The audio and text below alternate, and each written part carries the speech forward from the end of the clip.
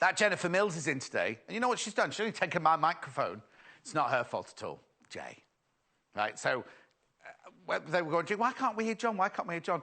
But we can hear her rustling in her dressing room and everything. Not rustling, you know, beautifying in her dressing room and things. Anyway, good morning. How are you? It was a miserable morning this morning, wasn't it? Anyway, we've got a fabulous day lined up for you today. Would you like to have a look at today's menu? Here we go. Here's today's menu, festive fun. So what we've got, 8 o'clock snow days. That's a lovely applique project that Jennifer has done for us. Going to show you how to do that. 9 o'clock Christmas. Now, Jemima Schlee, she's new and she's lovely. You're going to adore her. She's a bit crazy, but she's gorgeous. Christmas with Jemima Schlee. That's her new book then at 9 o'clock. 10 o'clock, the organised office bag. That's Jennifer back with that, making a...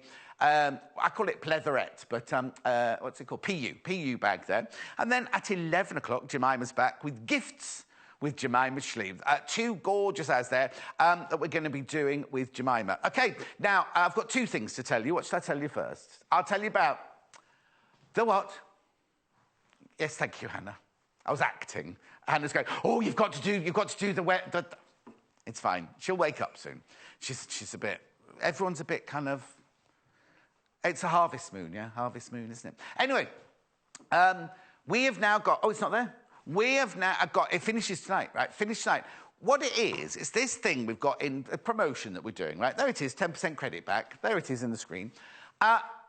Whatever you buy today, as long as it's over £10, not including your postal packaging, until midnight tonight, we will put 10% of the total cost of your spend for the whole day. Right, so you could buy something in each hour, then again something later on the web shop when I'm not here and things like that. Your total spend of the day, we will put into your sewing quarter account, we will put 10%. I'll show you, for example, this gorgeous overlocker, right? This overlocker costs £449, right? If you buy that today, we will put, in the next 30 days, we will put £44.90 on your sewing quarter account, so you can then spend £44.90. Now, I said this yesterday, I'll tell you again later, but you know sometimes you're watching the show and you think, oh, I'd really like that, but I can't really justify buying that for myself. Well, now you can, because if you bought that, right, you've got £44.90 credit in your sewing quarter account to spend on things that you might want. Or...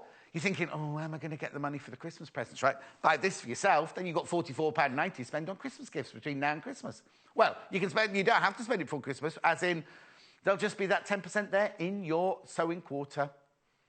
Brilliant, isn't it? So if you buy, for example, this is what I love, right? Jennifer is going to be using the 680 sewing machine. That's £999. You get £99.90 to put into your sewing quarter account. It's brilliant, but it's only till midnight tonight.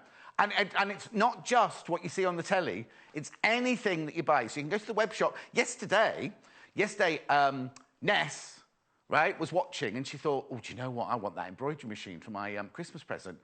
She had a word with her husband. She bought... Oh, is it coming up there? Oh, it's on the website. Oh, yes, we're going to put it underneath on the website there. Sorry, you put it on the website there later on. She bought the embroidery machine for her Christmas present. So she's got that, and she's got 79... And she's got there it is. And she's got £79.90, or will have in the next 30 days, credit in hers. Anyway, let's get on. You can get in touch. And the best way to get in touch is via our website, www.sewingquarter.com. What you need to do is you need to click on Watch the Show at the top there. Click on that and you'll get a bigger version of me. Oh, dear, look at that. What's that? Yeah, look, there you go, a bigger version of me. Hannah's saying dreams really do come true. You don't want a bigger version of me at all. I'm big enough as it is. Anyway, scroll down the page, message the studio, you see there on the right-hand side. All you do is you write your little message in there. Now, at your end, you can write and write and write and write around. At our end, it cuts you off. Oh, there's an exclamation mark between. Hello, John, great to see you. That's nice. Don't send me that. Thank you, Hannah. Anyway, what you do is you send that, keep it down to a sentence and a half. Otherwise, it cuts you off halfway through. Now, while we're on the website, have a look at here. Oh, look, products and day show. There you go. So you could come in and you could buy either the embroidery machine or the overlocking machine, because I've mentioned those already. As we bring you bundles, as we bring you fabrics, things like that, they will appear there during the day. Click on them, pop them in your basket, especially if you're watching the repeat later on, because you know we go on loop after 12 o'clock.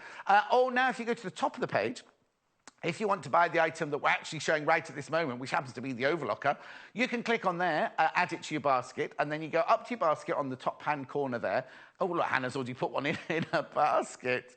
No, she won't check it out, don't worry. Now, what you do is if you know you definitely want it, check out straight away. You only pay one postage packaging of £2.95 for the whole day, including if you bought... Say you bought an overlocker and a sewing machine and some fabric, you'd still only pay £2.95 postage packaging for the whole 24 hours. It's consolidated at midnight tonight. Last but not least, if you want to send an email, so if you've got a picture that you want to send us or you want a longer message, studio@sewingquarter.com. Studio@sewingquarter.com. Is that everything? Right, have a look at a picture of the Applique project. Yeah. Have a look at this picture that Jennifer... no, hang on, Jennifer didn't do the picture. Jennifer made the Applique project that Timothy then took a picture of. It's called Snow. There it is, isn't that cute? Right, so what we're doing is... You managed, Jay. There you go. That's it. Leave the others. That's it. We've got 2 bundles. We've got 2 bundles. Oh, honestly. That's all right. You need to tell me the order. That's all. There we go. Yeah, no. Before I've put it in the trolley. Right. This is the bundle of the one that Jennifer's already made. What you get here is you get 4 metres of fabric. So you get half a metre of that. 1, 2, 3, 4, 5. Now, this is the gorgeous foil snowflake, that one. You get half a metre of the blue. You get half a metre of the red foil, half a metre of the spot on blue, half a metre of the blue, and then... And 1.5 metres. 1, 2, 3, 4. That's right, yeah, 4 metres in total, yeah. And you get 1.5 metres of that. That's for your backing, if you want to. Now, the thing is, if you don't want to make what Jennifer's about to make, wouldn't that be gorgeous just as a Christmas blend? I've got... do they come in it? Oh, where have they gone, Jay? Jay's just taken them away. Sorry. Both sets of buttons come in there. Sorry. Get those as well. So, for 4 metres of fabric and the buttons... So, are they eyes and Tommy? 3 eyes? Are we doing a cyclops? Anyway... Yeah, you get 3 in the packet. Oh, no, Hannah. Hannah's taking me literally now. No, John, you don't need to put 3 eyes on. They just come in the packet like that. Then we've got the Scandi version. So you get half a metre. I have to be careful I lift this one up because old Jennifer Mills has chopped into this one somewhere, haven't you? Haven't you? Neatly. Oh, she's done it neatly. It's fine. You won't get this one, don't worry. Half a metre of the grey snowflake, half a metre of the grey spot on, half a metre of the red traditional, half a metre of the red snowflake, half a metre of the grey traditional, and that is gorgeous. 1.5 metres of the grey Christmas trees, and the buttons, So 4 metres of fabric, and the buttons, for £48.99. So there you go. That's the Scandi one there. Right, I'll go over if that's all right while you're on that.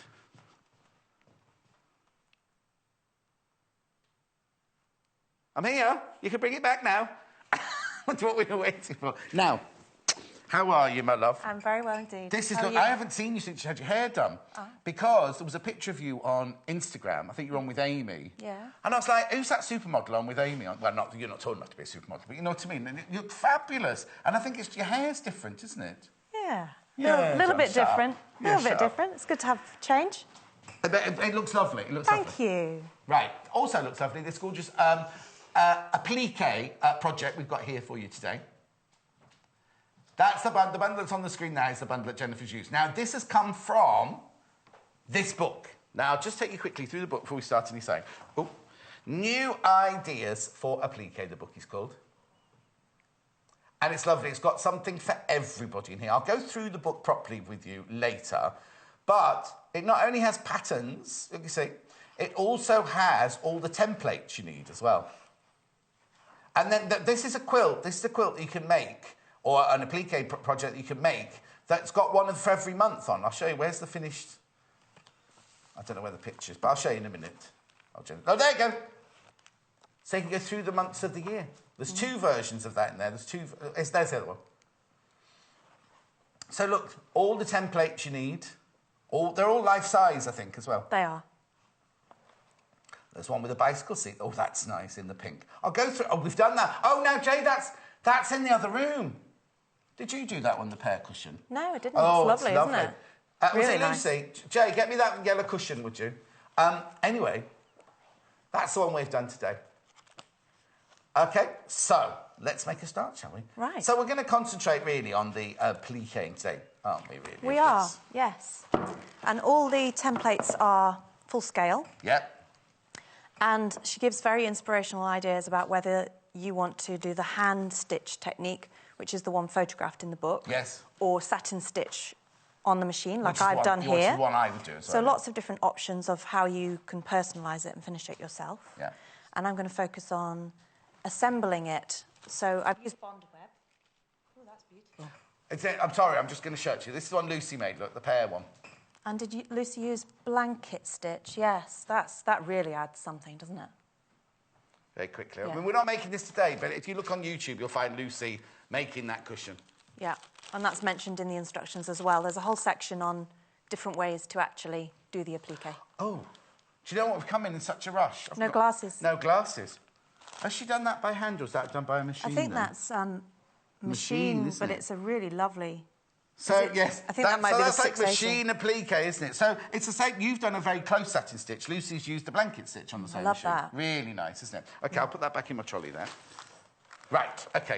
I can't see a thing, so we'll just let you start, and then I'll just secretly get my glasses. Oh, they're the wrong ones. Doesn't matter. I can see through those, thank you. What I do when I'm using a lot of the same fabric for a technique like this, so, for example, the snowman, you've got in here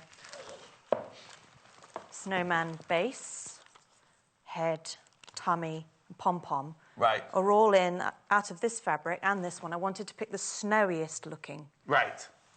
Because he's a snowman. Yeah, because you could choose whichever fabric. If you get the book and not the bundle, you could use fabric that you've got in your stash. Yeah. Or if you bought the bundle and not the book, you can use it to make something else. It's just very versatile. But you can use whichever... Because all the fabrics, you get half a metre of every fabric. So on yours, you've used literally a slither of the red, haven't you, from the traditional bundle there? Yes. That's the only bit you've used is his hat. Yeah. So you can have loads of the red one left over. Definitely. But you've obviously used more of the blues because you've used those as your basis. Yeah. And then the backing comes as a separate... You get 1.5 metres of the backing there anyway. So you've got plenty for the back. In fact, 1.5 metres of that backing's a huge amount of fabric, isn't it? I think the Christmas trees in the Scandi version would be rather nice. So he's standing... Yes. in front of Christmas trees, yes. Rather than use it as the backing, use it in here. And then, like, almost patchwork a backing together would be nice. Yeah. Anyway, we're going off on a tangent. It's only 8:15. So, with the Bondaweb sheet, paper side up, so there's a... If you feel it... Yes, I've got one of those here. See the glue particles on one side, for those who are unfamiliar with Bondaweb, and then the smooth, greaseproof paper type side. So I went... There's your Bondaweb there. It's £2.95. Now, it's 120 centimetres by 170... Is it 12? Oh, now that's weird. What's that? They've done 120 centimetres by 175 millimetres. Oh. Basically, it's a long, thin strip, about 17... like this. That's it there. Yeah. Right, OK, thanks, Jill. So I placed that paper side up. Yeah. And I traced all of those off, sort of... Just with a normal pencil? Yeah, just... butting each piece next to another so that it reduces wastage. Of course. The hat piece is in 2 sections. Now, that symbol usually in dressmaking is placed to fold. It doesn't in this instance. It means trace that piece off there. Yes. And then add it to that one there. Now... And that creates the hat. But does it say that in... Oh, I've got my glasses, I can read now. Match dashed lines and arrows to cut one complete hat. Now you see... But if you have a dressmaking background... As a dressmaker, I'd have cut both of those on the place to fold. Yes, exactly. Yeah, so it isn't. But it's very well described there. So here... Here... And here, there's the symbol of, on dressmaking patterns, of place to fold. But it's actually that dotted line joins up with that dotted line, and that arrow joins up with that arrow. So is there a seam in there, then? No, because you... So you place it this paper side up, trace that one off. Yes. Move it over, join it there, and then you've got one complete piece that you can then iron onto the fabric. Have they done that just because the page isn't big enough? So it's because of the scale of the book. Yes. Yeah. But that's the sort of thing, if you have a default, like I'm always used to that, meaning face default, it's good sometimes to pause and actually read. Yeah. And not No, because I just went, I know what that means. If you're used to that, meaning that, it would be a very easy mistake to make. Well, that's like me. I bought a new shaver this week. Didn't bother reading the instructions, just plugged it straight in, and you're not supposed to. Oh. But I look at thinking, why isn't this working? Why isn't this working? Because I haven't done it properly. So I traced them all off. Well, so me. if you can imagine the base and then the body and then the pom-pom, all kind of like a jigsaw puzzle with minimum wastage. And because that sheet's then going to be ironed onto the back of the, say this, if I get a piece of any fabric, or that one particularly. So I then took that sheet with all of those shapes on and ironed it. And I find with Bondweb Applique, this is the best way to do it. So imagine that's got all of those shapes on. Yeah. I iron the whole sheet to a section, not the whole sheet as in the whole length. Yes. I would trim it off when the shapes. Yes, but you've got to remember that so you put all the grey ones, the snowman ones, together. Yes. Because then the hat ones are going to go on the red. Yeah. And then the letters, depending on what fabric you're using for the letters. But rather than tracing off one individual, say the body, and then ironing it onto there, I find it easier to have all of those sort of circles and ovals together, like. Okay, so if this was your piece of Bondweb, let's just pretend that. Pass me those shapes like that. Yeah, sure. There, you've actually done that like this. Yeah. So that they're neatly sort of. Yes, but also butted up together. Yes, so you can use them. You can put them round, so you waste as little fabric. Yeah. You can't really see. And then I would have cut that off there. Yes. Take that whole piece of Bondweb and place it glue side down onto the back of the spotty fabric in this case. And then I cut them out. Now I've got a letter under there, and I also want to trace off a little sliver, trace off the hat top with that Bondweb. Move that out of the way. Oh, you want that back? Because there's one piece I didn't trace off. So with the paper side up, there's a little hat, top of his hat. Oh, okay. That I've gone round with dark red thread because I wanted to distinguish it. So on the one we're making, what are you making the hat out of? I'm going the red, to use the grey snowflake. But you're using the grey as the little. Yes. That's nice. So a red hat, but with the grey snowflake trim. So I just go round that shape. And because this is just one, it's not many like the snowman body, I then will just cut around that, not exactly to the line. No. And we're going to need the iron and the pressing cloth, because there's quite a lot of pressing with this applique. And then now, got too many pairs of glasses now. Pressing cloth, iron. Right, now, let me just get... Right, I've just got to move, I just have to move this for a second. Somebody unplugged my tablet last night, so it's not been charged up, so I need to plug it back in again in a second. Remember, if you've got any questions for Jennifer, just web chat them in. Let me talk about this first of all. This is the most brilliant Teflon iron pressing sheet. That's the word I'm looking for. Let me move that out of the way.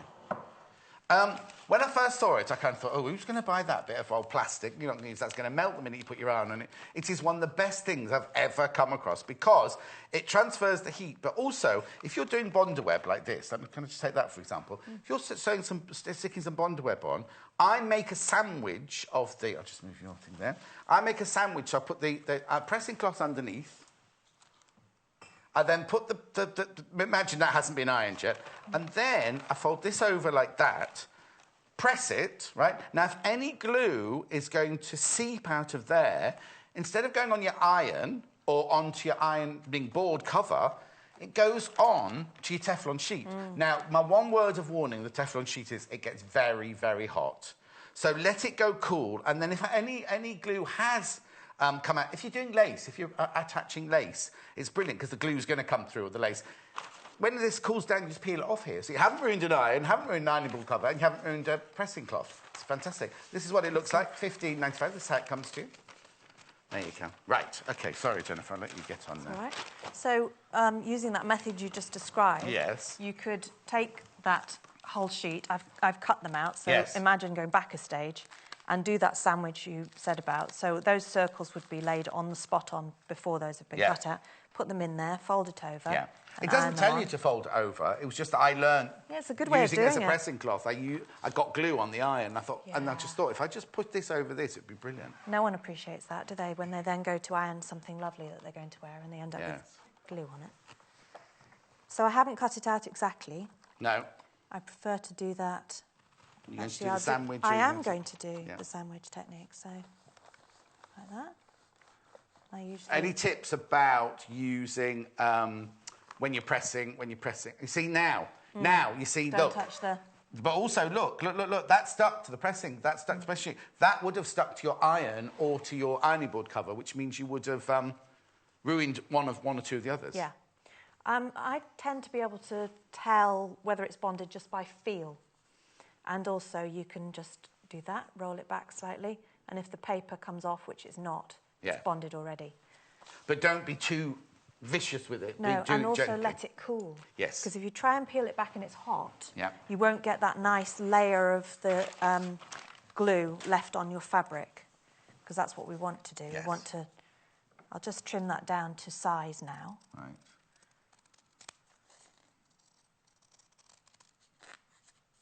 So now, this is a question here that different designers all give me different answers. Oh, yeah.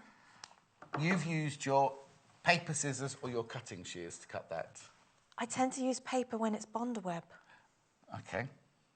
I do as well, but then we have some designers who use their cutting shears because they're cutting through fabric. Yeah. Anyway, just a question. What do you do? Let me know. So I decided to go with the wording again, the lightest fabric, what I thought visually was the most snowy. Yes. So I did the same technique in that I traced off the letters, which were all in the book, with the paper side up of the Bondaweb. Yeah. As a whole sheet. Put it all on the back of the spot on, so that was one of the set of letters. Yeah. These have been cut out already. Don't be frightened, though, that when you're tracing them out the book, they're back to front.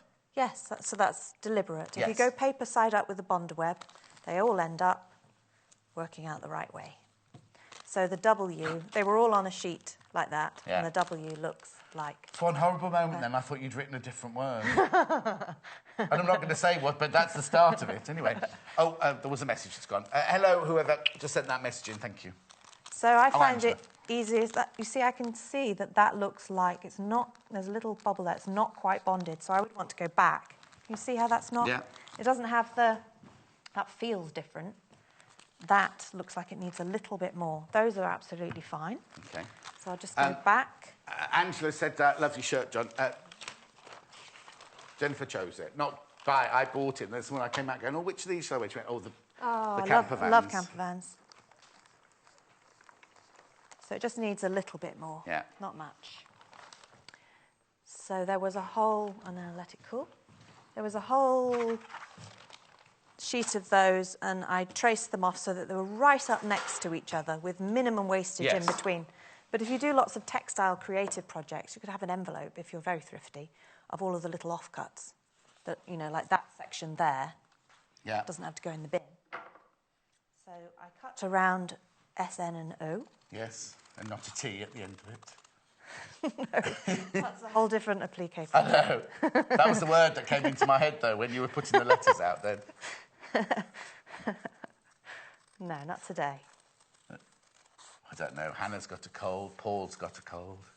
It's going around the building. And I tend to sort of turn... I'm losing... I might have to put this together. It's all going horribly wrong today. You're going quieter and quieter and quieter as the time goes on. So I'm going to just... No, I'm going to swap it over to this. Is this one ready to go? Yeah, right. You just go to the cutting out then. Yeah, I tend to turn both of my hands. I was asked about this the other day. And I sort of... You know when you have to analyse what you do? Yes. To get those nice corners, I tend to turn the scissors and my hands. And then I get those nice curves on the letters. So that's the W. Done. OK. And then we can lay it out and use the picture in the book as reference. But again, you could do it... I mean, somebody's designed it for you, but if you think, I don't want the snowman at the end, I want the snowman at the middle, or I want Put him in the middle with snow over the top, yeah, if you exactly. wanted. Yeah. I've never seen a snowman made of 3 big snowballs before. You normally just do a body and a head, don't you? Yeah. How many years ago since I made a blooming snowman? Well, yes. When has it snowed enough? Don't tempt fate, Hannah. You see, if I won't be able to get to Hannah's village and pick her up if the snow gets bad. So you'll still have to come in, Hannah. If you like doing a layout and then you think, oh, I'm absolutely happy with that the way it is, it's useful to use a camera phone or a digital camera and keep a reference of it so you can go back to it. Or I've noticed that Polaroids are back in fashion. Are they? Well, we used to use it all the time on continuity on films. Yeah. And then I won't say which shop it is, but a very trendy shop that my niece shops in San Diego when we were on holiday. And there was a whole array of, like, I don't know if they're Polaroid, but the thing where you put the cassette in. Yeah. And you can either get miniature ones or the traditional. They were big, weren't they? They really were chunky. Because we had to carry them around. And it dispensed out the front. Oh, fabulous. So you used to do all the continuity pictures with it, see, on set. Yeah. Anyway, I'll let you carry on. So, if you don't want to take a photo, I don't know whether I've got any chalk to hand. Oh, no, but there's a pencil. You could do a little chalk line, and then when you lift them off, because we need to peel the paper back off, of course. You've got a reference point to go back to.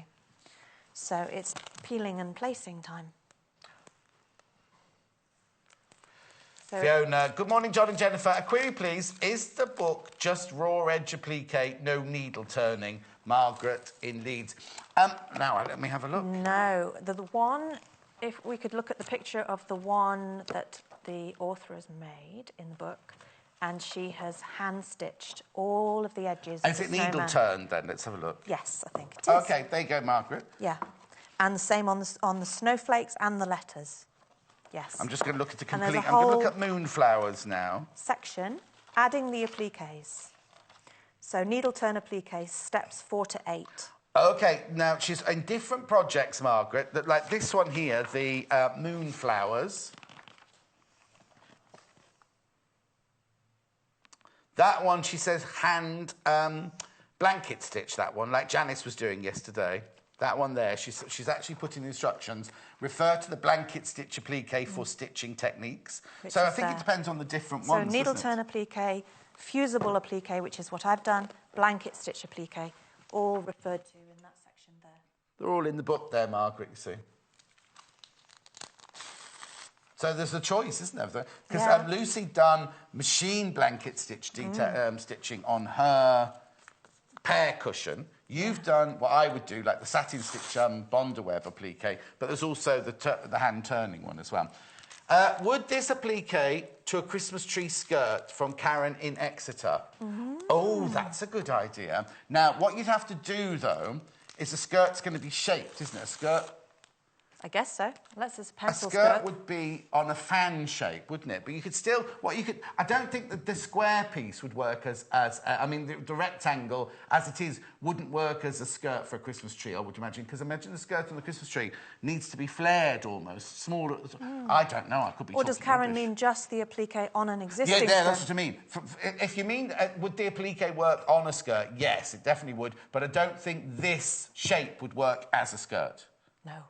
That's all. So what you'd have to do is, when you make the skirt, obviously it'll be open, it'll be in an arc, won't it? You can still then place the snowman, the words and the snowflakes all the way round, but it wouldn't be in a straight line like that, would it? It would be going round like that. Yeah. And we did an A-line skirt with circle applique, didn't we? Yes, exactly. Yeah. That's the traditional bundle, the blue one there, and then this is the Scandi bundle that we're using here. So I'm just peeling off the backing, finding a point at which it's easy to carefully peel it. And then placing them down. While you're peeling those back, do you mind if I just go over there and chat about the... Not at all. I'll get things in a position... Yes, because otherwise we're just going to be watching you peeling paper off the back, aren't we? Yeah. Right, today, until midnight tonight, we've got a very, very, very special deal for you. Anything that you spend over £10, that can be added up... Oh, excuse me. It can be it's your total spend of the day, right? So if you came in and bought the Bondaweb for $2.95, whatever it was, don't think, oh, that doesn't count, because it all adds up. It's your total spend of the day until midnight tonight. And it's on things that we're showing you on the telly, but also things on the website, right? Anything on the website, it's your total spend for the day. When it's all totaled up at midnight, in the next 30 days, 10% of your total cost, not including post and packaging, so forget that, at 10% of your total cost, we will put credit in your sewing quarter account for you to spend to the later date. Now, it can take up to 30 days to go into your account, so I can't say off your next purchase. It has to go into your account, and then once in your account, you can use it. But it could be within 30 days. So, for example, I have this really lovely overlock here, which you all absolutely adore. Sells for £449. You pay £2.95 post and packaging. You buy this for £449, and then within 30 days, we put £44.90 in your sewing quarter account for you to spend at a later date. It's brilliant, isn't it? And that overlocker is excellent. I'll ask Jennifer loves this overlocker. So there's that, right? Now, I've got two other machines here, but we've actually got a bundle going on, a little bundle going on with this one. So if you buy the Lotus, which is $4.99, these are limited now because these flew out the door yesterday. OK, so the Elna Lotus sewing machine, you get a gift of this book. We throw this book in for £12.95, completely for free. So if you buy this before midnight tonight, you will get the sewing machine, you will get the book worth £12.95, and you'll get, within the next 30 days, £49.90 credit put into your sewing quarter account. Right, now let me just tell you about this sewing machine, because I adore it. I love this. I've never been allowed to, it's never been scheduled in my show. Where's the foot? I need the foot of this one. Right, button here. Fantastic, isn't it? Then very quickly, I'm not going to take too much of Jennifer's time up. Oops. Everything, it's all about compact and bijou. Compact and bijou. You know those at Grand Illusion, not Grand Illusion, that's a shop in Twickenham. Grand Design Shop, right? Grand Design Shop, where somebody buys a boat and you think they'll never fit their bed, it's like one of those. Everything all fits in nicely here. You look, oh, hang on. Oh, there's your bobbin, you see, your bobbin's in there. It is a bit like something that Q's made for James Bond, isn't it? So you've got that, you've got your needles, your feet and everything like that. Then in here, look at this, right? In this bit here, watch. There's all your bobbins and everything like that. I need the foot for this as well, please, Jay, just the foot on its own. Because the foot is a fabulous... I'll just get it for you now. Just stay on that and I'll show you. The foot comes in this lovely little blue neoprene bag. But look, this is the foot, right? How streamlined, how gorgeous is this, right? And you're thinking, well, how do you attach that, John? Well, look, there's the cord to plug it into your machine. It's retractable, right? So you can put that, so that goes into your machine there. That goes on the floor, that's your foot. When you're finished, you then just give it, so it's out like that. Give it another tug, goes back in. It's lovely, isn't it? Anyway, it's £499. It's brilliant. Now, it's limited to less than 10 of those because we had such a busy day with that yesterday. So that is the Lotus, £499. Very quickly, I've got this little bundle. Now, this is my bundle for you. I'm surprised there are any of these left. I thought yesterday too many people put these in their baskets. Oh, let's just double-check before I talk about it then. Oh, OK. Let's see how many there are then. This is a special bundle I put together for you yesterday. This is the Elna 240EX sewing machine. You get thread, cream thread. You get pins and you get some fabric markers that Jennifer was just talking about then. And you get those for free. That's £5.20. Worth £5.20, right? And then what you also get is you get £17.90 put into your account. But you know what? This, right, this would be brilliant for a first-time machine, wouldn't it? This would be brilliant as a first-time sewing machine. £179. There it is. Oh, now, there we go. It's all right, Jay, something's happened. It's come back. Right, back. Oh, hang on. Oh, yeah, I'll do the 680 later, yeah. Oh, no, sorry, Jennifer. I'm sorry, because I know this is about sewing. I shouldn't be doing about sewing machines, but the reason I do it is I don't want you to miss out. We've got a 680, the 680 that all our designers always ask for. They love it, they love it, they love it. Little bundle with that, you get an iris fat quarter and you get some threads, which are worth £22.90, I seem to remember from yesterday. Yeah, you get the thread and the... so you pay £999. Like, that's what you pay for it on a normal day, but you get a gift of a fat quarter and the threads, right? But we'll also put £99.90 on your sewing quarter account. So it's brilliant, but there's only 3 left. There's only 3 of those bundles left. So if you want that... Right, sorry, I will let you get back on with the sewing now, because I know how annoying it is to be at home watching it. Oh, look, it looks gorgeous. So I've peeled all the paper backings off. Right. And placed it and thought about the letters looking like falling snow. You know, yes. The way they move. In Jenniferland. In Jenniferland, yeah. My imagination is very vivid. Yes. I find it quite handy when I'm doing a set of fusible applique pieces like this to actually have this on my ironing board.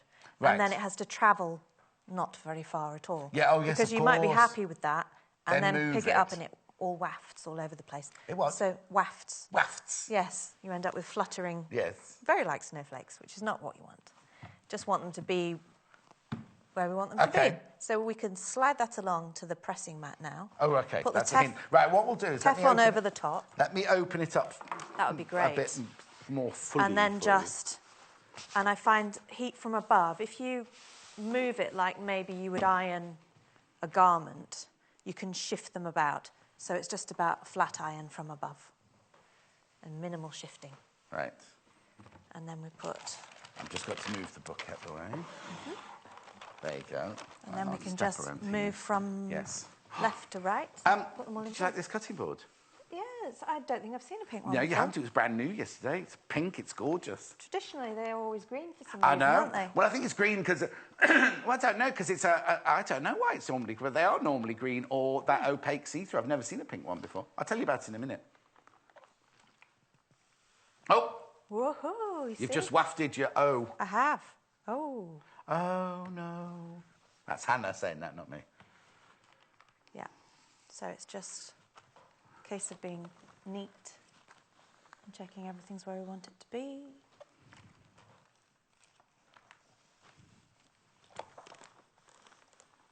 And then I'll check them. I'll peel it back and check they're all bonded, but I'm very confident. I'll just make sure you don't iron on top of your cutting board, though. Oh. Slide that along a little bit, and then do the W and the edge of the pom-pom.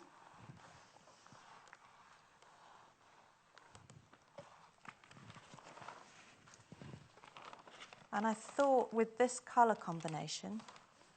You check in, there's a bit there. Yeah, not bonded right at the edge there. You can kind of see, can't you? Yes. And that is peeled back, so... Could you slide it a little bit more your way? Thank you. So you could do with a helper when you're doing this, really, then. Christmas helper. And then I think the edge of the hat trim. Okay. While you're just there, I'll just put this... there. We love this. It was brand new yesterday. It's a pink cutting mat. Look, wait till you see the price. Wait till you see the price. It's self-healing. Excuse me. It's 60 by 45 centimetres.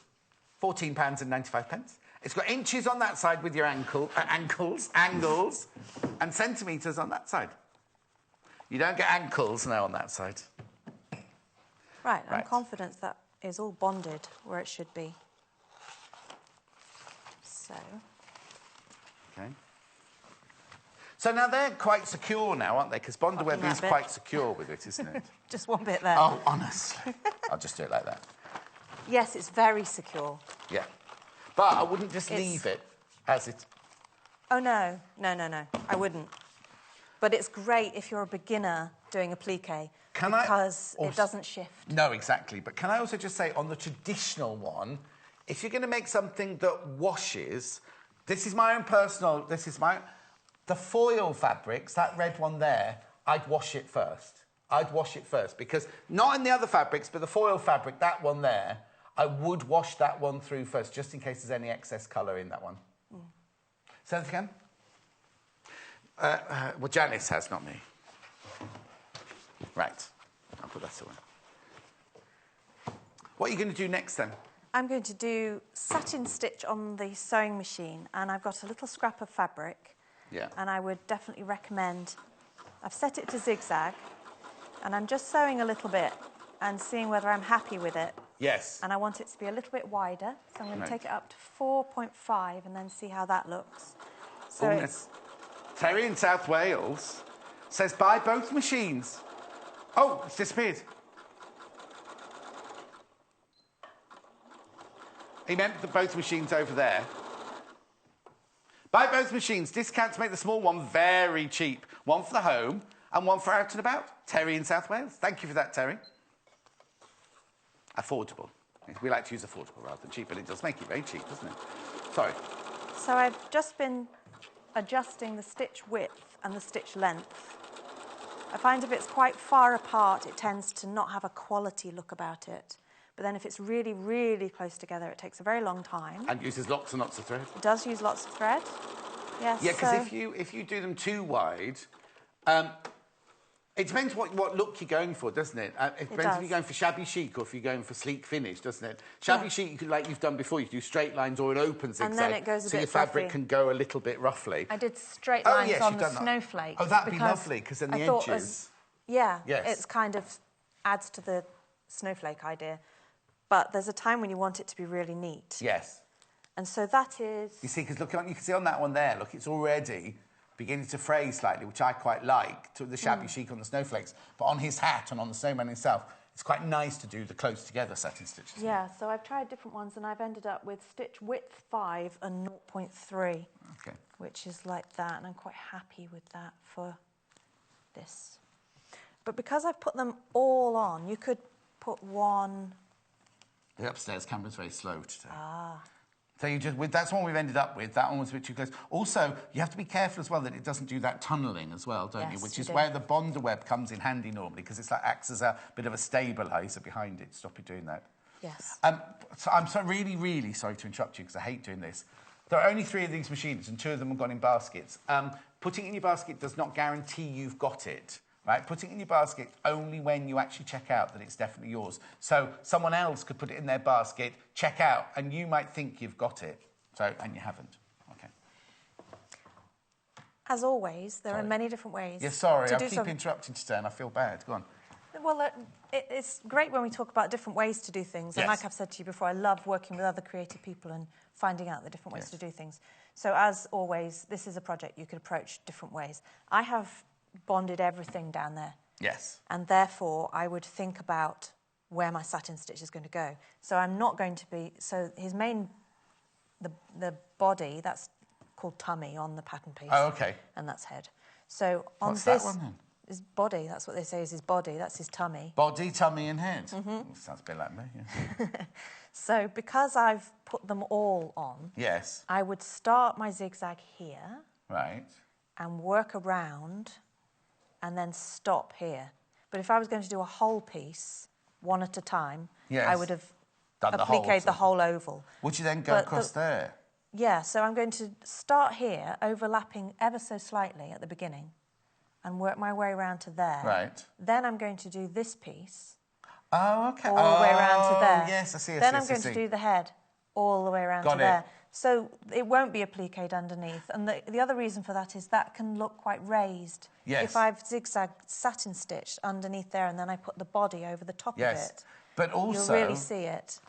Doing it that way, you've got a continual line of satin stitch. The way I was going to do it was there was going to be a juxtaposition-y thing at the corner there, because I would have gone round like that and then down round like that. So there'd be awkward corners. But the way you've done it is you're going in the flow of the orb. Yeah. But you're still incorporating the bits that go overlapped on the other one. So I'll do the body and then I'll do a letter because that involves more turning of corners. You've got 9 minutes. Have I? Yes. Right. That flew. They always do, though, don't they? It's terrifying how quickly the hours go. So I'm going to start slightly, I don't know how it's best to show this, not at the very edge, but slightly... Wait a minute, they'll just come into you. Slightly on the tummy. There. I'll put the needle in and then perhaps we can see. And I've gone for white because I wanted to make him look as snowy as possible. Right. Oh.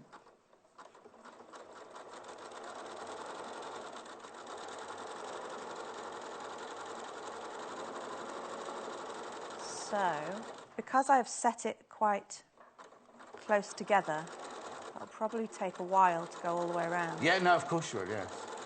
But also it's important to take the time to do it because you're making a distinct line. It's almost like, if you do a drawing, it's like doing that big fat felt pen line round the outside of something, isn't it? Do you know what I mean? So that's the bit people are going to see. Yes. Do you know what would have been nice around there? What? Some glittery thread. Yes, but then I suppose you have to be careful with glittery thread when you're doing so much zigzagging, whether it catches in your machine There's a special needle for metallic thread. Oh! Of course there is. Yeah. Otherwise it all bunches up, doesn't it? Yes, I've learned that the hard way. Really? So I'm just steering it ever so gently.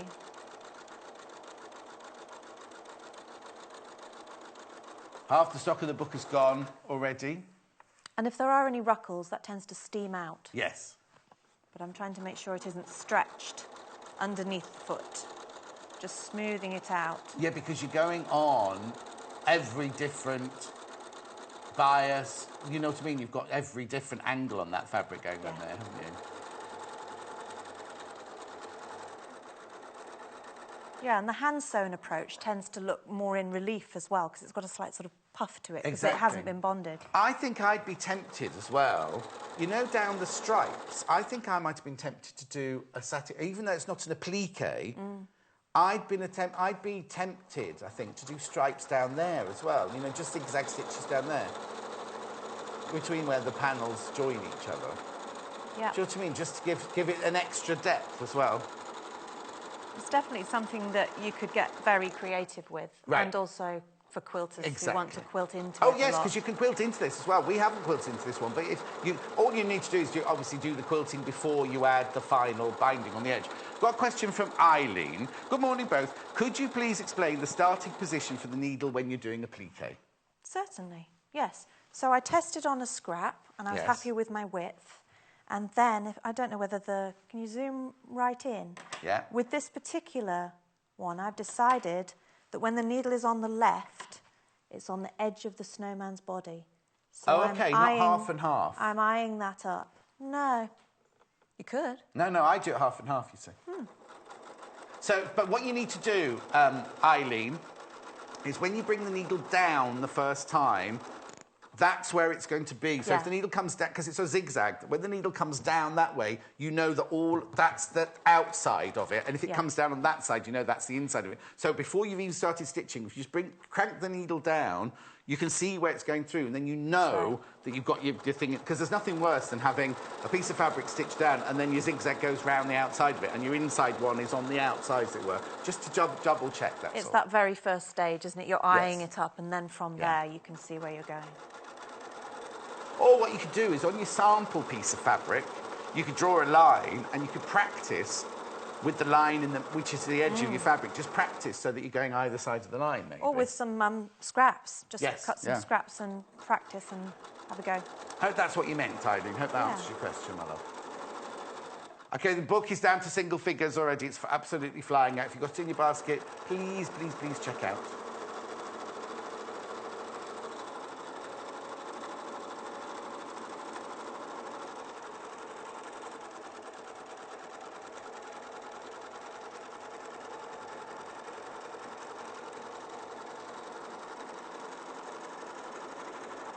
So, definitely will need a steam because of the nature. So at the end, I'm going to go, make sure there's nothing trapped underneath there. And just go slightly into, only by a few satin stitches, into the tummy area. Now, on the 680 machine, there's a button you press which does a finish off stitch, so you don't have to go backwards and forwards. And also, there's a button to press so you don't have to cut your thread. It just cuts the thread for you. So that definitely benefits from a steam, which will sort out those puckers. And then in terms of the letters, have I got time to... How long have I got, Timothy? Oh, 3.5 minutes, yeah. 2.5 minutes. So I think about where I want to begin. Yes. Which letter are we going to do? Which letter would you like to do? Whichever one you like. You're just stitching it, not me. Because I'll tell you to do the S, and then you go, oh, I didn't want to do the S. No, do the S. Go for the S. Yeah, and I think I'll start... I think I'll start on this straight bit here. But again, Eileen, this is where you check where your needle is. Yeah, so at this point... want your outside bit to go all the way around the outside. outside. So I'm eyeing it up, and I'll put the foot down. And the gap in the foot is very useful as a guide too. If you look in that space, and you make sure the edge of the letter is lined up with the edge of the foot.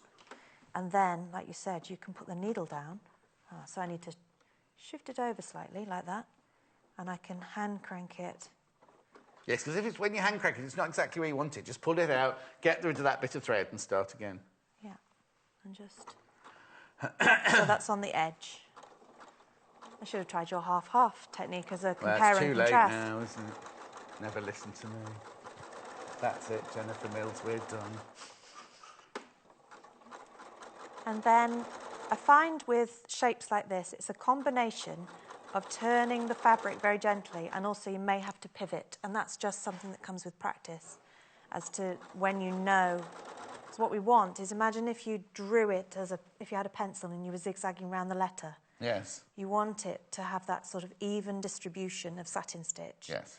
And not look clunky. Yes. Now, neither of us are quilters, so I'm going to throw something out there now.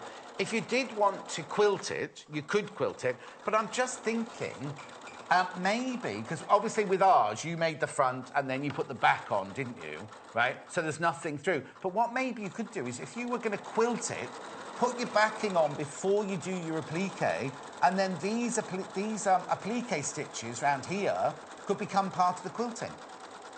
Couldn't they, really? I mean, I know you're not a quilter, so I'm not going to ask you a quilting question, but my thought would be is make your sandwich, then do your satin stitches around these, so you're going to get the letters coming through on the other side, and then you can do other swirly stitches. All you have to make sure you haven't put your final binding on before you do the stitches. Right, I've only got 30 seconds left with you now, Jennifer. Okay. So don't worry about that. Basically, you made the front, you made the border. Did you put the lining on and the backing on, and then just put a binding around the edge? Yes, I did. Yeah, I layered it up, all the instructions are there, and all the cutting measurements of each piece. Yeah.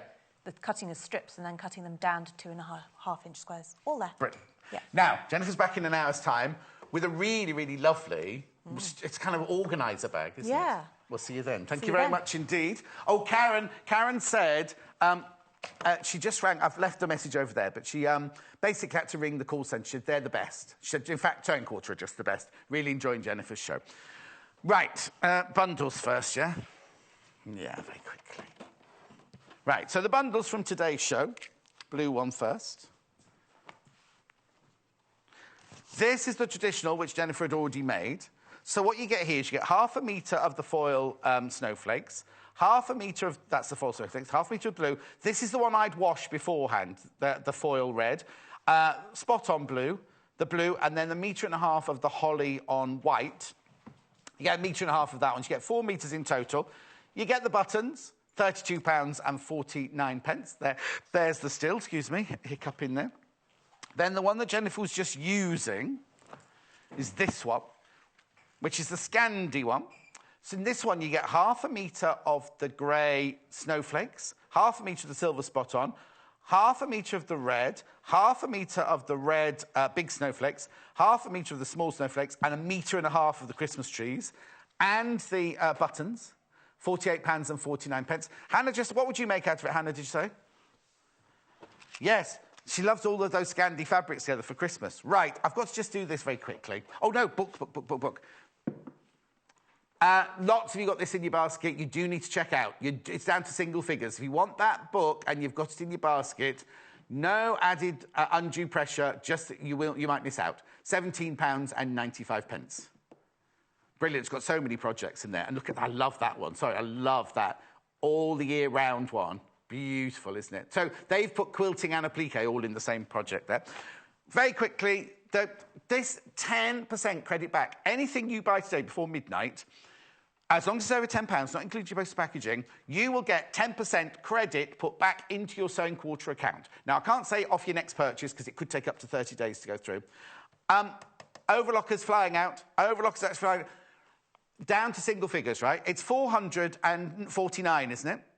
Yep, £449. Brilliant, brilliant, brilliant. Fabulous Christmas gift, gentlemen, for your ladies. Or the other way around, ladies for your gentlemen, if they want one.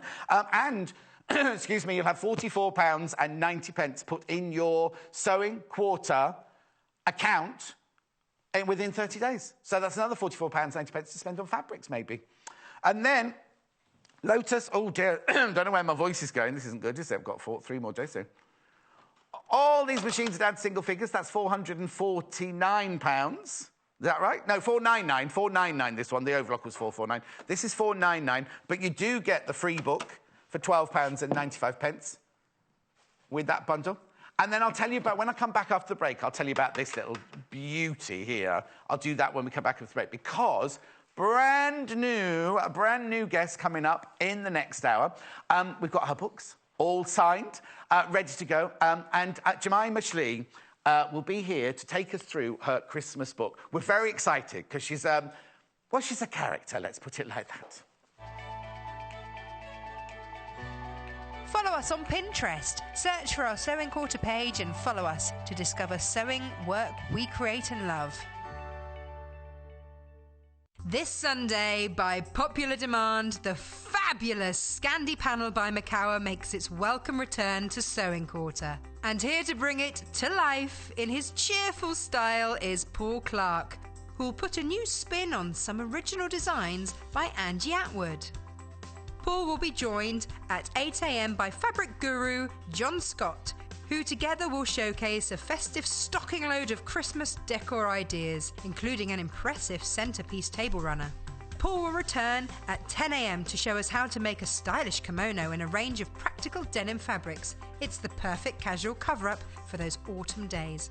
So tune in and sew along with Paul on Sunday the 8th of October at 8 a.m. and 10 a.m. only on Sewing Quarter, Freeview Channel 78. Follow us on Instagram. Search for our Sewing Quarter page and follow us to get our latest posts.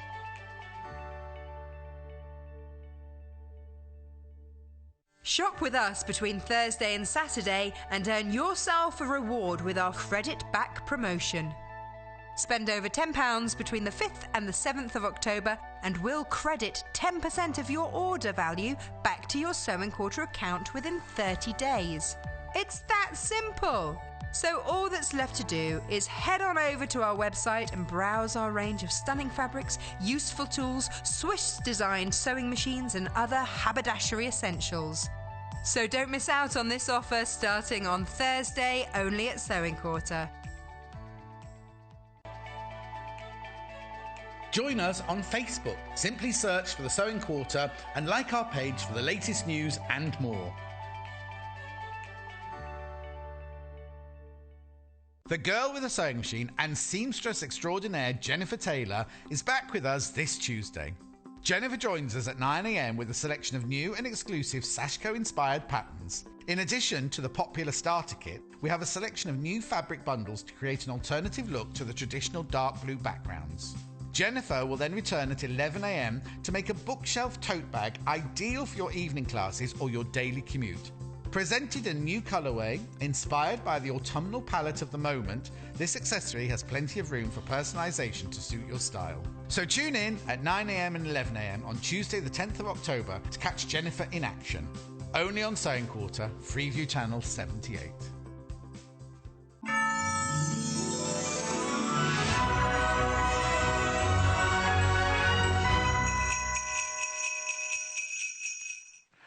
Before I pop over to Jemima, I just need to remind you about this. I only had 3 of these bundles today. 2 of them are in baskets, right? putting them in your basket does not guarantee that you've got it. It's only when you check it out. So you could have that in your basket. Someone else could put it in their basket, check out, and that's your gone. Now, remember, for £999, this machine costs £999 on a normal day. But today, until midnight, you also get this gift of £22.90 here. It's a box of threads and an iris fat quarter, worth £22, £22.90 it is, isn't it? Yeah, £22.90. You get that for free, but what you also get, you see here, for the £999, within 30 days, you'll have £99.90 put into your Sewing Quarter account for you to spend on anything you want to here at Sewing Quarter. Brilliant. We think it's one of the best deals ever, this, the 10% credit back. Now, I've got to just very quickly tell you about this, and then we'll go over and meet Jemima.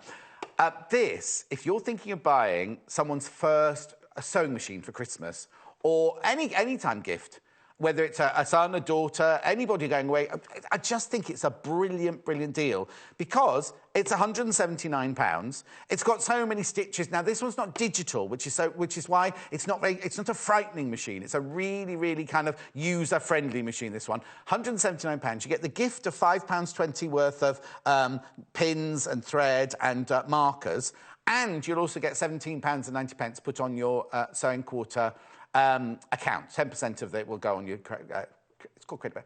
All of these machines are single figures. This one here, there were only 3. We sold, I can't remember how many of these yesterday. So many went out yesterday. I can't remember what we started with, but there's only the single figures of everything. There are only 3 of those left. 2 are in baskets. If those 2 people check out right now, then that's it. There's only 1 left. There's 1 left of those. I mean, we'll obviously still stock the machine, but this one, it's with the little bundle. And we won't get more to put in the credit back deal today. Okay, right, now, are you ready? Let's go and meet her. Hello, you. How do you do? Oh, it's so lovely to meet you. I've heard so much about you. Oh. Now, look. I don't know. Let's talk about the book, first of all. Let's just mention the book, and then we can... Now, if you've got any questions for Jemima, you don't mind answering any questions, do you? Well, there'll be some I probably won't answer. Well, we'll see how we go. Let's ask them. Let's find the questions she won't answer. These books are a delight, but you've done lots and lots and lots of books, haven't you? I have indeed, I have. I've got 3 books out this year, actually, and this is one of the 3.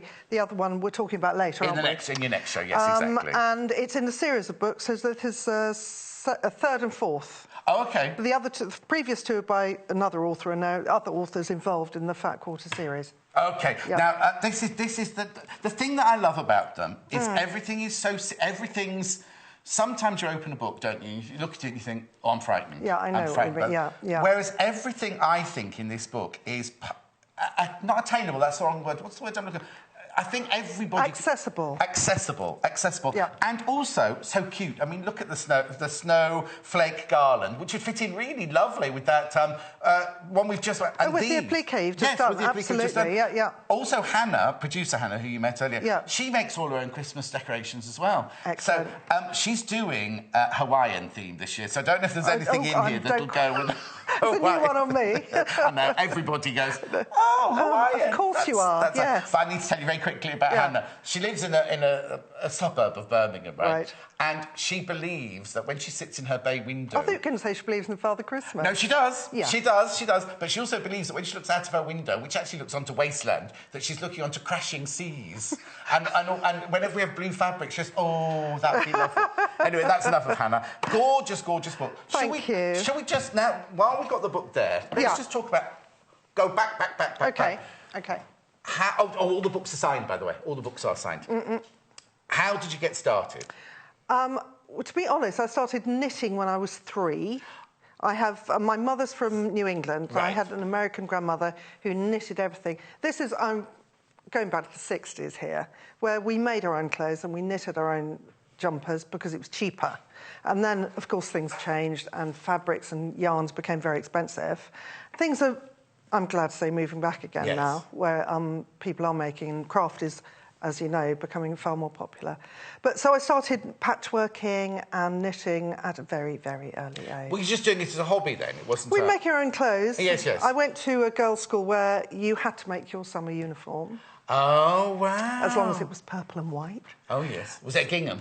I was I still am a gingham girl. Oh, yes, I yes, just adore gingham. But yes, I chose gingham generally. But Laura Ashley, you see, early Laura Ashley days. Yes. I talk about that with lots of fabrics, essence of Laura Ashley. And I keep going back to, because at 60s and the early 70s, my friend Dawn, I think, bought everything that Laura Ashley ever sold dress-wise. For goodness sake, we had those tiered dresses, and you'd run for a bus in the rain, and it was so heavy by the end. The rain had soaked up and sort of running in slow motion. Exactly. Because my mum, like, talk about the knitting, my mum and my nan used to, every Christmas, all of us got an Aran jumper, and they'd spent all year making, because all the, but it was all about, you wouldn't buy an Aran jumper, you'd have one made. Oh, no, absolutely. And we would choose whether we wanted a round neck or a crew neck or I had a very odd one. You had such a choice. You had the shape of the neck. That was the choice. And then the colour of the Aran wool, because normally it was a thing, wasn't it? So this was all... When you then carried on, has this been your career then? No, not at all. Actually, I went to art college. OK. And then I went into design. So I was working initially as a graphic designer, and I moved on into a bit of TV graphics, in fact. Oh, OK. Animation and generic stuff between the programmes, you know. Yes. And what else did I do? High street fashion, retail, ID, NatWest Bank, lots of different things. Worked for some record labels. Oh, my word! I know. Throw that in. Well, that's very 80s, you know. It was when it was all happening. And then I moved on to be a global art director for Laura Ashley. Oh, you don't know Anne Wallwork, do you? Oh, no, you're going to start naming... This is like a lifetime ago. Am I going to remember?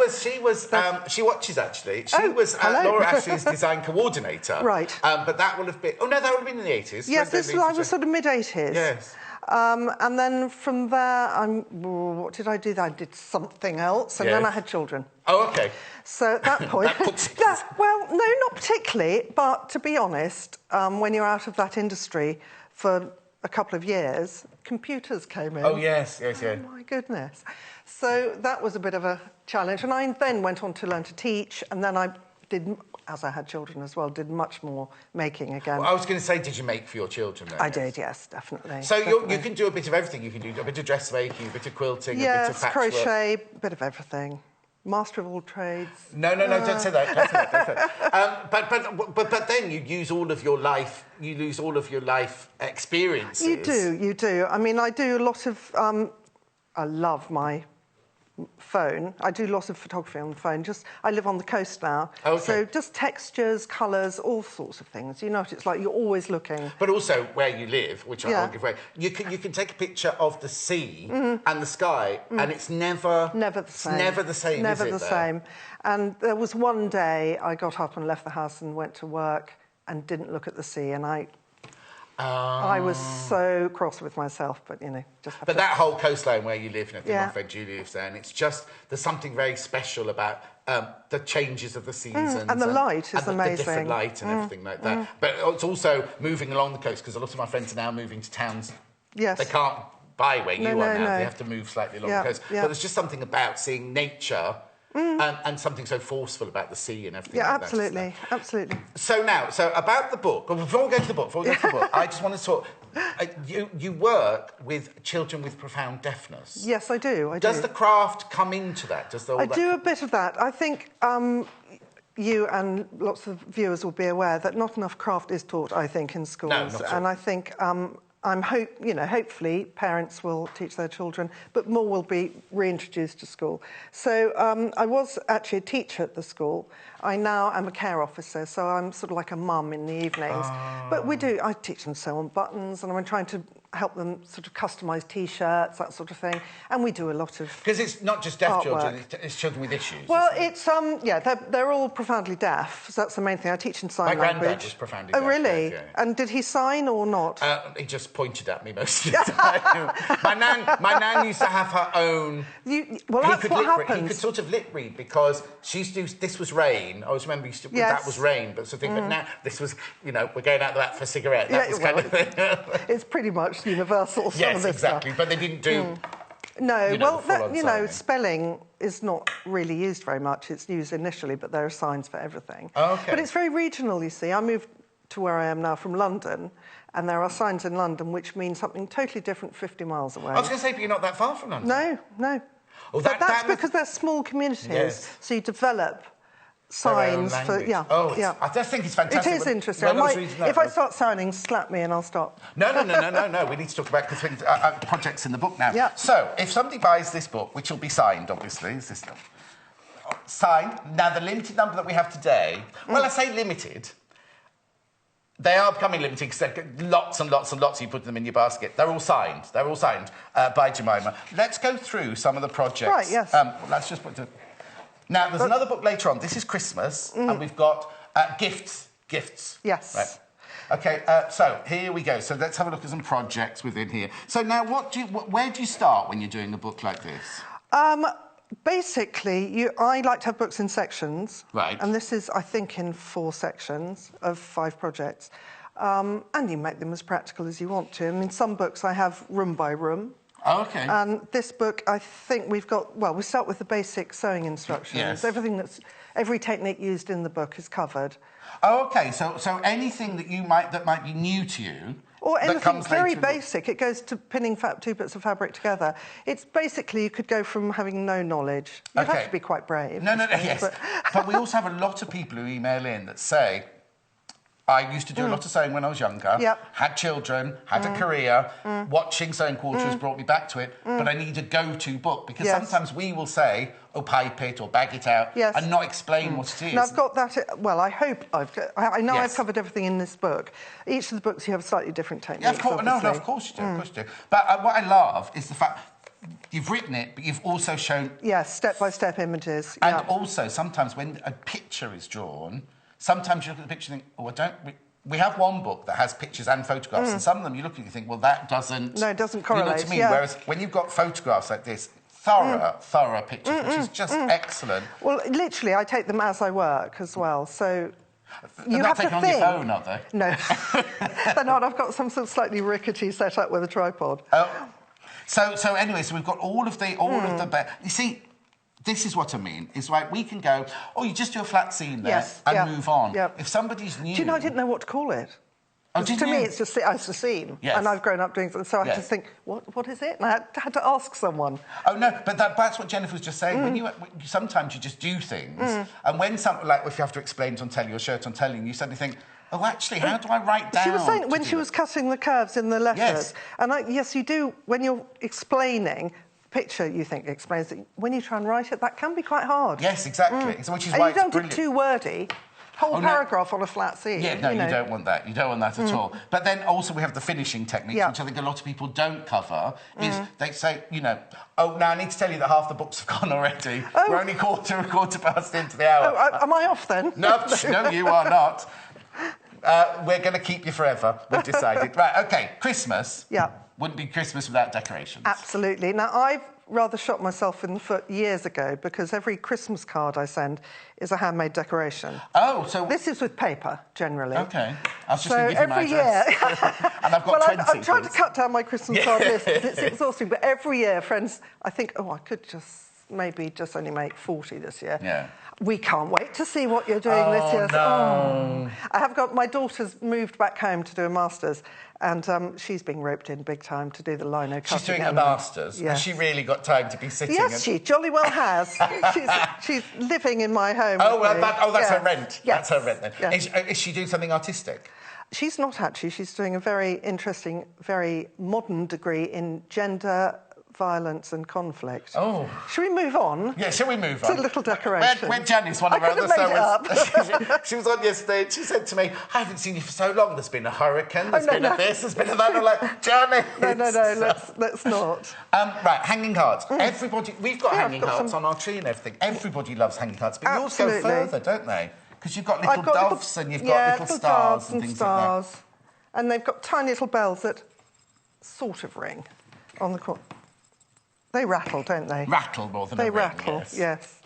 Hannah's completely and utterly taken by these because she'd absolutely adore these. Well, blanket stitch as well. Don't we just love it? Oh, yes. But it finishes so many edges, doesn't it? Again, back to the 60s, blankets on your bed. Yeah, yes. You see, that's just... we were talking about this the other day. When I first went to university, Well, first of all, we had cleaners that used to look after us, but also they made our beds for us. Oh, but it was proper 2 sheets, a blanket, and a apple pie bed. Yes, exactly, all that. But kind of, and when I first saw a continental quilt, I was like, a bit modern though, wasn't it? Barry, who lived in the room opposite me, he brought one. He lived in London. He was a bit, and we were like, modern. What's that? Oh no, we don't want that. And Dot the cleaner was like, well, I'm not making that. No. Eider-downs though.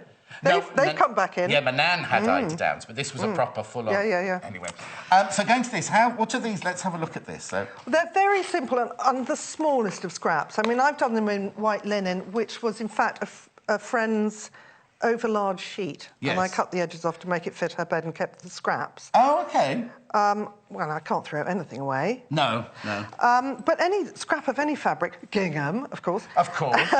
Well, I've got a gingham here. I know, I love that. I was going to use that, actually. We've got lovely? some... Because these are very Scandi, aren't they? They are, yes. I've got some Scandi fabrics here. They're available for you to buy, basically, by the half metre.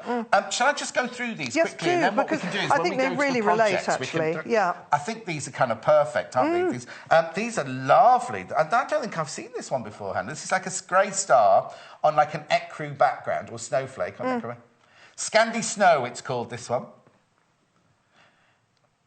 Now, the book is called Fat Quarters, isn't it? But 2 fat quarters makes half a metre, doesn't it? Yes, it does. So. And you can, if you can order fabrics, I think, from patchwork shops as a continuous 2 fat quarters. Yes. So yes, exactly. Rather than join them. But also, look, so £3.45 for half a metre, that's really good for 2 fat quarters, isn't it, really? Exactly. So that's £3.45. That's the Scandi on ecru.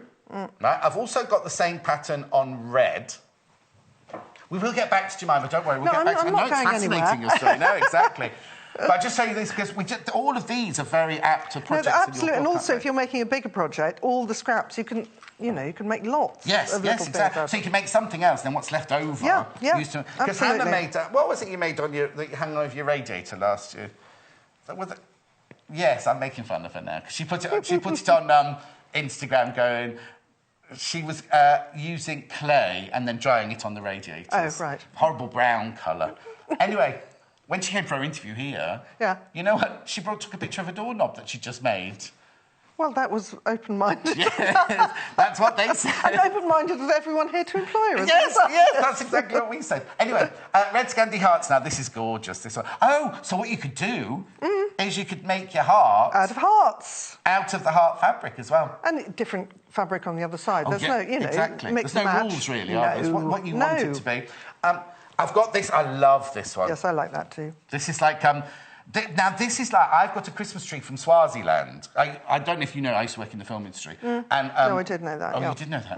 Done my homework. Oh, actually, dear. very briefly.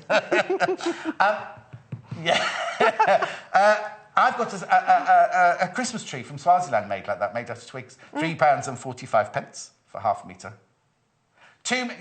Remember, for half a metre, that's like 2 fat quarters. Brilliant price. Moving on. This is cute as well, isn't it? I love these greys, don't you? Really nice. Beautiful, yes. I've not seen any of these before. This is I've seen the heart one before, but all the others are new to me.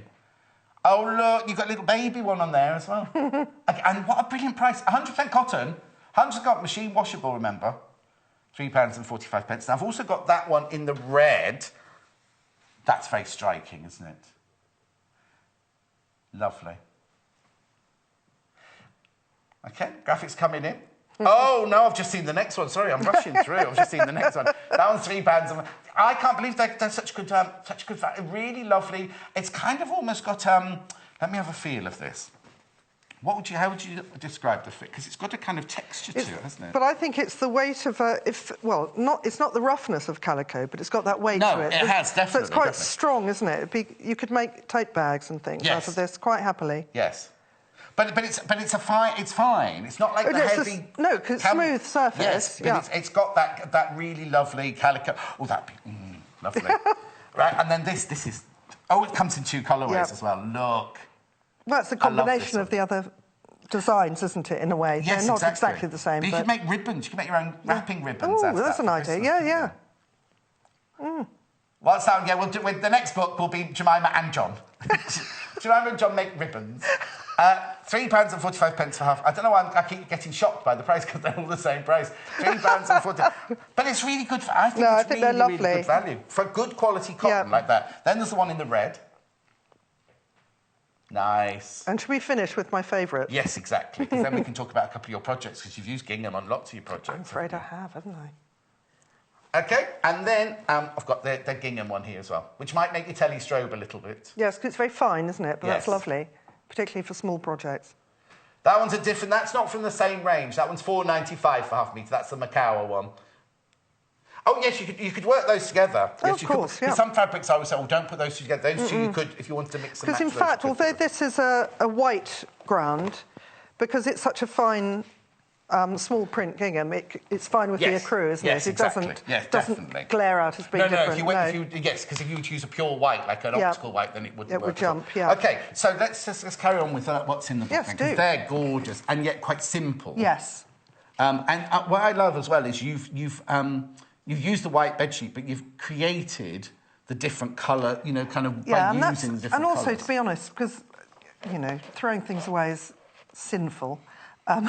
In the fabric department. Oh, no, completely. But these are leftover threads, actually, from other projects as well. Because you don't need that much to go around one. And you don't, as you say, look, you don't need to use the same colour on them all. Well, no, exactly. And like you say, when you buy an embroidery thread, say one of these, very rarely do you use the whole Absolutely. piece, and it goes in a little knot when you've pulled the wrong end in the drawer. We have this fantastic... I don't know if they're still in stock. Have a look on the website because you can add it to your order. It's like a plastic tray, and inside it's got little cardboard spools that you then, when you buy this, you then wind it round What a brilliant idea! With two cuts in slits to hold the ends. The two ends. I love that. And it's cardboard, so you can write what number. This is like your own little haberdasher's shop, isn't it? As well. We have John Scott's haberdashery shop over there. It's absolutely brilliant. Anyway, this Hannah's favourite, the snowflakes. Oh, I'm very fond of that. What I quite liked was popping in the odd different fabric. I quite like that in patchwork quilt when you have a slightly faulty, not quite matching. Well, there's never a mistake, is there? No, but it's purposeful, but it's really lovely, isn't it? Because it gives a little emphasis and focus. And now, just take me through the making of these snowflakes, because they're quite simple, but they look quite effective, don't they? You could obviously do them the other way round, but I think having the white snow works, and on the dark background. It's 2 circles of fabric. Yeah. I did it you could do it by hand so easily, but I did it by machine. Yeah. You're putting the fabrics face together, sewing a seam around, leaving a turning gap. Yeah. I don't need to explain that, do I? Not to me, but no. Well, it's all in here.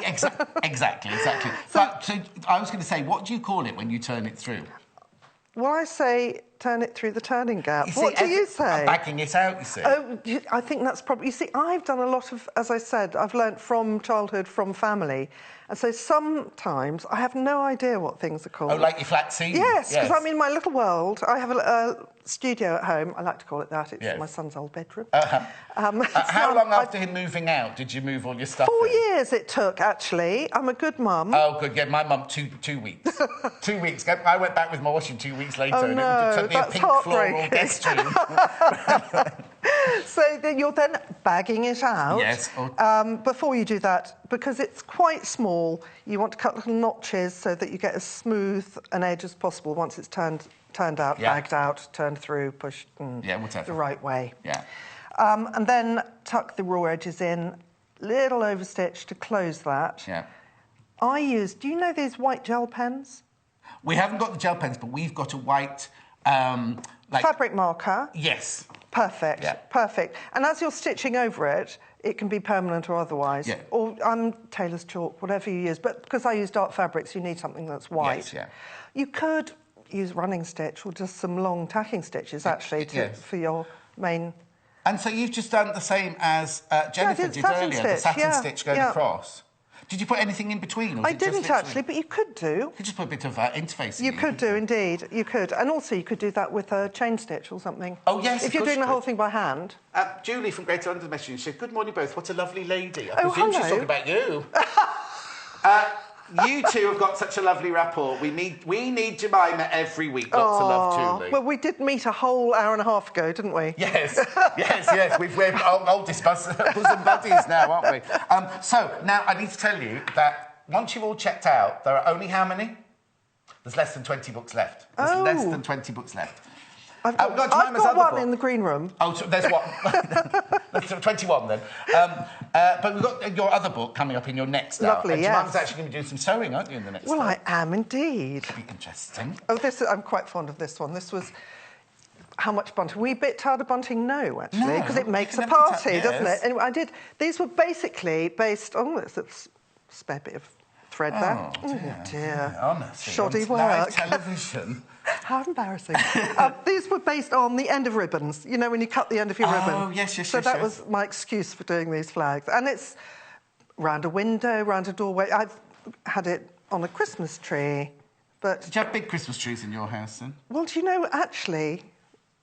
Shall I be honest? Yeah. Oh, shall I? I have... Oh, no, it's OK. OK. I find that a tree really fills up... I've got it in a flat, fills a lot of space. So I have a very large branch hung over the fireplace, and I hang things from that. Oh, nice. So it's a bit Scandi. Yes. And because it's above the fire, so they move with the heat. It's very... I know. Oh, you could buy one of these. Pretentious, moi. That's where you live, isn't it? Half a tree, this is.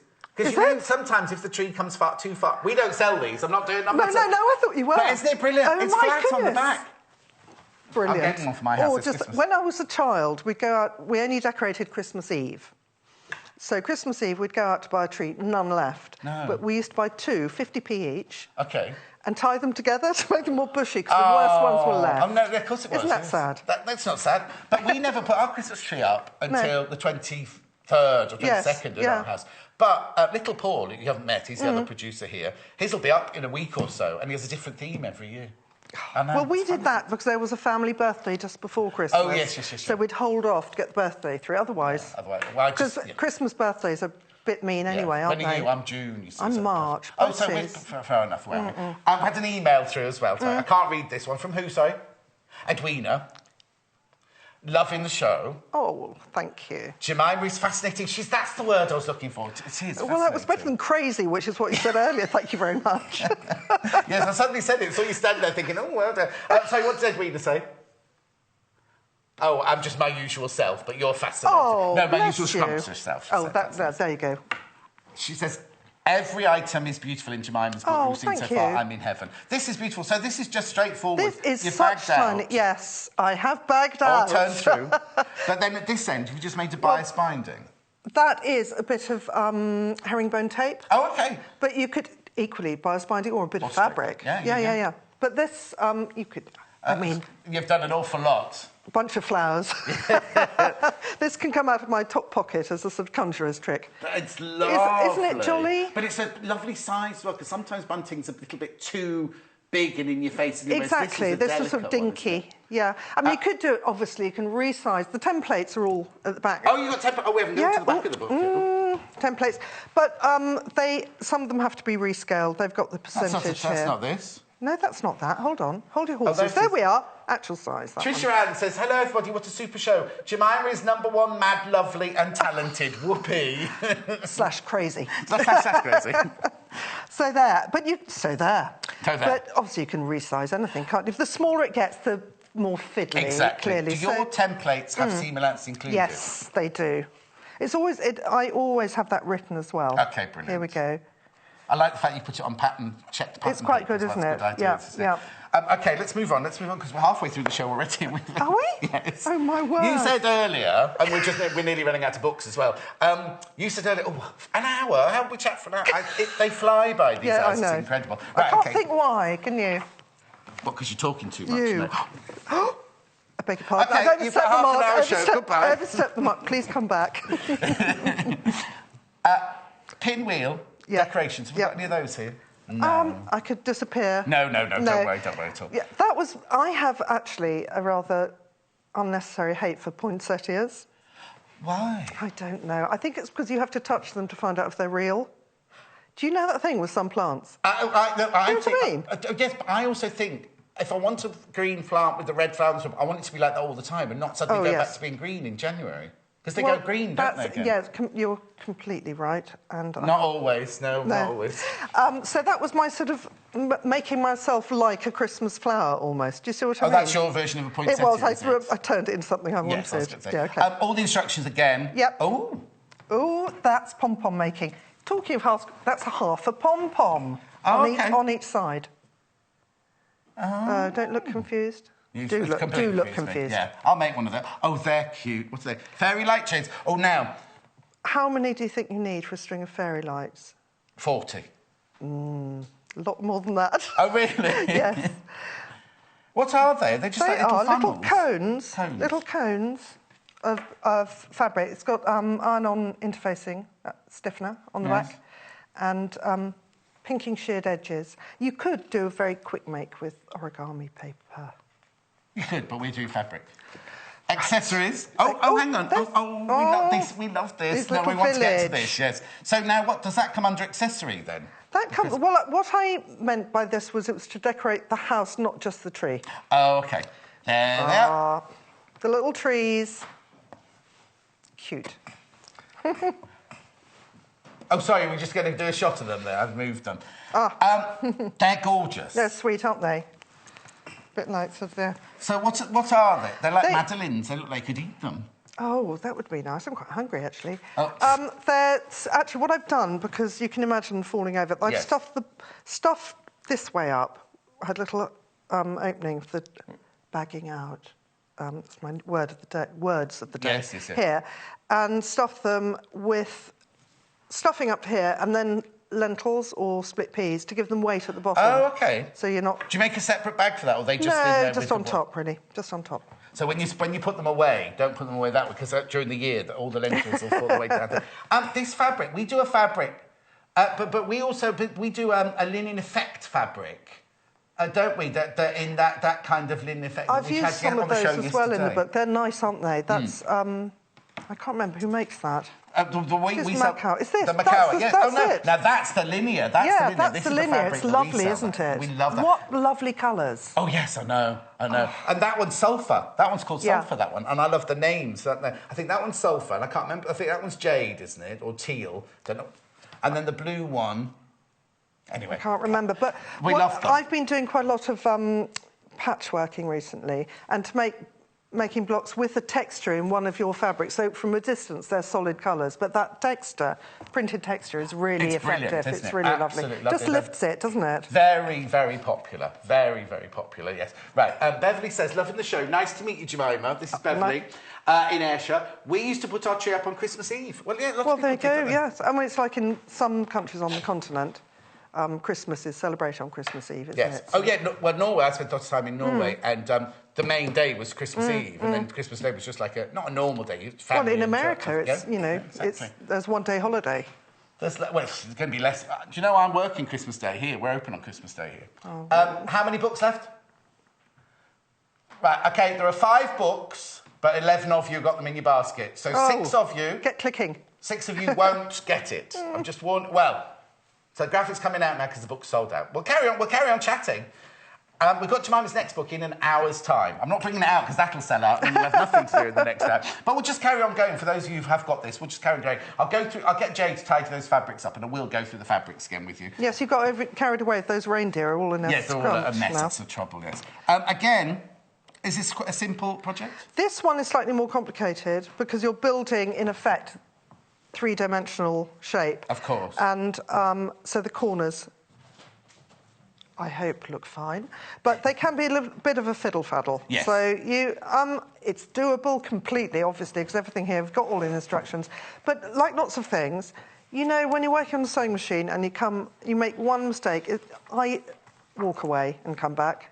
Because you can get so cross, can't you? Oh, no, of course you can. I'm frustrated, yes. And also, I always have more than one project on at a time. So this one is slightly more complicated. There's no point when I was little, on the back of the cornflakes packet, they used to have patterns like that to make animal faces. Yes. Each season it was something different. That's when I saw that earlier. That's what it reminded you of. Yeah. I love doing... I mean, these were great to do, actually. And they're slightly reminiscent of, you know, my family's background in New England. Yeah, of course, yes. Little barns up in... That's linear texture sulphur, that one there, if you want that. We'll put that through the graphics. I was going to ask a question then. Is it stabilised? Is it backed on anything, or is it just the fabric? Just the roof is. The roof has got stiffener in it, and again, we've got the lentils at the bottom. Here. Oh, OK. Well, it has... Actually, I'm lying. Sorry, I lied. Oh. We've got interfacing set with little gaps along each seam, so the corners... Oh, do you see what I mean? You don't get otherwise, it's not too, not too corners. podgy. And then heavier weight stiffener in the roof. OK, sorry, I missed that. They were chatting. Hannah was she talking again? Yes, again. Yeah. Yes. So you've got... she's got the gist of it already. Heavier weight stiffener to keep the shape of the roof. OK, so that's the sulphur Macawa fabric there in the linear. The other two colours are on the website. So... You're interfacing up until your dotted line. So now, obviously, you're going to have to make this bigger, aren't you? Because that's obviously yes, that's a 200%. Oh, OK. So if you don't do it, can't do it on your own machine, to go to the library, they can do it at the library. Absolutely. Or print shops. There are a lot of print shops, aren't there, in towns these days? So that's the whole... Is that the whole pattern there? That's the roof? That's just indicating where you're putting this stiffener for each panel. I think they're... Do you know what? They're the kind of... Christmas little... Well, the thing is, I wouldn't have them just for Christmas. I'd have things like that in my house all the time. But they're the kind of things that, when you go up in the attic at Christmas and get everything out, and you're like, oh, there's... You sort of forget, don't you? Yes. Like these and these would make the most beautiful little sort of well, I also thought you could photograph it for your Christmas card. Yes. Don't you think? That would be sweet. Actually, I was going to show you also at the back. It's my favourite photograph.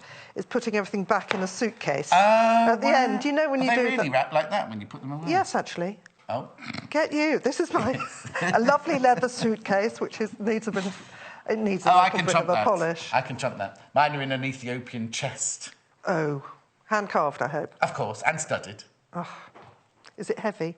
I scratch the floor every time I have to move it, if I have to hoover behind it or anything, yes. No, I rather like that, because, as we were saying, when you get them out, you think, oh, yes, I remember that. And each year, if you make things and add to it, it's lovely tradition to have a collection of things. And also, the box doesn't... Once it gets packed, because all my stuff comes down on Boxing Day, I'm bored of Christmas by Boxing Day. But it all gets put in the box, and that trunk doesn't ever get opened again until next Christmas. It's like my parents, everything would be in the attic, and you didn't get those boxes out until the following Christmas. Exactly. And then that's when you open it, and you think, why didn't I take the time to wind my lights up properly? And the lights particularly, that is an issue. Or the baubles, you just throw them in a box and someone got crushed. Anyway, that's by the by. So let's get back. I think these are just adorable, those. What's that at the front there? What's that? Well, I've just come out with my props here. I've got a prop. There's a tray of little Christmas decorations. I thought they were chocolates for a minute. Well, no, let me show. I'm jumping the gun here. This is mantel shelf edging. Right. Or it could go along a window. Yes. Sorry, I've jumped. Find it in there. There it is. Do you see? And what I did, the buttons have many reasons for being there. One is sometimes... Hide your corners. Hiding your... Turning that corners, the scallops where it goes in, can be a little bit gathery. Yeah. So you've got the buttons on there, but also you can hang little decorations off them. Isn't that cute? Little vintage glass. Oh, Hannah's already got that one. She's going to do that one in her house this Christmas. But with pineapples, I imagine. Oh, Hawaiian, I suppose. She's got, she just said, I've got pineapple lights. Oh, for goodness sake. I want the inflatable palm tree with decorations hanging on it, please. I dread to think. So that's mantel shelf. How does this stay... How do you put that on your mantel? You can either use those buddies, the little sticky... Other sticky things are available. Oh, I beg your pardon. They called that. All right, don't worry. They have another name. I don't know. I don't know what they are. No. Blue tack. I used white tack and it stayed up. White tack. Because these decorations aren't heavy at all, you see. So they... Have you got a fireplace, Hannah? Where will you put it? We haven't been invited round, you see. No. I actually don't have a mantelpiece in my living room. She's got 2 fireplaces, apparently. Has she? Well, along the bottom of your window, along the top of the window, wouldn't that be jolly? Oh, yes. From outside, how pretty would that look? Yeah, she's got a budgie that she lets out a lot, so I don't think the budgie'd like that very much. You could hang cuttlefish from here. I don't know if he's allowed things like that, because she wouldn't buy him a mirror, because if he had a mirror, he'd talk to himself and not to her. Not her. I know. We're learning a lot about Hannah this morning, and her mum will be watching as well. And do you know what? Her mum's neighbour goes round to her and says, did you know Hannah had done this? And Mum would be like, no, well, John told us this morning. She's just been out for this, or she's done that, whatever. What else have we got here? Bonbon. Oh, I like these, yes. And this, again, you can rescale to any size. And this is quite fun. You can turn it the other way out. Go on, then. Bag it out. No, that's not bagging out. No, I know it's not. I was just checking. Do you know, but then look at those.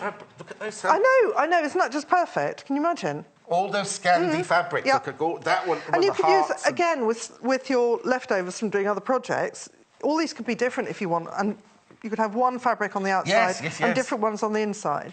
Oh, just think it'd be beautiful. Really, really I think the contrast, if you had, look, the gingham. She gets straight for the gingham. I know, sorry, I mustn't do that every time. Am I reaching over you? So you're saying that's not a whole fat... Is that a whole fat quarter you've used for each side, would you say? We're going to look back here, the instructions. Don't catch me out like that. I'll read that. Oh, there was a message. One fat quarter of each. OK, so... You'll have some scraps, which you can make these and these out of. Yes, well, no, but what you could do is you could buy half each of... So say you chose to do those two fabrics. Oh, yeah, and you could buy half each of each fabric, because that's the minimum we sell here. Use half of that and half of that to make your bowl. Then you've still got half of that and half of that to make bunting to make other or things. little houses Absolutely. or anything. Yeah. Indeed you have. Or several of these, because you can have baubles in them, or pine cones, or... Yes, or sweets. You know, or those crumbly mints. Or garlic bread. Well, don't you think it would stain a bit? Try it away, make another one. I'll ring you up. Oh, I need two more of those lovely bowls you got for me. A little accident, sorry. This, right, I can't believe, it's gorgeous. It's £3.45 for half a metre. Really lovely. Really, really good quality, really lovely fabric. It's one of those fabrics that works really well close up and from a distance. Yes. Yeah, because look there. And then look here. Yes. Yeah, we can do that. You have to do that. We can go like this. Go on then, Tim. Zoom in. There you go, see? Isn't it lovely? So that's the joy of telly, see? Do whatever we want to do. There was a lovely message there that's disappeared, so can we have that anyway, back, it was please? lovely. So what? Anyway, it was lovely. It was a lovely one, but Hannah will put it back in a second. Good. Right. Laurie says, morning, welcome to the show, Jemima. You and John are good together. I'm American from Illinois. I crafted from little with Grandma and Mum, and then I've got you cut off. It says, from a... Laurie, so I don't know what the second half, but thank you for that. Oh, that's... And who's asking about the books? Penny says, are we getting any more books?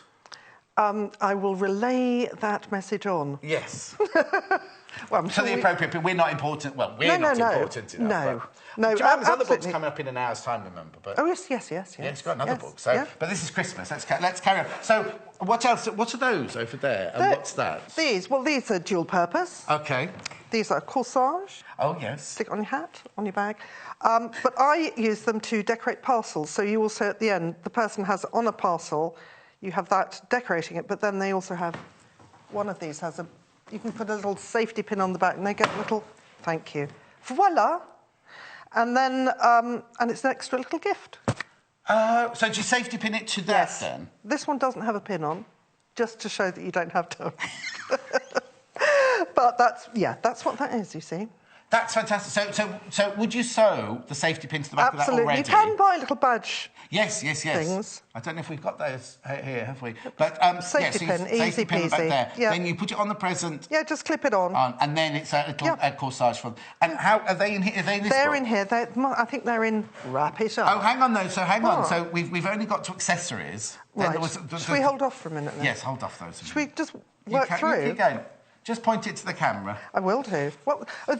These are ribbons for hanging your cards. Right, okay. But what I did was I sewed on a button, and behind the button there's a paper clip. So you clip the card in, but it looks like you've buttoned it on. Do we like that? Say this again. So there's a button there with a paper clip behind it. Should we turn over and I'll show you? Oh, can you show a picture of it? So... Oh, there, you can see it there. Yeah, there it is. So you're slipping the card up into the paper clip, and it looks like it's buttoned on, rather sweet. That's nice, because all I do with mine is I staple them to ribbon. And then you take them off and use them again next year, the cards, don't you? Do you make cards out of old cards? No. I send mine to the recycling. People, jolly good. Because other people do, you see, so I send mine to them.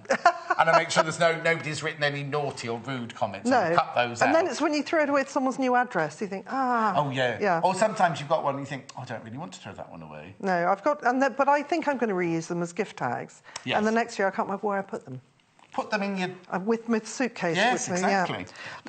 Little tea light covers. So that's a jam jar and little embroidered holes for little bits of light to come through. Oh, wow. So the fabric... We do this fabric. That's from a Macau fabric, isn't it? We haven't had the orange, but we've had other colours. Oh, yeah, and so you would just punch the hole and embroider... I punched the hole and I embroidered a little, buttonhole blanket stitch. Yeah, around the edge.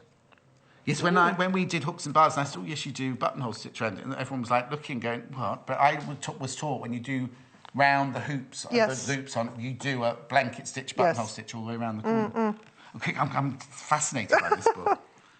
Then what's the dining table? Those my little cocktails are back in, aren't they? Yeah, aren't they just? Little cocktail napkins. So it's mistletoe, embroidered leaves and little... you know the little shirt buttons? You cut off old shirts and you've got... The buttons don't quite match, but here's a way of using them up. Equally, actually, with the card ribbon, you can use up buttons doing that. There's a lady in my village who loves buttons, so every time I reject a shirt, I have to cut the buttons off and send them around to hers. Brilliant. So this is all to do with the... got little cutlery holder. Little cutlery holder, and that's a napkin ring with... Holly. And berries made of buttons. Oh, yeah. Button theme going here. These are quite funny. These are plasmon, you know, for who sits where on the table. Plasmon? Plasmon. Oh, that's posh. It's posh in your house at Christmas, then. Yeah. Actually. Not particularly. But these were originally in my mind... You know those little enamel number ovals in France with house numbers on? Yes. But it turned into a biscuit. I was going to say, they look like biscuits, They're so edible. Yes. And in fact, that really annoyed one of my sisters who really thought they were going to be edible from the photograph. Yes, I can imagine that's a lovely fondant. Doesn't that look like a... Yes. Yum. Like a French fancy. Yes, exactly. Yeah. We normally start talking about food at 11:15, so we started normally 11:15. Well, I am hungry, you know. Oh, you'll have to get Jay to run out and get you something. Oh, it's the weekend. There's not much open around here. Oh, dear. There's bagels. It's a bagel. She's got fruit ones and I've got cinnamon and gluten-free cinnamon ones, if you want those in the kitchen. Thank you. Yes. That's my kindling bag. Yes, John, that's a kindling bag. But it could be anything bag, couldn't it? It could be anything. It's got little leftover bits of kindling in there. Oh, yeah, you use it then? Yes, yes. Yes, I love... Actually, it's a very good present for people. If they have an open fire. Yes. Have you got an open fire, Hannah? No, but her parents have got one. No, she's got Pudgy. Yes. Called Bowie. Oh. Anyway. Perfect. But I always think, it's like the little rosette things. It's nice to have a present that is functional or has another purpose. Yes. And this is actually quite useful for shopping or whatever. Or or keeping a project in. Yes, Hannah's got this thing about potato bags. Good morning, John and Jemima. Thank you for a brilliant, informative show. You both rub off on one another so well. I've bought too much already. Oh, that's Alison. Bless him. Now, I was thinking, where's that stripy one? Oh, there. Oh, there, right in front of you. Right in front of me. That would look for Christmas. Yes. For Christmas kindling. Really nice. The other thing I like is a plain outside and a really jolly interior. Don't you like that? Then. No, I do. Yes, I haven't got a plain one. No. But yes, let's put it back. Let's just put should we turn it the other way out? And then put that on the inside. Right. So you've made it reversible, then? You can't. Well, it just is by nature. Decolletage. Excuse me. Yeah. Oh yes, that's. But either way, you see, I just like it. It's like a really nice lining in a man's suit. Oh yes, totally. Oh, I love that. But how? If you went to one of those boutiques that sells things, like this, the price tag on something like that. And I'm thinking of a very gorgeous shop in London, but they would that would be, you know, so expensive. And yet, where's that in the book? How much fabric do you need? Is it 2 fat quarters, or do you need a bit more for that one? It's 2 fat quarters for the outside. Oh, it is, sorry, full of bits of wood. Yes. And 2 for the inside. OK, so you need half a metre of each fabric. Yes, So exactly. you do half a metre of this for the outside. The reason it's because you've got to get this circle. Oh, and that always takes up more than you think, doesn't it? Yes, of course it does. Always. Yeah. So, yes, but for projects, really great, you know, knitting and sewing projects. The thing Very is, nice. On shelves. Can you add them on shelves as well as storage? Yes. Lovely. Yeah. Yes, because in my office I've got a cupboard, and then along the bottom I've got wickerwork baskets, but actually those, a row of those, and that's just got envelopes in and a dress book and things like that. They'd look really lovely along there. But I just think as a Christmas... But instead of a stocking? Yeah, oh, yes. You know? Except mine'd have to be a bit bigger than that. Oh, that's greed. No, that's greedy. No, sadly. No, that's greed. It's wishful thinking. It is. It'll all still be empty. As long as you've been well behaved. Yeah. Well, working with you, that's going to go out the window, isn't it? We move on swiftly. Yes. At spill holder, how many people do you know have spills? Well, people who have fires. Yes, I know. OK, I had an answer. I had an answer. And I knew the minute I asked it, I was like, oh, just she wants that. We've got one of these, haven't we? Hearth cushion, yes. Do you know that's for sitting on your hearth? Say that? Sitting on the hearth. Yes. Now, my sister-in-law has got a Chihuahua and a miniature schnauzer, and she's got a huge fireplace in the dining room, and all they do is sit on cushions like this. My sister's dog does exactly the same. But I did... So on the back, you've just got a button. Yes. And that's another half pom-pom, you know. You see, now that's taken from...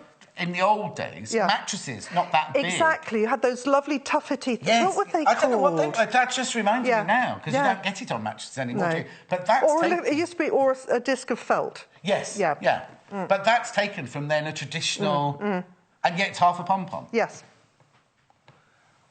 Is that all right? Yeah, no, I'm just... So you make a pom-pom like you do between your two bits of cardboard, but you only use that half? Yeah, no, you don't. If you're doing it with cardboard, you just do a not so fat one. Yeah. But if you're using a pom-pom maker, which is how that was ever...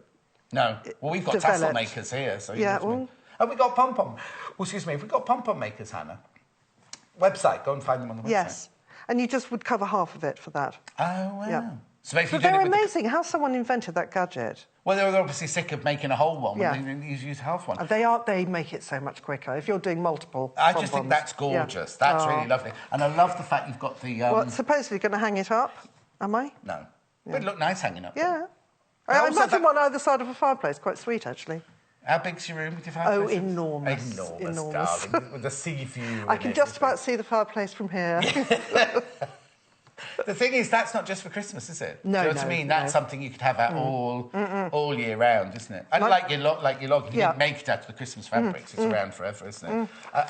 Blimey, we're nearly out of time. Are we? Traditional stocking. Yes. Traditional stocking. Cute. Oh, now, look at that. You could make that out. Let me hold that. And you can just pile... If you lay those out as stripes, then you've got it made, haven't you? Oh, look, you've been watching, haven't you? I do this with fabrics all the time. Right, let's see which one... We'll start... Well, that one's got stripes anyway. Right, but then we could put your gingham next after that. Gingham.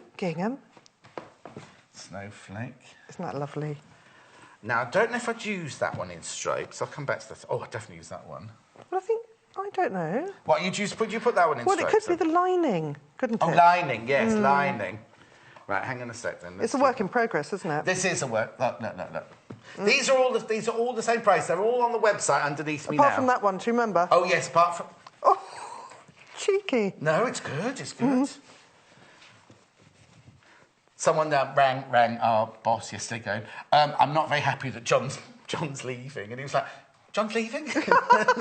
And I'd said something, flippant throwaway comment. Like I normally do.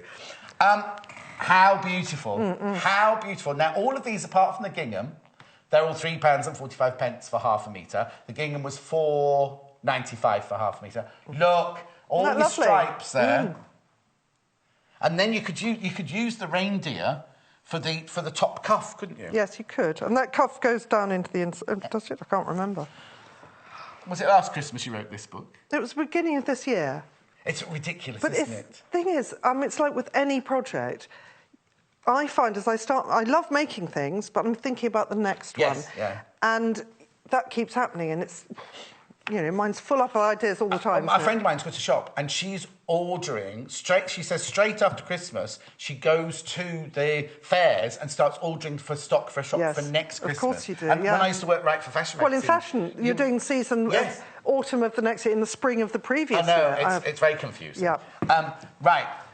We have got to leave this now. Wind up now. Do I just walk out like this, sadly? Good morning. Great show. Really enjoyed it. That's from Christine in Buckinghamshire. Thank you, Christine, my love. I've enjoyed it as well. I hope you have. I really have. This Really? I really have. Unexpectedly, because she thought it was Did I going to be a shake nightmare. my head as well? Yeah, don't. I really have. This is the book that's coming up in Jemima's next hour at 11 o'clock. It's called Fat Quarter Gifts. There you go. That'll be available at 11 o'clock. And we're going to... What are you going to be making in that hour? I am making a bag. Bring it in, Jay. Bring it in. Let's have a look. Very quickly, because I've got to round up. Sorry, Jay. Throw it. No, we're not allowed to throw. Oh, health and safety. OK. No. Thank you, There we go. Thank you, Jay. So this bag, which is made out of 2 fat quarters. 2 fat quarters and some... Oh, and it has a little pocket. Pocket. Lovely. And we'll go through the book and we'll carry on chatting. So in the next if you've got any more questions for Jemima... Oh, yes, do. Then do send them in, because she's happy to answer any of your questions. Right, what am I going to do now, then? Am I leaving Jemima here? I think you are. OK, I'm going over to sewing machines Cheerio. now. I'll see you in an hour. hour. Later. It's been a joy. Thanks so much. It was fun. Now you have to be quiet now. You go now. You go. Off you go. Bagels in the kitchen, butter in the fridge. Don't think there's any jam, though. Right. Let me just tell you, what we've got today, it's only till midnight today. You have to spend over £10, but it's a total of everything you spent in the 24 hours. Whatever you spend, we will put 10% of your final spend, you see at the bottom there, we will put 10% of your final spend into your sewing quarter account. So it means that within 30 days, if you bought the overlocker, which is the one here in the moment, 449, which several of these have gone already this morning, we will put £44.90 on your sewing quarter account. So in 30 days or so, within 30 days, you'll then have £44.90 to spend on other items within sewing quarters, whether you buy them on the web, whether you buy them from the show, or anything like that. We're putting £44.90 into your account. It's absolutely brilliant. So that would be if you bought that. If you bought this, which is the Lotus... Oh, the book's there. I wonder why the one hadn't gone down. There's the Lotus, then. Again, that's $4.99. We put £49.90 and a brilliant sewing machine. Right, I'm going to go. Jennifer's up next, actually making a really, really lovely, lovely bag out of the PU fabric, you know, the polyurethane-covered fabric. It's lovely. We'll see you in 3 from now. Follow us on Pinterest. Search for our Sewing Quarter page and follow us to discover sewing work we create and love. Shop with us between Thursday and Saturday and earn yourself a reward with our credit back promotion. Spend over £10 between the 5th and the 7th of October and we'll credit 10% of your order value back to your Sewing Quarter account within 30 days. It's that simple! So all that's left to do is head on over to our website and browse our range of stunning fabrics, useful tools, Swiss-designed sewing machines and other haberdashery essentials. So don't miss out on this offer starting on Thursday only at Sewing Quarter. Join us on Facebook. Simply search for the Sewing Quarter and like our page for the latest news and more. This Sunday, by popular demand, the fabulous Scandi panel by Macawa makes its welcome return to Sewing Quarter. And here to bring it to life in his cheerful style is Paul Clark, who'll put a new spin on some original designs by Angie Atwood. Paul will be joined at 8 a.m. by fabric guru John Scott, who together will showcase a festive stocking load of Christmas decor ideas, including an impressive centrepiece table runner. Paul will return at 10 a.m. to show us how to make a stylish kimono in a range of practical denim fabrics. It's the perfect casual cover-up for those autumn days. So tune in and sew along with Paul on Sunday the 8th of October at 8 a.m. and 10 a.m. only on Sewing Quarter, Freeview Channel 78.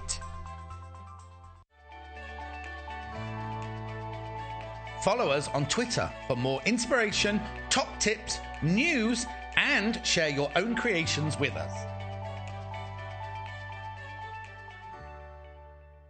This Thursday, we're joined by Jess Entwistle, who has some delightful project ideas up her sleeve. Jess will start the day with a quilt as you go viewer favourite. this simple but gorgeous floor mat gets its eagerly awaited second outing, this time with some added magic courtesy of fabric designer Tim Holtz. She'll then go on to pick out some of her favourite projects from the Fat Quarter Quick Makes book by Amanda Russell and Juliette Borden. New to Sewing Quarter, this book is packed with simple but fabulous ideas. Jess will be creating a collection of pampering accessories in a range of feminine and funky prints, making ideal gifts for teenage girls and stylish ladies. So join Natasha and Jess for a morning of fun makes on Thursday the 12th of October at 8 a.m. and 10 a.m, only on Sewing Quarter, Freeview Channel 78. The Sewing Quarter website is simple and easy to use. You can view a live broadcast of the show on our homepage. Get instant access to our online shop, which has a wide range of wonderful products for you to choose from. You can also enjoy a selection of projects and guides which we have on offer to help you enhance your skills and gain valuable tips. Watch the live shows and you can buy the product which is currently being shown on air. You can even message the studio to ask our presenters or team any questions you might have. Below, you'll find all the products from today's show for you to look at and purchase. On the right of the screen, next to today's products, you will find our simple programme guide listing all upcoming shows. So, join us today at sewingquarter.com.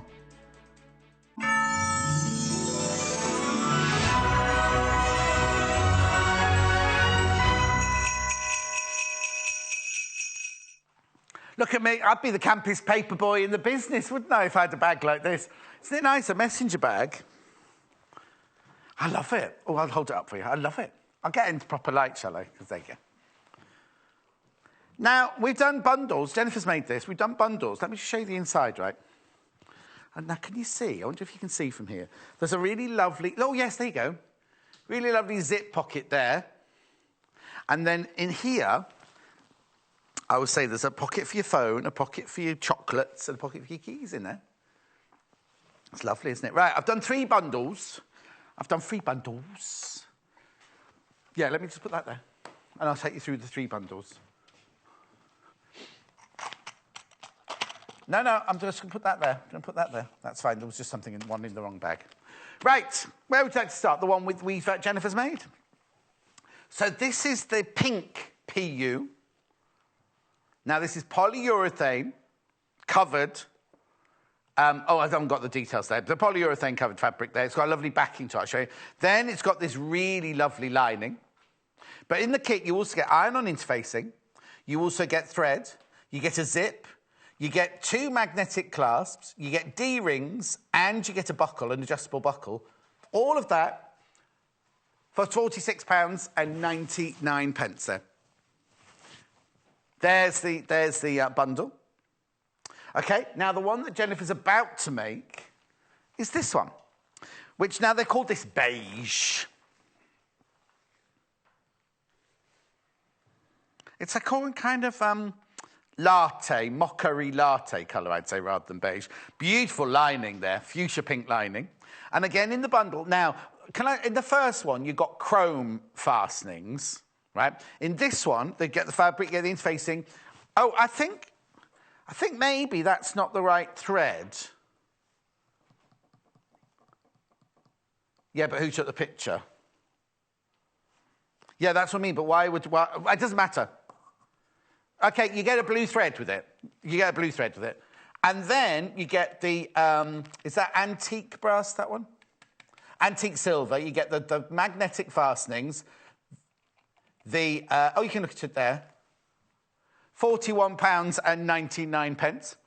And then, last but not least, the one we're not going to be making today, but it's lovely, lovely bundle. Now, you haven't seen this one very much. When we first launched it, for some reason, the green PU didn't arrive, did it? So we've got green PU, that lovely green lining there. Then we've got a iron-on interfacing, your zip, and then on this one, you get your 2 magnetic fasteners, your adjustable buckle, and your D-rings. And are they in the same, the antique, and you get the thread there as well.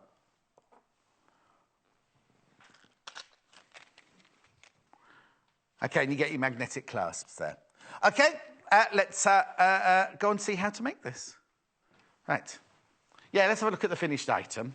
Oh, because it's taken from a book, isn't it? It is. It's a lovely book. Oh, this book, one of our favourites, always sells very, very well. Hannah, whenever, you know, when I say, what would you make out of it? She goes, oh, you know the bag-making Bible? I do the such and such a bag. I do the such... We've got...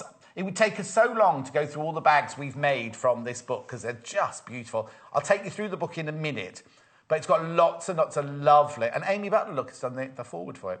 £14.95. But let's get started. Let's do some sewing. Where do we start? Well... Well, John, it's like this.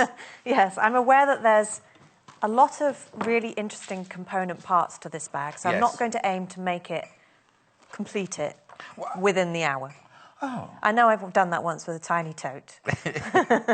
And it was up against the clock. Yes. But I like making things well. So what I've done is pick out the juicy bits. Yes.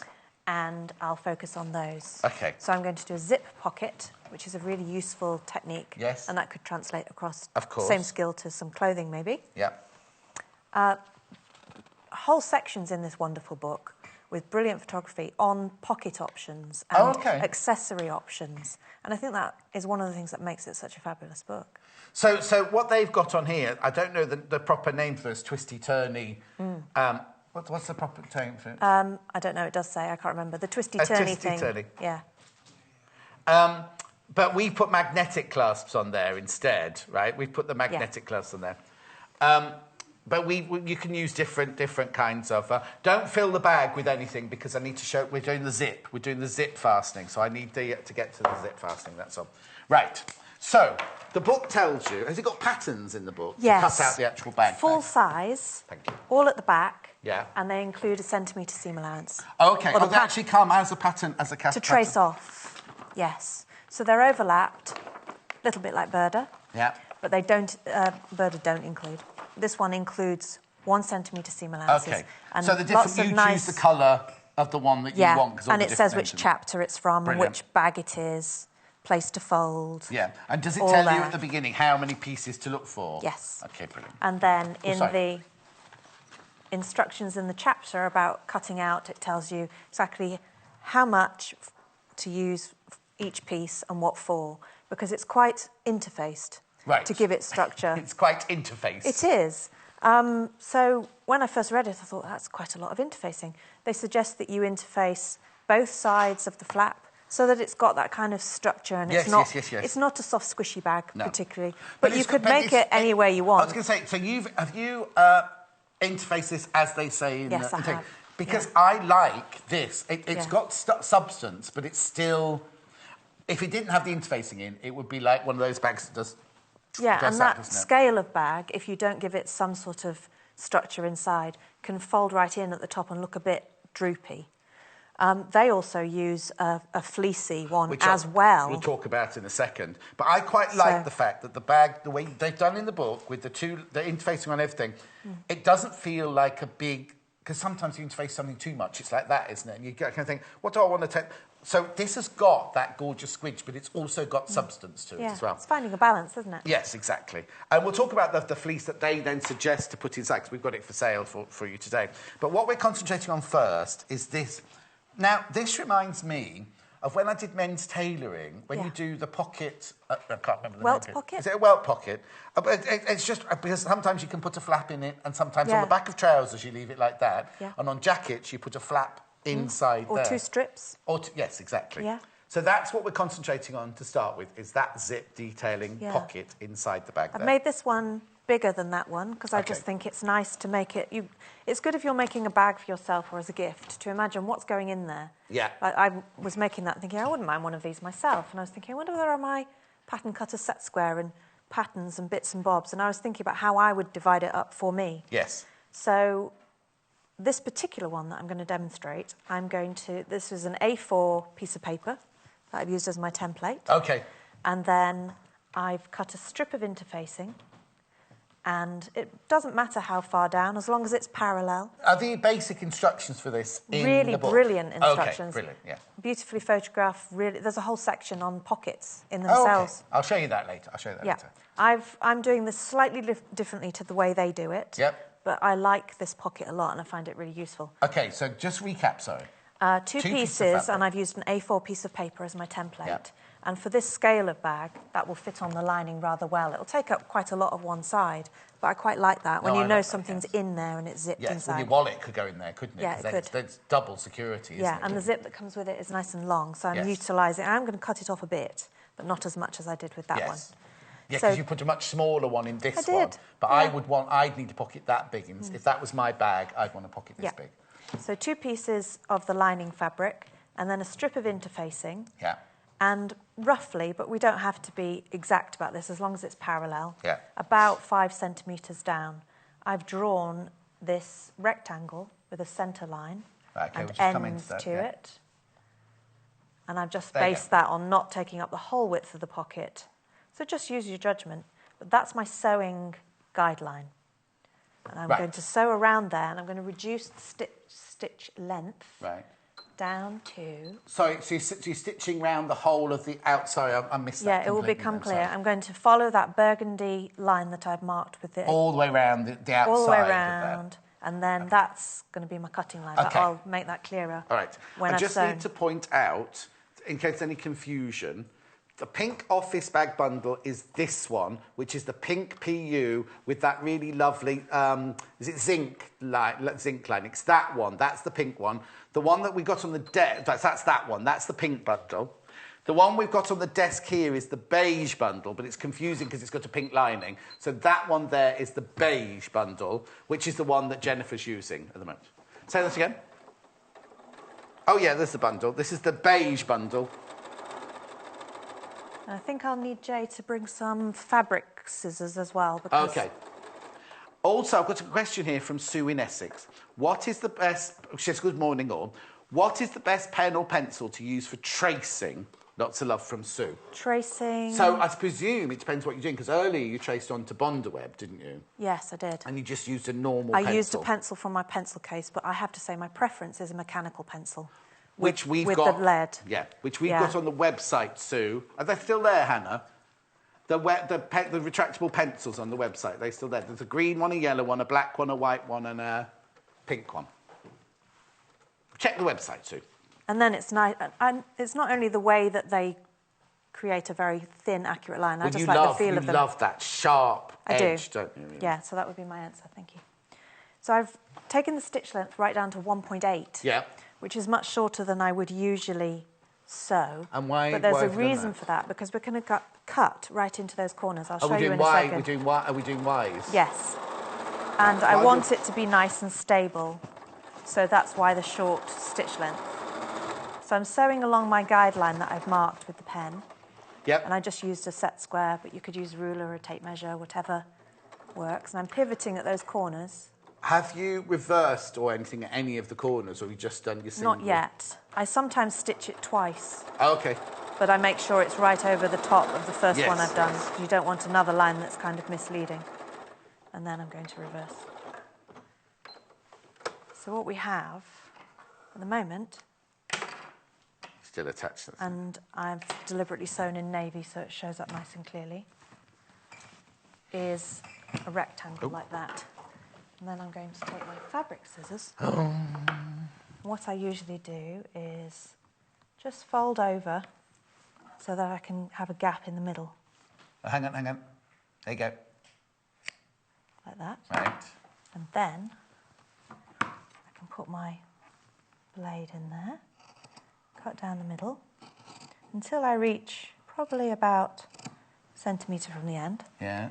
And then I'm going to cut up to... That's a funny noise.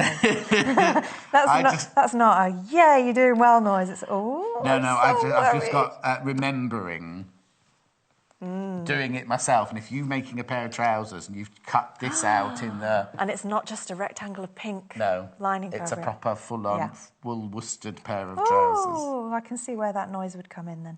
Right, so I'm cutting... There's also the wool worsted when you cut it just like that as well. You know, the threads are everywhere.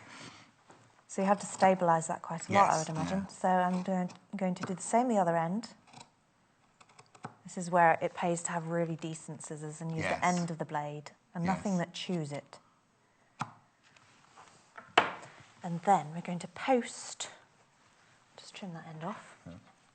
This is important to watch this bit.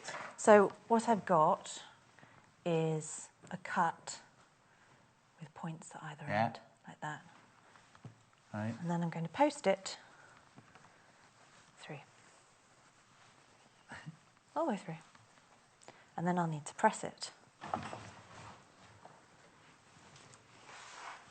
I can smell.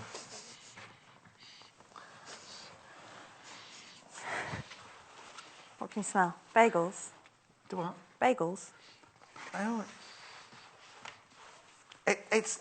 Janice said it yesterday. I can smell Chinese takeaway food. And Janice, all day yesterday, Janice kept saying, I can smell Chinese takeaway food. And I was like, no, you can't, Janice. It's just a...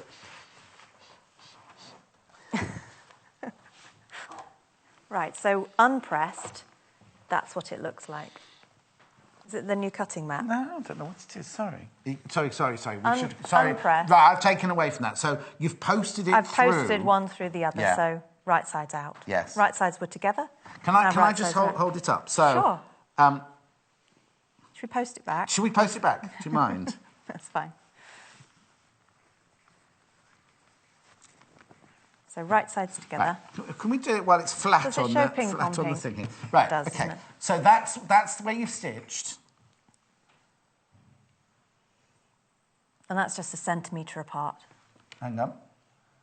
Right, and then which bit do you post through? You post this. Either. As long as they end up being right sides out, it doesn't matter. So you post all that. Through the post box. And all of that. Yep. Through the letterbox. Yes. Sorry, I wasn't concentrating. Oops. Okay.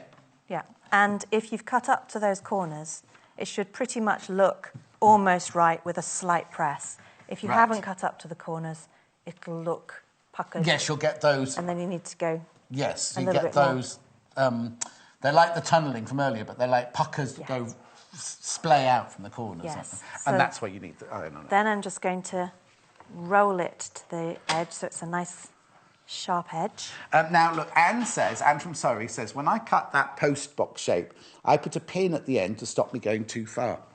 That's a bit like when you cut a buttonhole, isn't it? Yes, it is. I put a pin across the end of a Very good idea. Thank you for that, Anne. Yeah, very good idea, Anne. Oh, sorry, you can't really see that. No, it's just you were just pressing it, so don't worry about it. I'll just press it and then bring it back. Yes. So you basically you're just rolling it so that the seams are flat. There's nothing showing, because when you do some of the trouser pockets, you bring the end through, so they then meet in the middle of it to create those two lines of fabric. Yes, don't you? This is just an aperture that I'm creating. Oh, it's an aperture. An aperture. Oh, an aperture. What I like about this type of pocket inside a bag is that because it's double layer, it's nice and firm. Yeah. Oh. Just give that a little bit more of a press. Nearly. And it's neat. Yes, it is. Neat and tidy. So there's a slight colour change there. Oh, yes. We shan't worry about that because it disappears. OK, so as you can see, it's all turned through. Once it's pressed, you get an aperture. Now, isn't it funny? The one day we used pink on pink. Normally you'd have the green board underneath, you'd be able to really see it, but they got the pink on pink. So you've got the aperture there. Now, what Jennifer's saying is if you haven't cut right into the corner there, you would have big puckers going on there. But as you can see, it's lovely and flat. And then I'm going to select the zipper foot. And what I've done, I should mention this, and they have a lovely clear photo of this in the book, is just to bring those tops of the zipper tape together and do a quick hand-basted stitch. Just to bring it together because it has a tendency to flare open and it makes it easier to sew it in if those are brought together. Now, I'm just wondering, Teresa, my love, is there a spelling mistake in your question? Because I don't understand it. I'll ask Jennifer, she might understand it, but I don't. Morning, John and Jennifer. Does the PU fabric Jennifer is using have any baking to it? Thank you, Teresa. Backing, yes, it does. Oh, backing!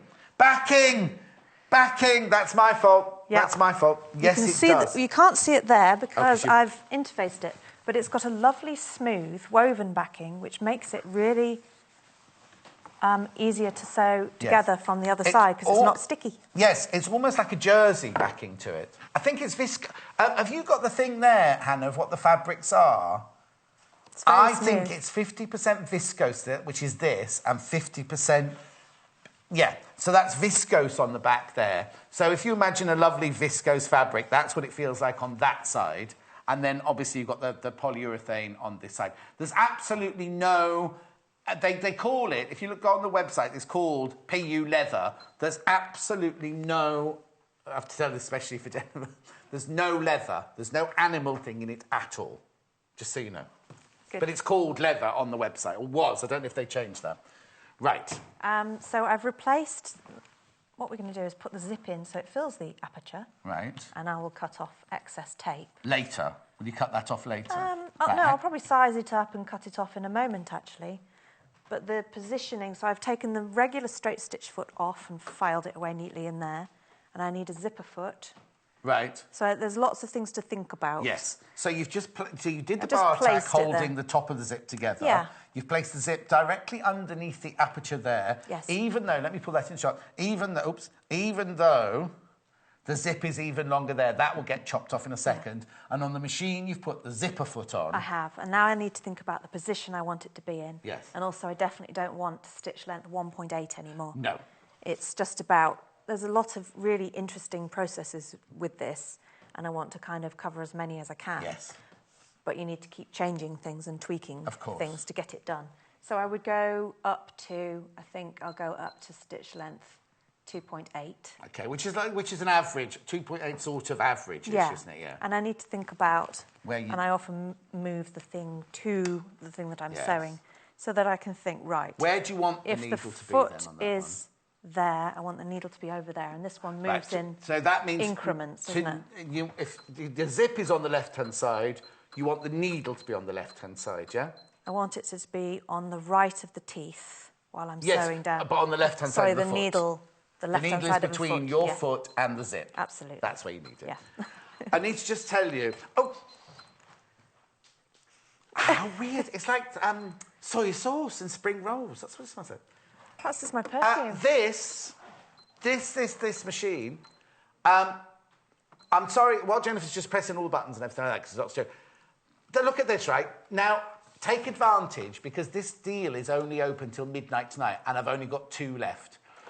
You normally pay £999 for it. Today you pay £999 for it, but you also get the Iris 8-piece fat quarter, and you get the Metler Silk Finish Cotton 50 kit thread, which is worth £22.90. You get that for free. So that's the first deal for today. Then, until midnight today, we've got this 10% credit back deal. So, if you buy this today before midnight, 1 minute to midnight, don't leave it till midnight, 1 minute to midnight, you get this, this, and this, right, for £9.99. But we also put £99.90 into your sewing quarter account because it's our 10% credit back. Now, it finishes at 1 minute to midnight tonight. Right. One person's checked out. I'm sorry, I'm shouting it there. One person's checked out, one person's got it in their basket, and one is free. So I'm just telling you. Right, back to the sewing now. Back to the sewing. OK, so I'm happy with the needle position. Right. This particular machine moves it over, I think, is it millimetre increments? Yes, it's got 91. Hence all the beeping. It's got 91 needle positions. And I'm not going to pin, because this is... The zip is good quality and it's not floppy. Yes. And this has been stabilised with interfacing and it's double layer. You don't need to do you? No, you don't. Do you not need to do... When you normally sew a zip in, you normally open it and push that down. Mm-hmm. You stitch a bit and then you push that back up. Yeah. Do you not need to do that on this? Well, because that isn't a zip... You can do, but because it isn't I'm not telling you what to do, I promise. I'm just saying. No, you're not. No, but... Like I said earlier, there are always several ways to do things. It does sort of clear it out of the way. Yes. But with this particular zipper foot and this particular zip pulley, it's nothing's going to hit anything else. Oh, OK. So I kind of had it there to line it up. Yeah. But that's the other advantage of that bar tack that I did by hand. That's still keeping that together underneath at the top there. So I'm just going to keep my eye on the distance from the edge of the fuchsia cotton to the zip teeth. And then... Now, obviously, you're sewing this in a dark blue. In real life, you'd do a matching colour, wouldn't you? Or would you? Yeah, or contrast if you want it to look, make a feature of it. Distance-wise, in terms of that stitch, it's just about making sure that you're catching the zip tape underneath and not going so wide that you sew all the way around and then realise the zip is still, or it's only attached at either end.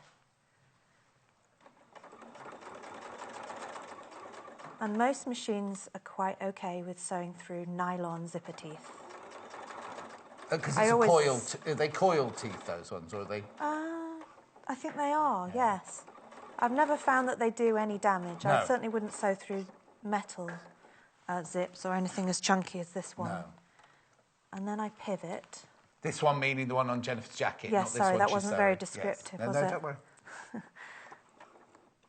And if you are worried, just hand crank across that bit anyway. So you see that wants to sort of get stuck, so I would lift up ever so slightly and move along.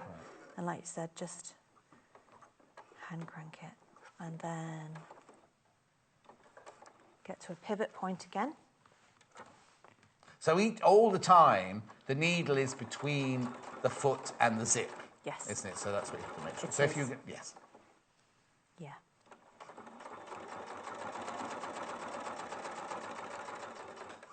And then I will move that out of the way.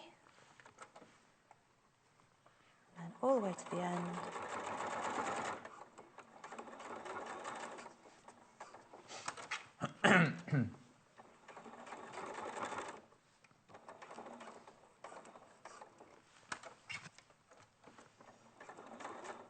And then slightly overlapping with where I began.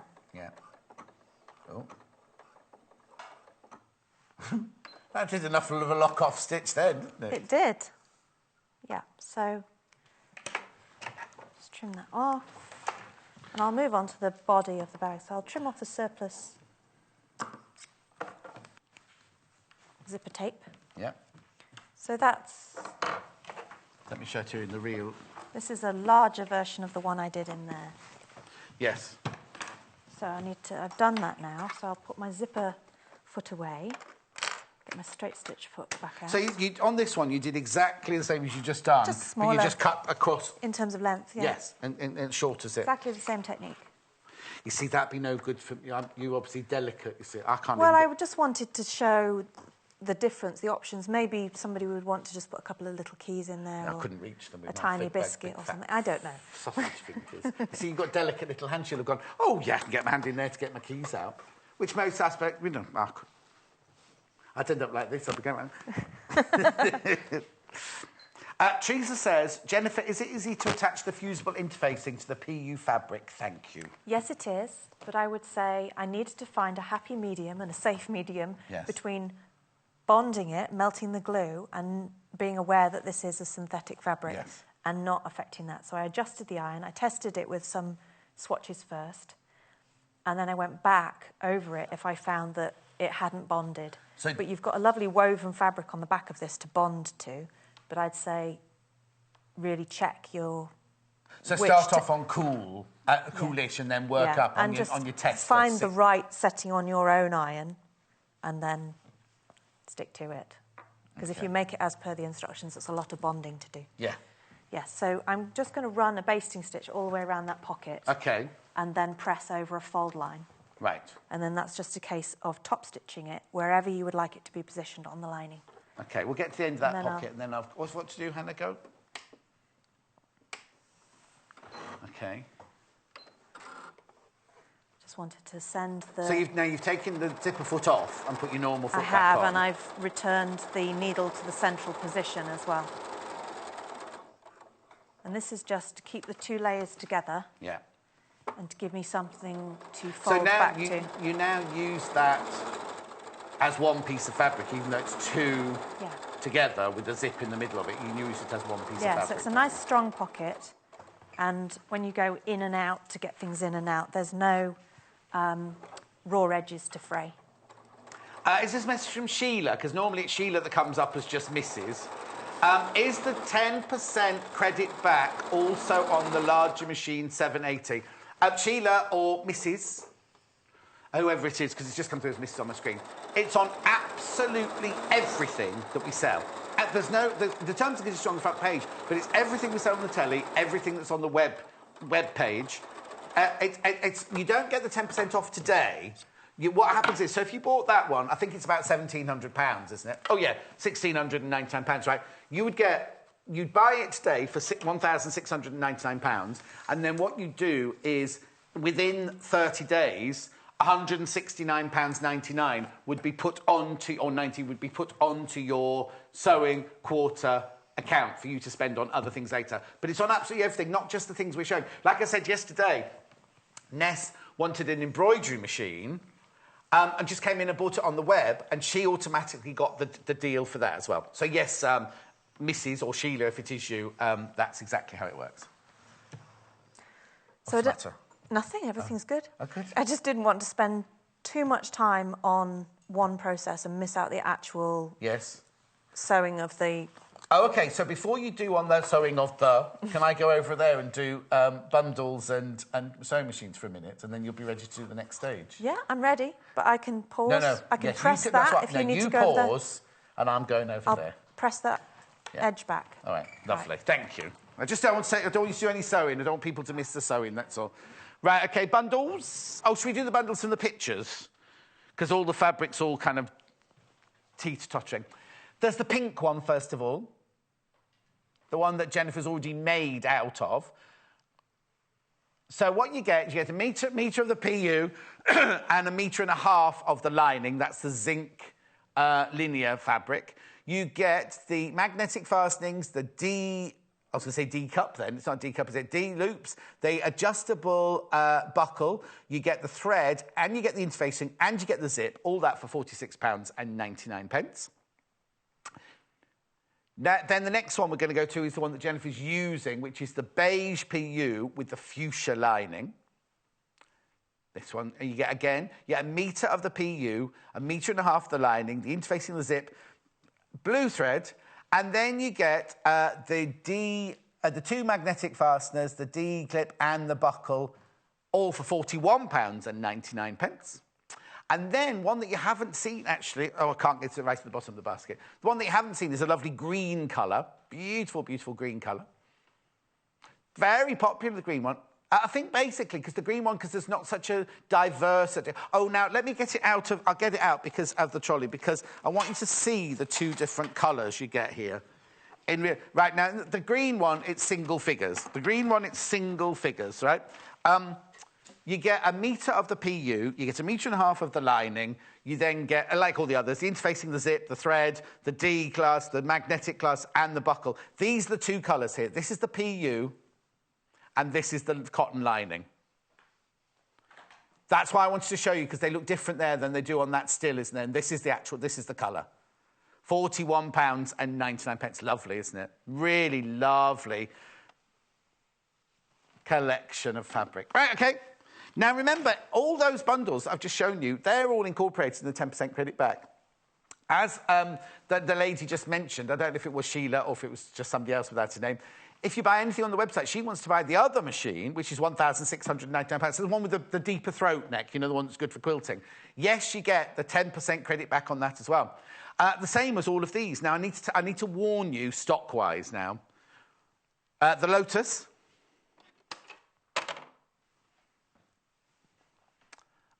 £499. There are only 4 left of these now. The lovely, apart from the fact that it's a gorgeous machine, compact and bijou machine, you also get this book, £12.95, thrown in for free. And within 30 days, you'll get £49.90 put on your sewing quarter account for you to spend on anything else that you want to spend it on. Brilliant, isn't it? Absolutely brilliant.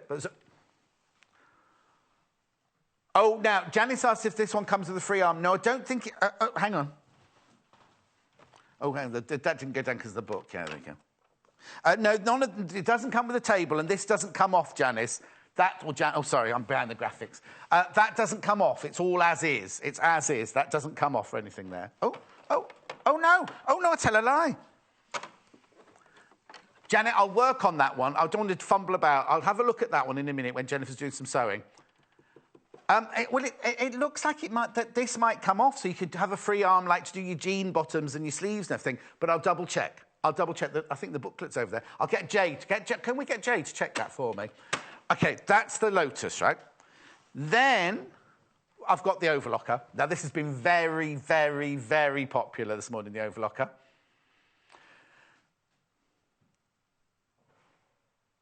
Right, 5 left. There's 5 of these left. It's £449. It's the most fabulous. It's what, sorry? There's what? OK. OK, so I've got 5, but 2 of those are in basket. So if those 2 people check out, I've got 3 left. £449. You get £44.90 put back into your sewing quarter account within the next 30 days for you to spend on whatever you like.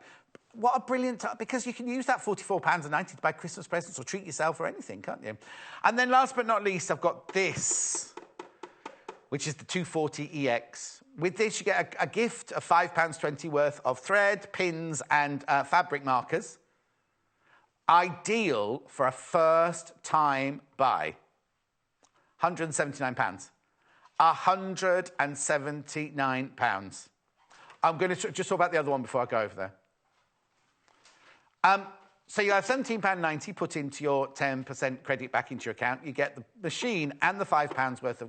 And £2.95 postage packaging. Whether you've bought other things as well, it's still only £2.9 for the 24 hours. Right, very quickly, I've just got to mention about the machine that Jennifer's been using. I've got a still to show that one. Jennifer's machine comes with a fat quarter, the Iris fat quarter bundle. It comes with the threads, the metal threads, worth 22, so you get a gift of £22.90.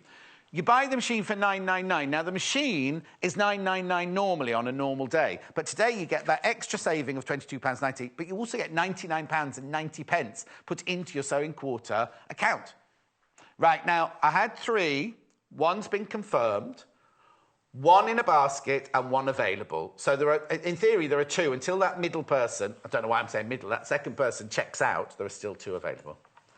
Won't be getting any more before midnight. That'll be it. Before this, because the 10% credit back finishes at midnight, or 1 minute to midnight time. We won't sell those and think, oh, found 4 more. Don't do that. There's just 2, just the 2. So if you do want to want that, it's £100.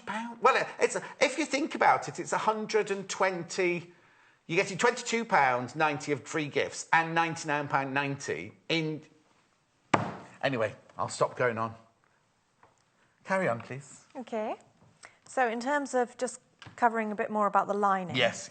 The pattern pieces are duplicates, outer and lining. Yeah. And you can be as creative and technical as you want with the lining and think about what you want to do with it. With one side, so I've pressed while you were looking at the sewing machines, pressed back to that sewing line that I put in navy, and then I would top stitch that particular pocket. You go all the way round, the way round, all 4... Through both those layers and through this is the lining. All the way bag. through everything. Yeah. I don't think I need to do that because there are more juicy things I can cover. For the other side, I cut a piece. I quite like, again, for it to be double because if you're getting things in and out, it's a good, more stable weight. Yes. So with that, I just thought, well, how high, if that's the top of the bag, that's the base, I thought, how far up do I want it to be? Yes. And then I doubled that amount and measured the width and then folded it in half, and then I just matched the curves at the bottom. Is there any interfacing in that one? There isn't, but there could be. No, OK. Yeah.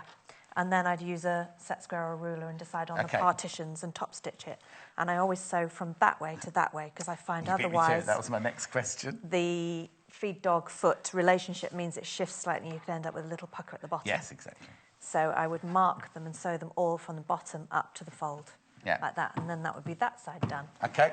Both the outer and the inner have panels, and they have a centre seam. I top stitched that one. So that's where are you talking about now, sorry? Here. Oh, there for the bottom. They call it a gusset. Oh.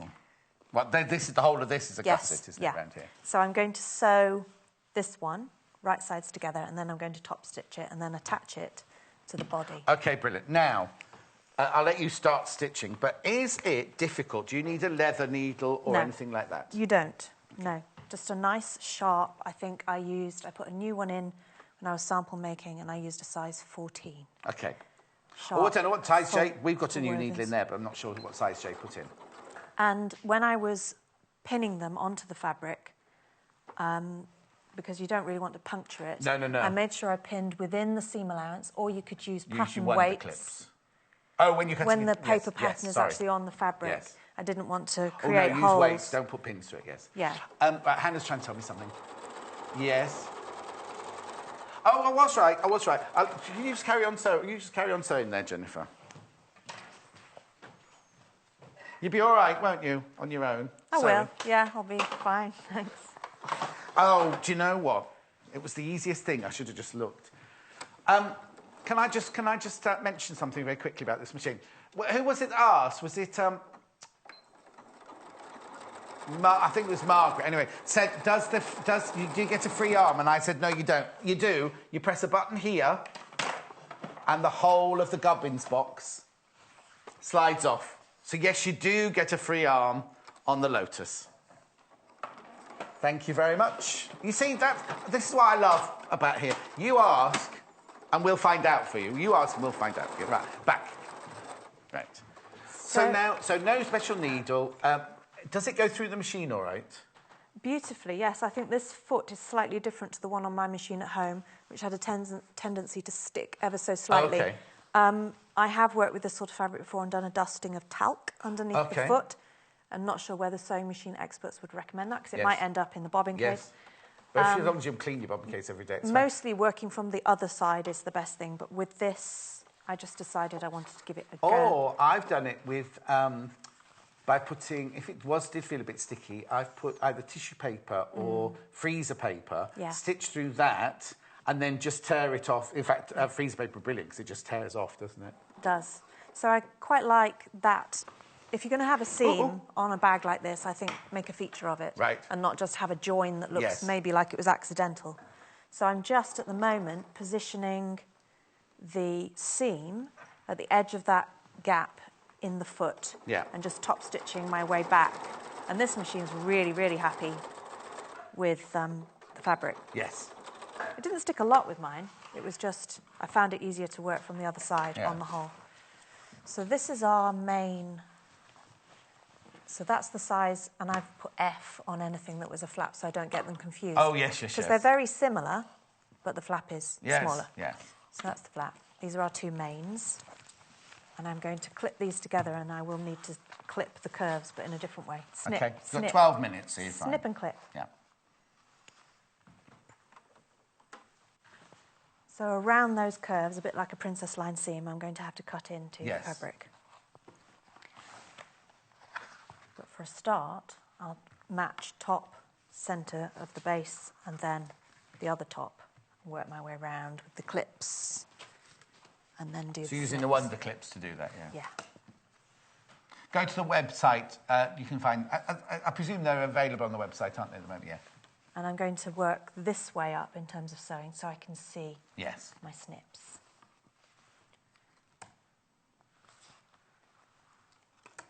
So you snip it before you stitch it. Yes. I'm just going to match these, and then there we are. And the pattern is all notched, so there's loads of reference points on there. There's no guesswork involved. It's quite important when you're going around a bend like that to have your notches, isn't it? It is, yeah. So this is the area between there and there that I'm attaching, you know, a straight line to a curve. So I need to cut into that. And there are centimetre seam allowances, so I want to snip, not too far. I'm probably going to cut 8 mil. Well, it's better to cut it too small. Yeah. And then if you need to go a little bit further, you can do. But if you cut and you've gone too far, then that's it. You have a hole in the corner of the bag, which would be a great shame. And then the same on the other side. Now that's an example of where it hasn't quite bonded. I'm not going to go back over that, but who asked the question about attaching it? It's gone off my screen now. But it was a very good question. It's about, the rest of it has attached, and maybe I just didn't hold the sole plate of the iron on that as long as I needed to.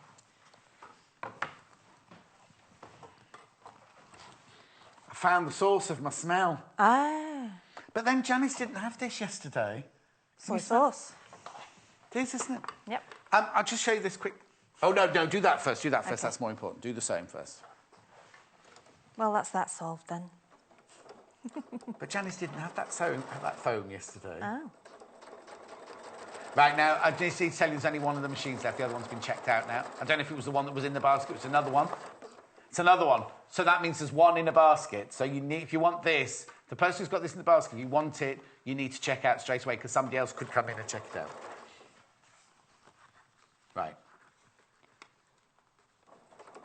So I tend to sew faster on the straight lines than I do. I slow right down when I get to curves and corners. And I want to fan those snips out and kind of get probably 3 pleats over here. So that's nice out of the way. I might even clip those together. Right. Like that, so they're out of the way. Can we just move across to see that, Timothy? Just basically, Jennifer's just... Makes it a lot easier to handle. Splayed it round the edge there and then just clipped. So that's the edge there that she splayed. But then to keep this excess fabric out the way, if just there. I don't know if you can see that. Oh, that's it. Oh, there you go. So it's just all out the way there.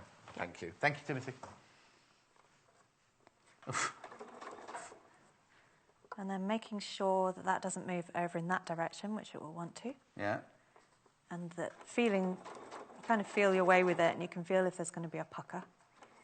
But also, you can really feel if there's going to be a pucker in this PU fabric, because it's going to be one of those speeding bumps, isn't it, as you're going along? And I'm sticking to the 1 centimetre seam allowance. Yeah. And then across the bottom, over that centre seam in the panel, or gusset, as they call it. Which isn't as nice a word as panel, is it? Do you think? I'm just watching, sorry. OK, so I'll do a few pleats again. Yeah. Get that out of the way.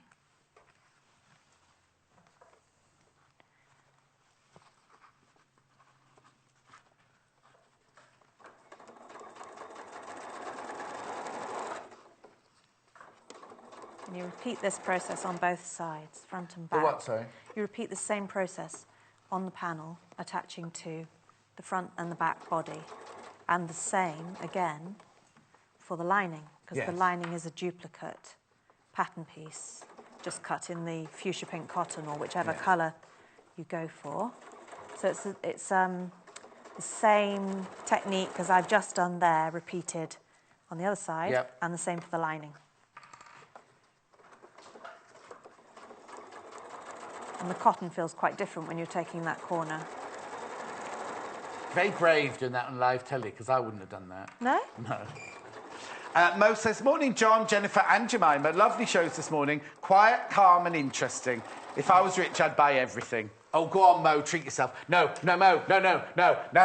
I don't want anyone to overstretch themselves, because I know there's nothing worse than lying in bed at night time thinking, oh, stress. Never stretch yourself. But thank you, Mo. Thank you. Yes, I thought I'd won the lottery this morning, but I hadn't because I got an email. And I was like, if I open this now in prep and I've won 100... What was it last night? 185 million or something like that. I was like, oh, do I stay? And because Jay would have had to come on instead, wouldn't he? Anyway, I won £5, so I'm here. So, not that I didn't want to be here, obviously. No, of course not. Yeah. But I don't think I'd have been able to concentrate at all if I had £185 million suddenly in my bank account. So that I won't do the same process again and again. Yeah, no. But that's the key to it. It's getting this out of the way from your sewing machine foot. Yes. And making sure all those corners, and you can see how it's all splayed out because it's needed. Okay, just put it back. Sorry. So you can just see as you go around the stitches there how the snips have all splayed out. So, because it needs to do that to get round the curve, because if it hadn't, then all of it would be doing that, would all be buckling up round the corner. Can I turn this through? Yeah, do. And then you see you've got your lovely curve. on the other side. Now, the only downside of the PU, if you did this with a wool or a cotton, you could get your tailor's ham out and you could press that beautifully round like that, but obviously you can't do that with the PU. No. I found... Oh, yeah, the thing is, as you use it, because you can see with this one, you can see on this one now it's actually being used. It's working into its curve. But, you know, if you're doing a dressmaking one, you can make, from the word go, you can make that look like a really gorgeous cut because you can steam it and everything. I've got to also just point this out while you're stitching. Mm-hmm.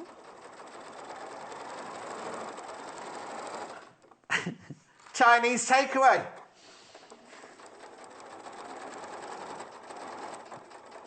There's no picture. Panda say, shows your picture. I'm just holding it up, waiting for that to come. Now, it's called Visaline Style Ville White Sewing. I'm having to look to read it all. Foamed lightweight fabric, 1 metre, pre-pack, $10.95. What they say in the... If you want this bag to be more sturdy, what you do is you cut the... I'm going to ask Jennifer because she's got a little tip about this. You cut it out in this as well. So you have the fabric, the interfacing, and then this. And it just gives... So basically, instead of that bag going like that bag would be like that all the time. You know, it just gives it that, like, perky look. Personal choice. It also makes it more squidgy, because it is quite squidgy. Yeah. Jennifer hasn't used it, but you can use it. On the pack, it doesn't come in your bundle, but on the instructions it says you can use this. But you were saying in prep this morning... Mm-hmm.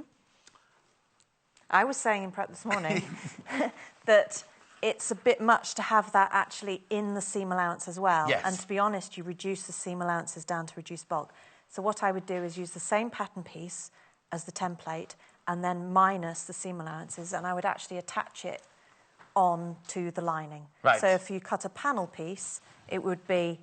Like that. Minus a centimetre that side and a centimetre that side, and I would just sew it in place. So that's where you'd attach it to here, but that's where you'd actually do... When you came to sew all your pieces together, your stitch line would be along there. And then when you turn it all through, it's lying there. And on the body, it's from there to there, where you really want it, and it's not in the seam allowances. So it's a bit like... Did you see the little houses that Jemima made earlier? And she said she put the interfacing up to... So hers didn't go on the corner. So when she bent it around, she got a nice, clean corner rather than that bulky. This is brilliant. Apart from it smelling like soy sauce... it's brilliant. I think you can use it for lots and lots of different things. But this is sewing, not ironing, $10.95. And it comes like that. That's a metre. That's how you get it. So it starts to get some structure. Yes. There. How long did you say we had, Timothy? Oh, a minute. Oh, sorry. Oh, goodness me. Right. So I've just sewn the... So this is the flap, outer of the flap to the lining coloured piece. We've only got a minute left. Yes. There are a couple of things I wanted to mention that are really important. Go. So, the order in which you put these magnetic closures in. Yes. After top stitching. Because... Oh, okay. So there's magnetic clasps in there which come in your kit, right? But don't put them on before you've... Is that what you're saying? Before you've done your top stitch? Yeah, because if you top stitch with them on, the magnetic closure will want to cling to your sewing machine plate. And it will make sewing very awkward indeed. And the other thing that's quite important, to get that flap nice and curved and true to the pattern piece, is to reduce these corners quite a bit and clip into them. So take out all of that bulk. What you mean, right? So this is your flap that you've stitched all the way around the outside. Yeah. Before you turn it through... So I would take that right down, all around in that area. Oh, right like down, that. to even like a quarter of an inch around the corner. Yeah. In fact, I won't do that one, so we can look at... One, and then... Oh, you'd actually do V notches? Yeah, because without those corners can look quite clunky and unattractive. And they're quite a feature, aren't they? Oh, I know what that feels like, clunky and unattractive, I tell you. They're quite a feature, because it's You're prominent. supposed to go, no, John, you don't. Not just agree. I didn't agree. I shook my head. Yeah, they can't see that, though. I shook my head and clipped curves. I can't do more than that all at once. That's challenging enough. You're a lady, you can multitask. It's a bit late now to do it, isn't it? It's too late now. The moment's gone now. Past the point at which it's all right to go. What's my show in here, this bit? Yeah. And with the magnetic closures, those are on the body, those are on the lining. It's very easy when you're kind of... Oh, yes, so don't put it all the way through. No. Neither of them are all the way through? No. So when do you put them on, then? Now? So I would now top stitch this. Yes. And then put them in. Yes.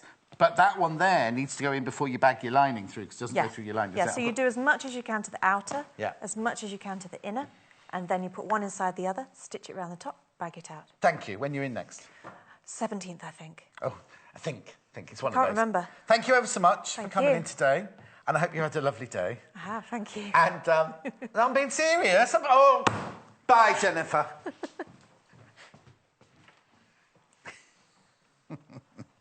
If only you knew what was been going on today. Not with Jennifer's brilliant. No, don't be like that. But right, bundles. The pink office bundle bag is the one with the pink PU and the zinc lining, and then you get all the everything else you need there. £46.99. That's the pink one. We've also got the beige one, which is the one that Jennifer was just making there. Here's the details for the beige. Here it is. You get the beige PU, you get the fuchsia pink lining, all the clasps and everything, the interfacing, the blue thread on that one, and the zip, £41. And you get a metre of the PU and a metre and a half. The PU is 60 inches wide, by the way. That's why you get a metre of that and a metre and a half of the lining. That's the beige one. And then the green one, which is very, very, very popular. Now, I'm going to show you this because it's different. It looks different on the still. This is the PU and this is the lining, right? PU, lining, right? Because when you see this still, Miss Moneypenny, it looks a bit different, doesn't it? You see on the still, but you get everything else. You get the zip, the thread, the fastenings, everything like that. £41.99. If you want to get your 10% credit back, then you have to do it by midnight tonight. So check that out your basket.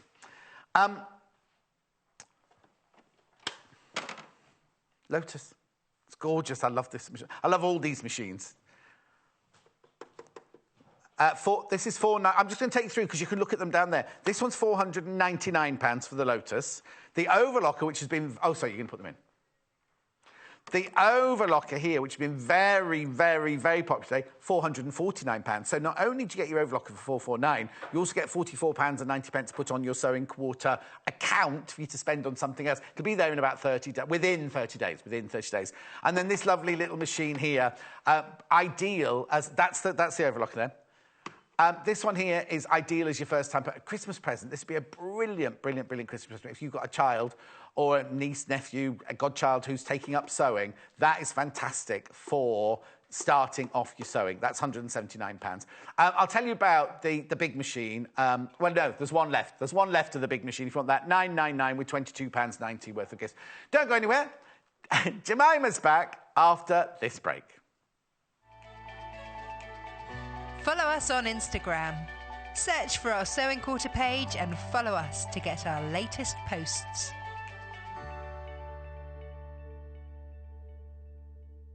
This Sunday, by popular demand, the fabulous Scandi panel by Macawa makes its welcome return to Sewing Quarter. And here to bring it to life in his cheerful style is Paul Clark, who'll put a new spin on some original designs by Angie Atwood. Paul will be joined at 8 a.m. by fabric guru John Scott, who together will showcase a festive stocking load of Christmas decor ideas, including an impressive centerpiece table runner. Paul will return at 10 a.m. to show us how to make a stylish kimono in a range of practical denim fabrics. It's the perfect casual cover-up for those autumn days. So tune in and sew along with Paul on Sunday the 8th of October at 8 a.m. and 10 a.m. only on Sewing Quarter, Freeview Channel 78. Follow us on Pinterest. Search for our Sewing Quarter page and follow us to discover sewing work we create and love.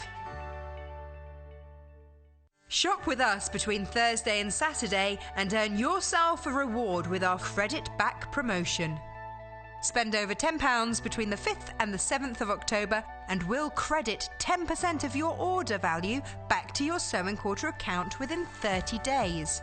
It's that simple!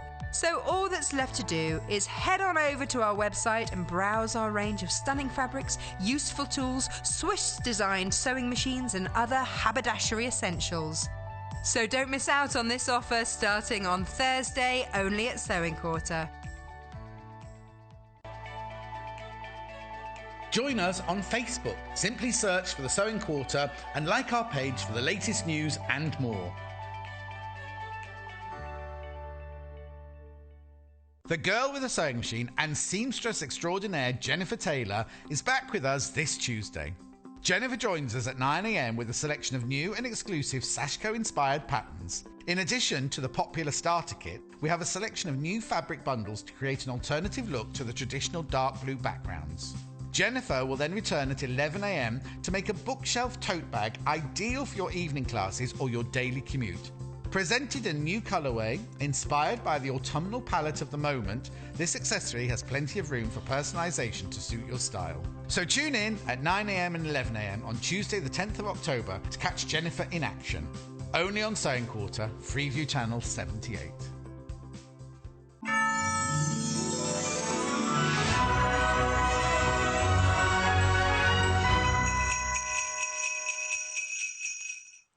Jay, there's a wallet in here that you could use with all that money you've got.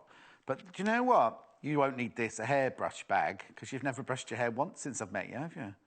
He's always got the worst hair, Jay, I can't tell you. It's funniest when we first come in. You know when a little chick is born and it first comes out of an egg? And there's all its feathers are like... That's Jay when we arrive in the morning. You see this book, right? Jemima's back, right? In the last hour, we sold out of her Christmas book before halfway through the show. So if you want this book, which we're going to go through now, it's got this bag pattern in it. £12.95. They're signed. They're all signed. They're all signed. And I've checked. They're all the same signatures. She didn't get anyone to do them for her. We've got a picture of her, apparently, of her actually signed them. A friend of mine called Tim, not Timothy that works here, he owns this great big company, costume company. He's got a stamp with his signature on, so when he has to do the letters at night time, he goes like that. And it's done with ink and everything, so it looks like he signed it. It's done with a rubber stamp. £12.95, make sure you buy them. If you're going to put it in your basket, make sure you check out straight away, because I know you want to be disappointed. Right, let's go back. All right, did you have a nice break? I did, thank you. Did you have one of my bagels or one of Hannah's bagels? I actually didn't go for the bagel option. You did what, pardon? I didn't have the bagel option. Nobody offered you a bagel? No, I remembered I had carrots and hummus.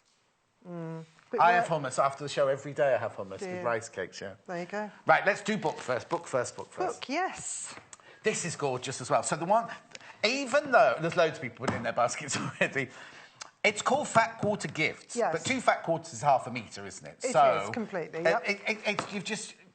I suppose you've done that for people who've got stash or a fat quarter. Yes, how many times you go in a shop or online, here. on whatever? Yes. Yes, here. And attempted just by the colours and, piles of fabric together. And we've got some here. Yes. Look absolutely beautiful. But you don't always know why you've bought them. But also, I say that when I've got fabrics or bundles or anything, I go, I put these together and I put this one in my stash for something else. You always have something, don't you? Exactly, because I've got some from the project I'm going to do, the bag. Yes. I've got some leftovers from that. I'll just show what the bits are left over as well. And what, you can make something else with those, or are you taking those home? No, I'm going to put them in my back pocket and do a runner. Oh, no, you're allowed to do that, because it's less than half a metre, you're allowed to do that. Oh, yeah, right. so you're fine with that. Right, let's have so every fat quarter in the place I could take then? If you've had it in your show. OK. Oh, flipping heck. Well, do you know... It's the first day. I think first and last, quite possibly.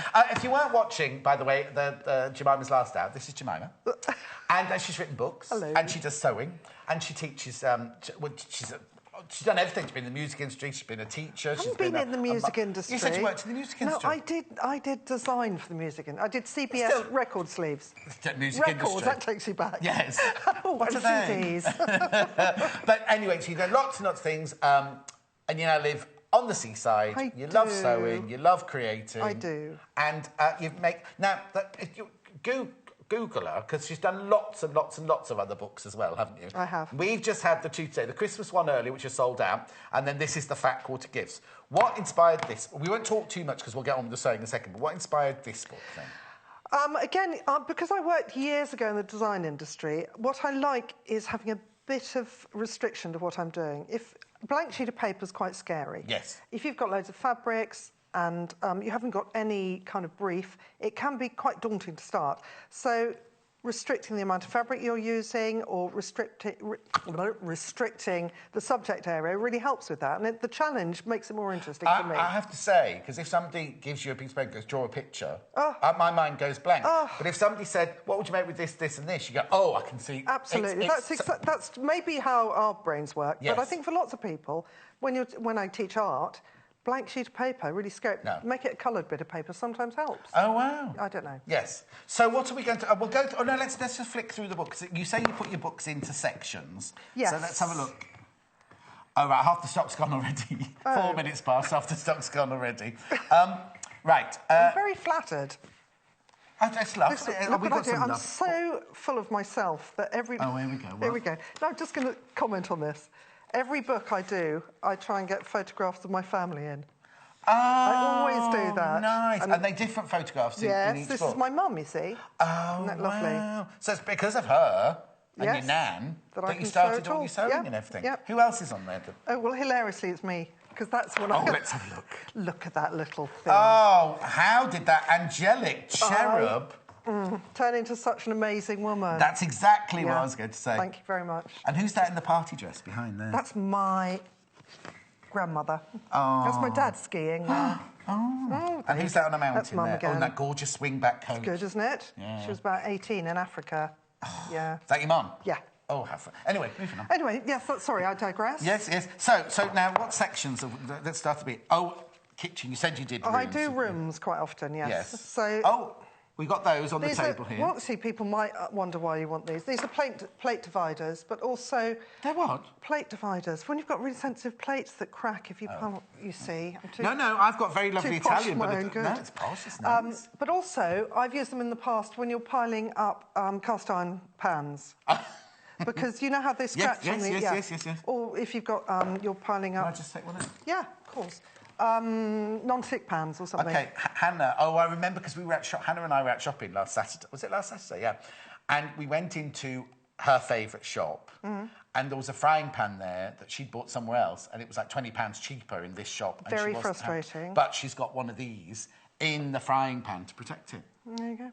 There you go. So it's literally 2 pieces of fabric with some rickrack around the outside. Right, quite complicated. But no, the simple ideas are the ones that work. Yeah, exactly. Yeah. So in the kitchen, we've got... we've got a child's apron and a little one for her toy. Aww. Or his. It's what? Or his toy. Or his toy, yes, exactly. Yep. Now, I've lost upstairs completely, so you might have to just flip... OK. Oh, no, the back. Pot handle sleeve. You need to tell me if you're going to switch me off, that's all. Pot handle sleeve. Oh, that's posh. It's the posh practical. It begins with the same letter. Yes, exactly. I don't mean posh. I don't mean posh. You didn't mean that, did I wouldn't have even thought of that. Patchwork coasters, which we've got over there. I like that little purse thing you've got over there as well. What, this one? No, that one. The little that? one. No, yes. We'll get to that. Is that in another room? Yeah, you wait a minute. Oh, then we're in the office. Oh, now Hannah would like that. Oh, more family pictures. Shh.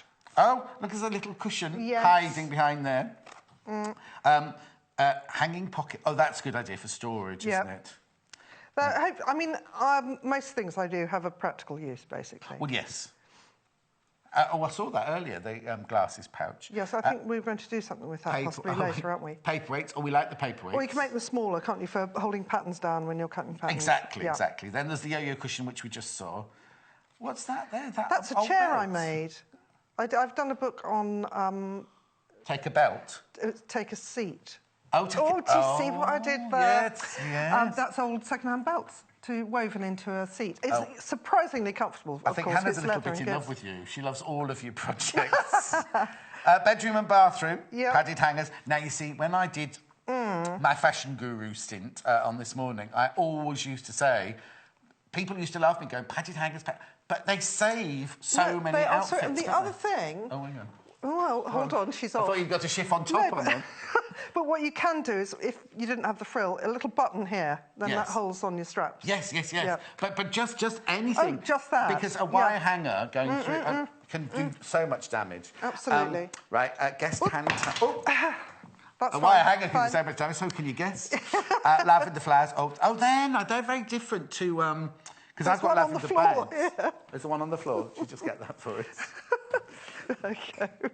Oh, wow. And you've just stuffed it. So that's like one of those sea urchins, and you've just like stuffed it with lavender. Yeah. Yeah. Oh, yes, Doesn't nice. smell of soy sauce, for example. Of what? Soy sauce. I want Oh, to it's smell gone. that. It's gone. I wanted to smell it. Jay's very impressed by your tissue holder. Isn't that funny that Jay would be impressed by it? Well, I know. Thank you, Especially Jay. he's got a snotty nose all the time. There's a padded clothes hanger. Yes. How many... Now, this. Now, you see, again... I'd have one of these for Norman and Nellie, right? Norman and Nellie are my cats. Oh. And they're old. They're very old. They like old climbing now. into things. So what? They like climbing into things, do they? No, I John? didn't mean... I meant to put their brushes in. Oh, I see. They like to be brushed. What are you going to keep your cats in it?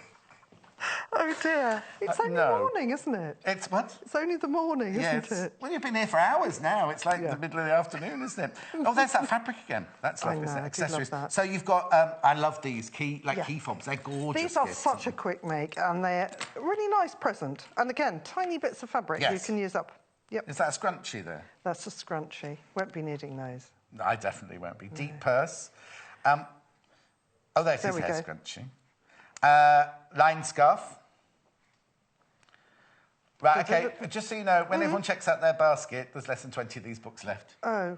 And we're only 10 minutes in. We will start some sewing in a minute. Oh, what's this? Well, this, actually, I've got one in my bag at the moment to keep your headphones in. I need that for the gym. It's so simple. And there you go. Good present, eh, for all ages. Very simple. Sorry, good gift. Good gift. But also, such a simple idea, but you wouldn't... It's like they say, isn't it? Simplest idea is the best. Bags and storage, jewellery pouch, drawstring bag. That's like your old school PE bag, isn't it? Exactly. Well, that's that envelope you like. It's very sweet. I think it's got hanky still in it, this one. It's got... Don't you love doing those button loops? Yeah. Oh. But these are quite good for putting presents in as well. Bits of jewellery as a gift. Again, as I was saying earlier in the other slot, when the wrapping becomes part of the gift as well. I like that. I'll just like that. It's so cute, isn't it? We do a panel that is like a fabric envelope for children to send their letters to Father Christmas. This could all be like the grown-up one, couldn't it? You could make one, put your list in it, and then give that to your partner, so there's a list of what you want for Christmas now. With all the websites on it. Yes, and all the shops you want them from, and the sizes. A friend of mine in Ulster, which is near me, she runs an underwear shop, and she was so fed up of Christmas Eve and men running in going, I need some pants for my wife.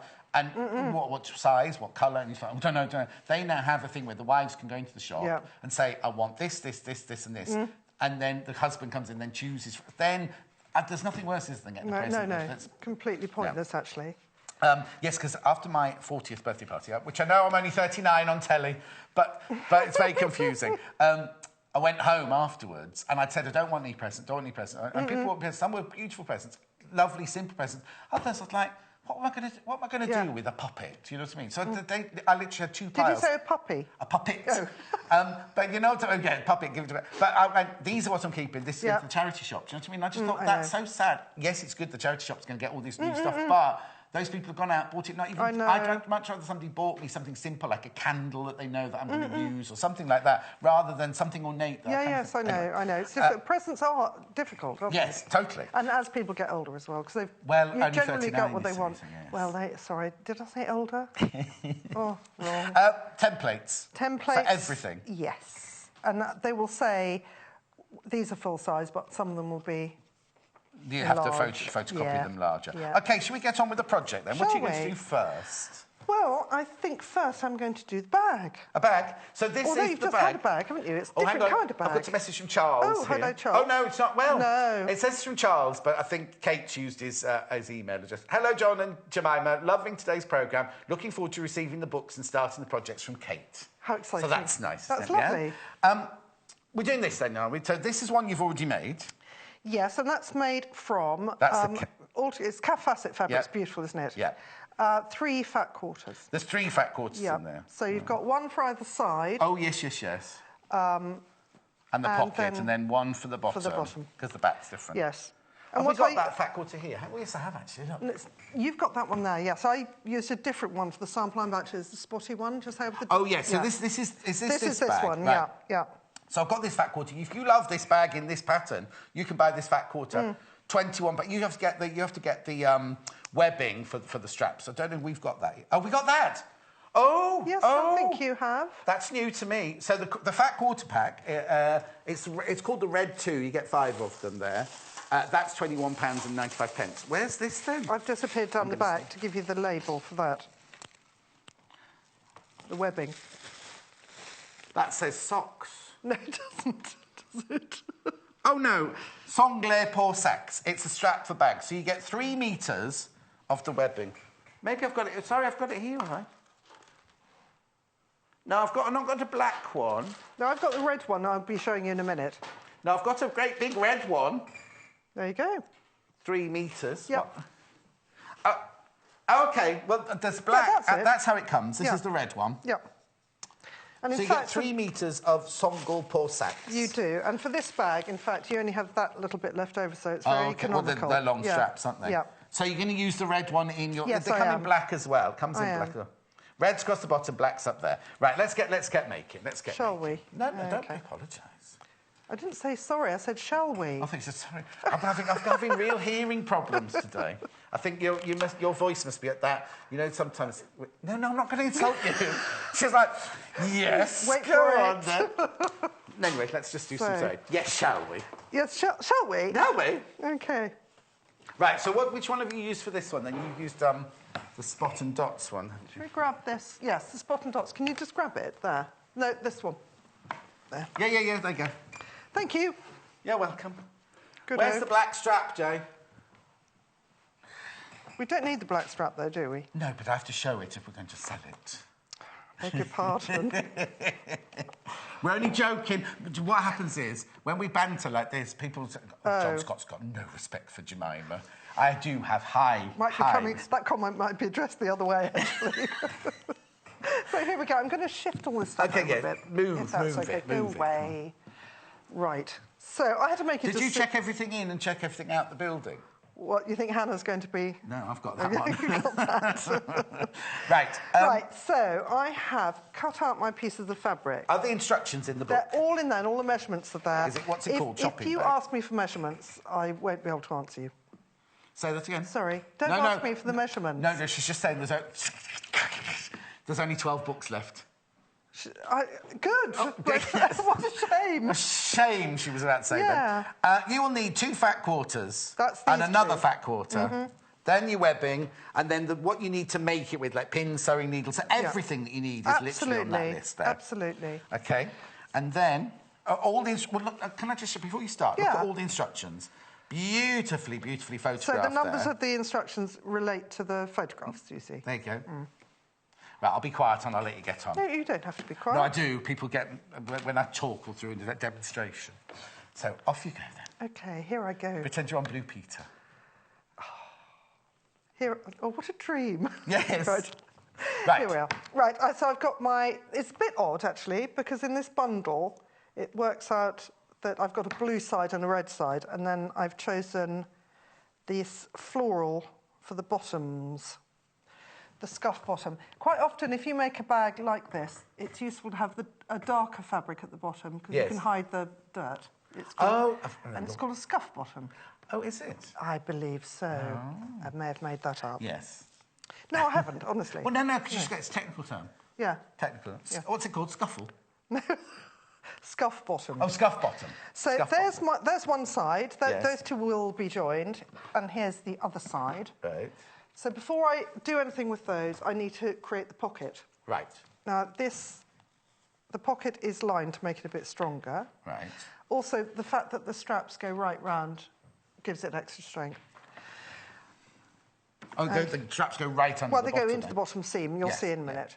Yeah. So the pockets are made with the spare bits from these 2 front quarters.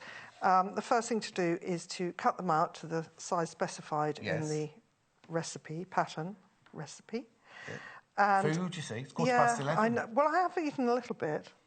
What you're doing is placing them face to face, and you're going to stitch or I am. Oh, yes. What seam allowance do you put on yours? I do a centimetre on everything. OK. But when I, in some books, not some books, in magazines, if I'm doing something like patchwork, it's a quarter inch. Because I was shocked, because as a... I know, and I had to rethink everything. Yes, it's difficult, isn't it? I've always used 5/8 of an inch whenever because I come from pattern making, pattern cutting background. So when I came here and they were like, oh, it's quarter of an inch, I was like, oh, that's not enough to play with. But now I'm used to it now, because we do so much patchwork and quilting.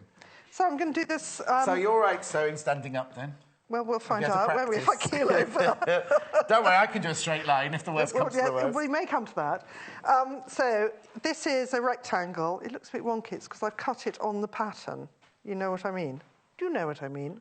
Yes, I do. What it is, I say this about our ginghams. If they're printed on the fabric, don't use the dots or the checks as your line, because they won't be on the so it'll look a bit odd, because you'll have some spots that are up there and some spots that are down there. Yes. But we'll give it a press after I've done the seam. All right, that's a hint. No, it isn't. Could you show us a close-up of the headphone holder, please, says Christine.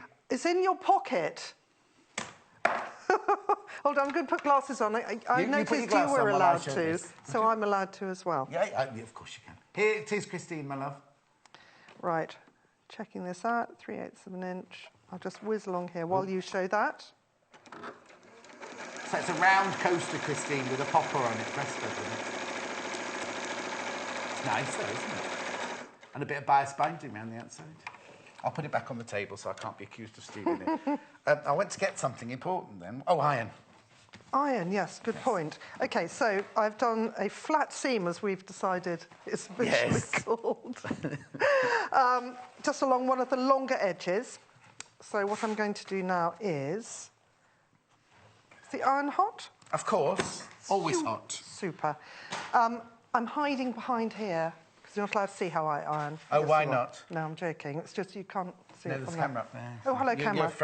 You're covered from every angle. Oh, my word. So I'm pressing this seam to one side. Yeah. Initially, on both sides. And then... Did you match your stripes? Oh, you're not finished. Oh, I was walking away then. Sorry. No. And then I'm going to fold it so the seam is exactly along the top edge. And give that another press. There are too many people with their books in their baskets now. We're going to have to ask our buying department to get more, aren't we? I think they're going to have to. Can you go home and print some more up? Well, I've got that one in the green room. Yes. I think Hannah's taken that one. I'm stuffing it full of all the things. OK, so if you can see, that's as near as down there. I'll just show you here, because this is where it's easy. OK. So when you come back next time, they won't need me, so you can do it yourself. You see, look. Oh, I think I can't do this without you. Oh, you're very kind. Oh, Julie in South Yorkshire says, hello, you two. Fantastic show. I treated myself to the book of the hour. Oh, that's Julie. So sweet. She also says, John, I think you're amazing, but I didn't read that bit out. No, well, I think just strike John, put Jemima in, we'll be fine. Do what? Nothing. Oh. Right, I'm just going to now top stitch along... I mean, there's no point giving measurements. I'm just doing a top stitch along here. That's the top of the pocket. Which side's out? Oh, excuse me. Well, we'll decide that in a minute. I'll let you decide that. Oh, OK. You've got to feel you're in control of it somehow. And again, if I were asked how far from the edge I machined that, I'm not... It's, you know... But I would say that's 6 millimetres. 3/8 of an inch. 3/8 of an inch. Yeah. I would say that it doesn't matter because you're not dressmaking. Because on dressmaking, obviously, you have to be exactly right, don't you? I think if it's really close to the edge, it can look a bit mean. Do you know what I mean? Oh, no, it's quarter. It's just literally quarter of an inch. That's dead on. Give me a metric. A metric? Yeah. 7. 7 millimetres, 8 millimetres. OK. Mind you, this is a plastic tape measure. This could have stretched over the years, couldn't it? No, I'm going to ask you, what do you think? Should we do it that way round? Yes, please. That's quite jolly. Now, you'll notice, because this is striped, I wouldn't wholly recommend it. To get your measurement out of a fat quarter, depends which way the stripes go to get the measurements. Right, oh, of course, So actually, I'm going against it, which is why I agree with you. I think it'd be nicer that going the other way. Yes. Being blue, because it's going the other way. Yeah. That was what I meant to say. Yes. OK, now you want to find the centre of this. Yes. Best way, as with a piece of paper, is to fold it in half, just press it. Yeah. And you've got the centre there. Press. Is that what that's called? Yes. I'm learning so much. Have you not got that in your book? Is it not in the glossary? Addendum. Bit of paper Piece of shoved paper, in. yes. OK, so that's... what I've done in the book, actually, you see this wonky thing? Yes. Is Don't worry about it. No, I'm not going to. No. I'll show you why in a minute, because there's no worries. You'll see why. Okay. In the book, I've done a little top stitching around here to hold the two halves together. But as we're doing this live and kicking... Yes. Right. What do you need? So... you lay that down so it's central and sitting on the join, the seam, got your raw which will edges be at the bottom, raw edges lined up. Yeah. And then you'll place the... I was about to say you haven't finished the edge of your pocket. You don't need to. No, that's going to happen, you see, but not yet. Oh, not yet. Because it's going right down to the bottom. So right. this I shall pin. It's not just because my eyesight's not 100%, but I always think glass-headed pins are so much easier to find afterwards. And good, you can iron over those glass-headed pins, can't you? Oh, you can, you? Yeah. It's the plastic ones that melt. This is brilliant, this. I didn't even know we had this. It's lovely. You can get good quality, isn't it? Really also, good yeah, quality. really good. So you get 3 metres of the red. Well, you get 3 metres in the pack. So it comes in the red for £5.95. Also comes in black, which is the one on this bag here. £5.95 for 3 metres. I think that's brilliant. And it's cotton. It's lovely. Yes, cotton, really good quality. You can wash it. You can't tumble dry it, but you can iron it. There you go. Right. Oh, is that what you used on the straps of your Tinder? Yeah,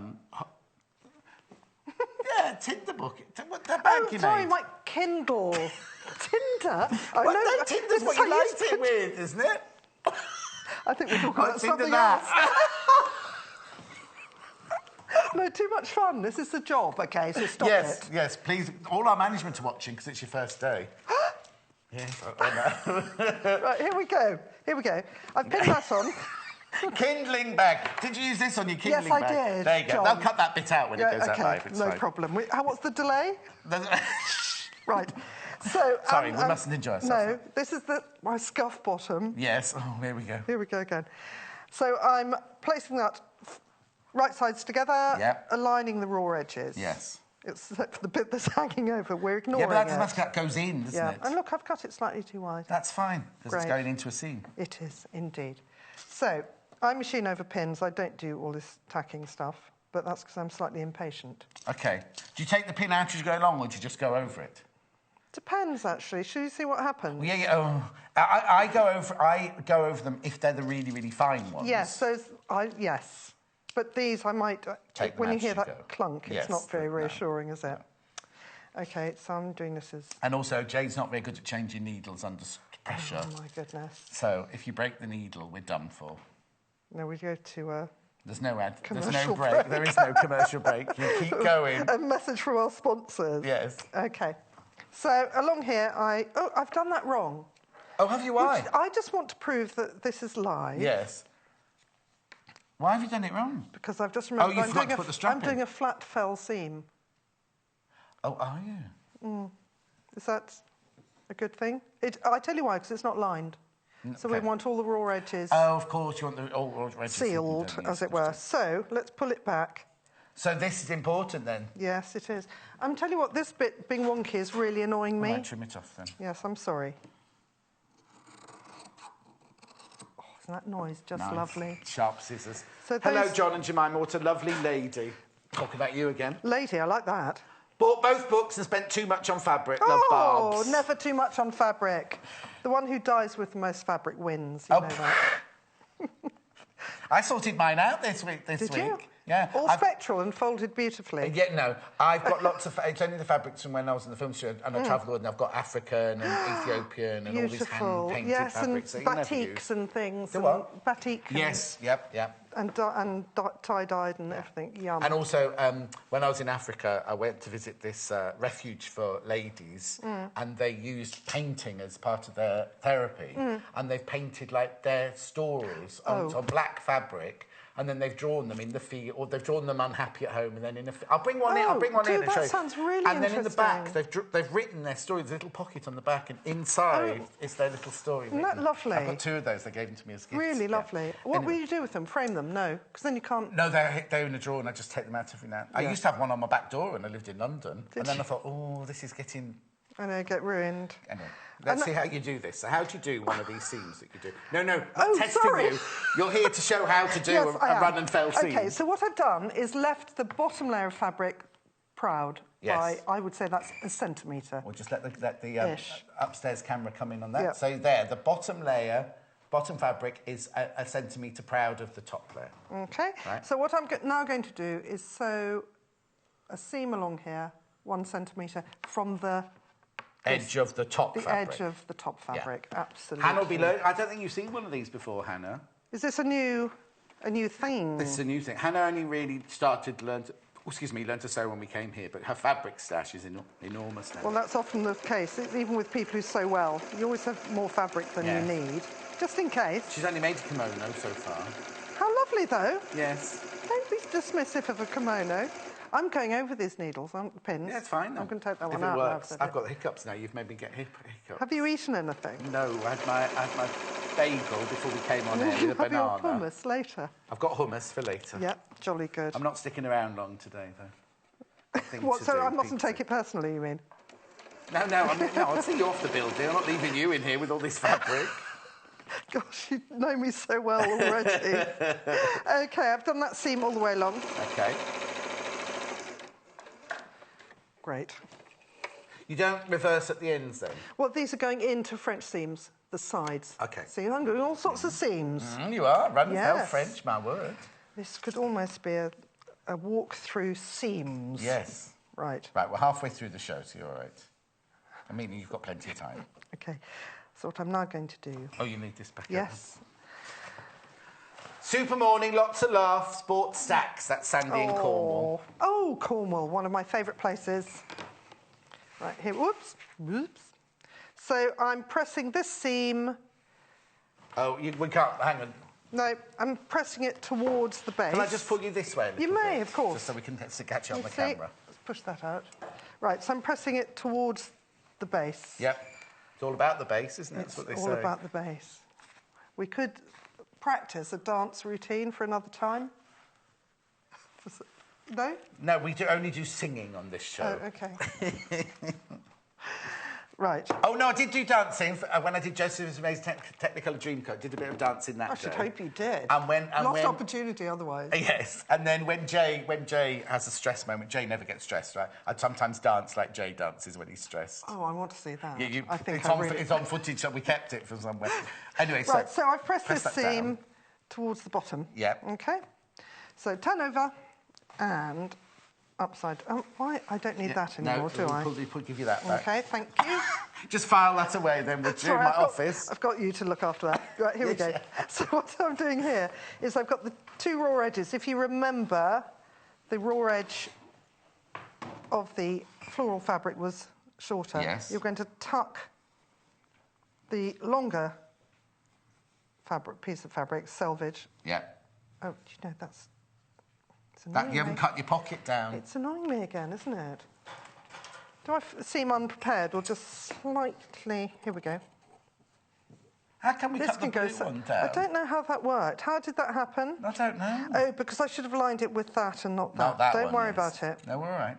But this is... if they're experts, I don't mind. Actually don't mind. I think you learn from all these things. Yes, exactly. How long have you been sewing? 3 weeks. Haven't a clue. OK. So now I'm to make a flat fell seam. It's the same seam you have on the, let's feel, it's at the outside of most jeans. Yeah, not mine. Oh, some. Yes. And what you're doing is enclosing all the raw edges within the seam. So now you tuck the longer selvage edge under. So you're encasing that other piece, yeah? No, sometimes you need your iron to do this. That's folding over really, really well, isn't it? But sometimes... Well, I'm going to press it in a minute. Yes, but sometimes even to get to your stage... Do you think? Yes. Maybe I'm just incredibly talented. Maybe you've got very hot hands. Well, I wasn't expecting it to say. I was going to press it and pin it. Yeah. No, I'm not...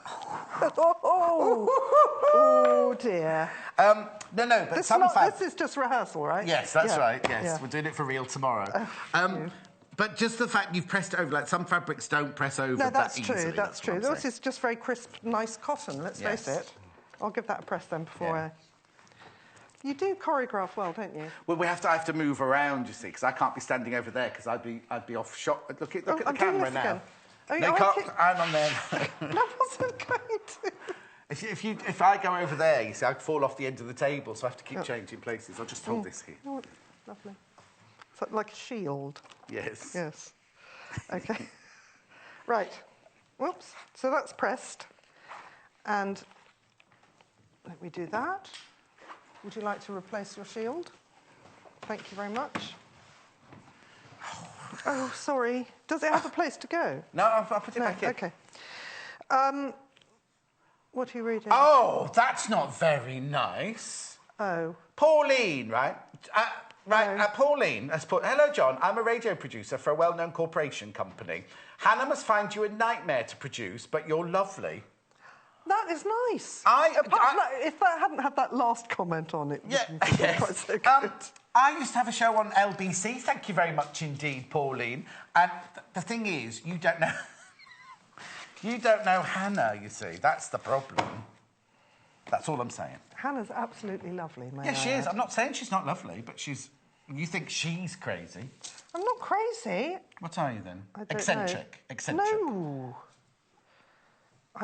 No, don't put me on the spot to think of an adjective. No, because something awful will come out, won't it? Anyway. Right, so... She's pinning...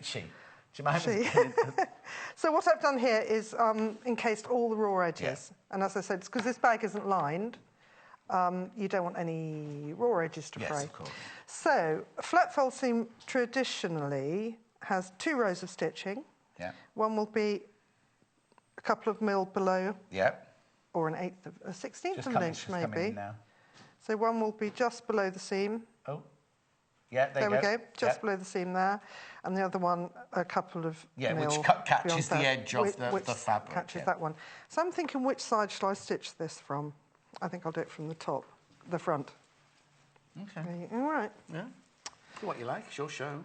Well, apparently. No, it's yours. Do what? It's yours, isn't it? No, yours. No, you're the organ grinder. I'm just the monkey.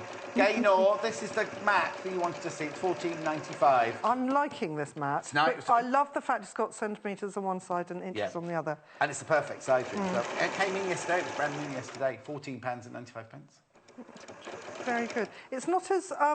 It's more sturdy feeling than mats I've had. And it's self-healing as well. So you can use your maybe rotary... that's what I mean. Now, are you a rotary cutter or I've only just started doing that, and I've really found it hard at first. Yes, You have to be so bold, but I craft with a long cut. Yes, but you're quite happy chopping away with scissors, you see. It's only just a different skill, isn't it? But I hadn't even heard them before I came here, and I was... Really? Yeah. It's scary, isn't it? Well, and of course, you forget they go blunt. You have to keep that. It's like I actually get my scissors sharpened once a year. Oh, yes. My lovely old shears. Yes, big old shears, yeah. But a while ago now, we all decided to make a sewing quarter quilt, so we all had to do a block. That's such a lovely idea. Yeah, we've all done them. How does it look? But we don't know, because someone's taken the blocks away. We've never seen it since. Yes. Anyway, I was cutting mine out, because I did a kaleidoscope log cabin, so there were lots and lots of long strips. And the air was blue when I was trying to cut. If I cut them with scissors... Because they're so narrow. And also the rotary, bringing the blade in, putting the blade out... But I'm used to it now, Yeah. Right, OK, so you've done that. I've done the first line. I'll quickly do the second one. If you wouldn't mind. We have to go home at 12. I was going to have half a bag. It doesn't matter. No, there's a finished one there. Yeah. Now, this machine, you've not seen this machine. This is a 540 at Kipto. So if you buy that today before midnight, no added undue pressure, I promise, I'm just saying. It was more than that. £449, right? But within 30 days, we'll have put £44.90 on your sewing quarter account, just because we can. It's only till midnight, 1 minute till midnight tonight. That's it. Marvellous. It's a lovely machine, really lovely machine. No, really nice, actually, because I've not used it... Well, I had a sort of... Practice. 20-second practice. It's very, very easy. Right, so that's done. I've got my 2 rows of stitching Yeah. there. Just want to have a quick look at that, Timothy?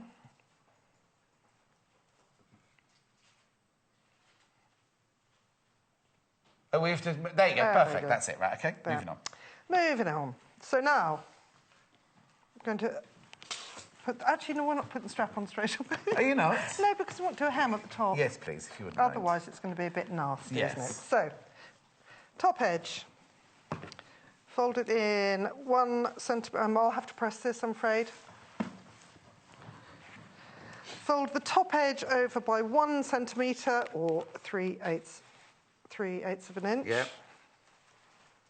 I'm just doing by eye. It really, honestly, it's not a maths lesson, I always say to people, unless you're doing dressmaking. No, exactly. But you have got to make each side the same, haven't you? Because they're going to have to match up. Because the seams here and the top edge is going to have to match. Exactly. And then I'm saying that's 2 centimetres. But you see, if there's any luck, I won't finish the other side. So no, we won't it's fine. know that they don't match. Yes, no, we're doing skills. What do you want, Hannah?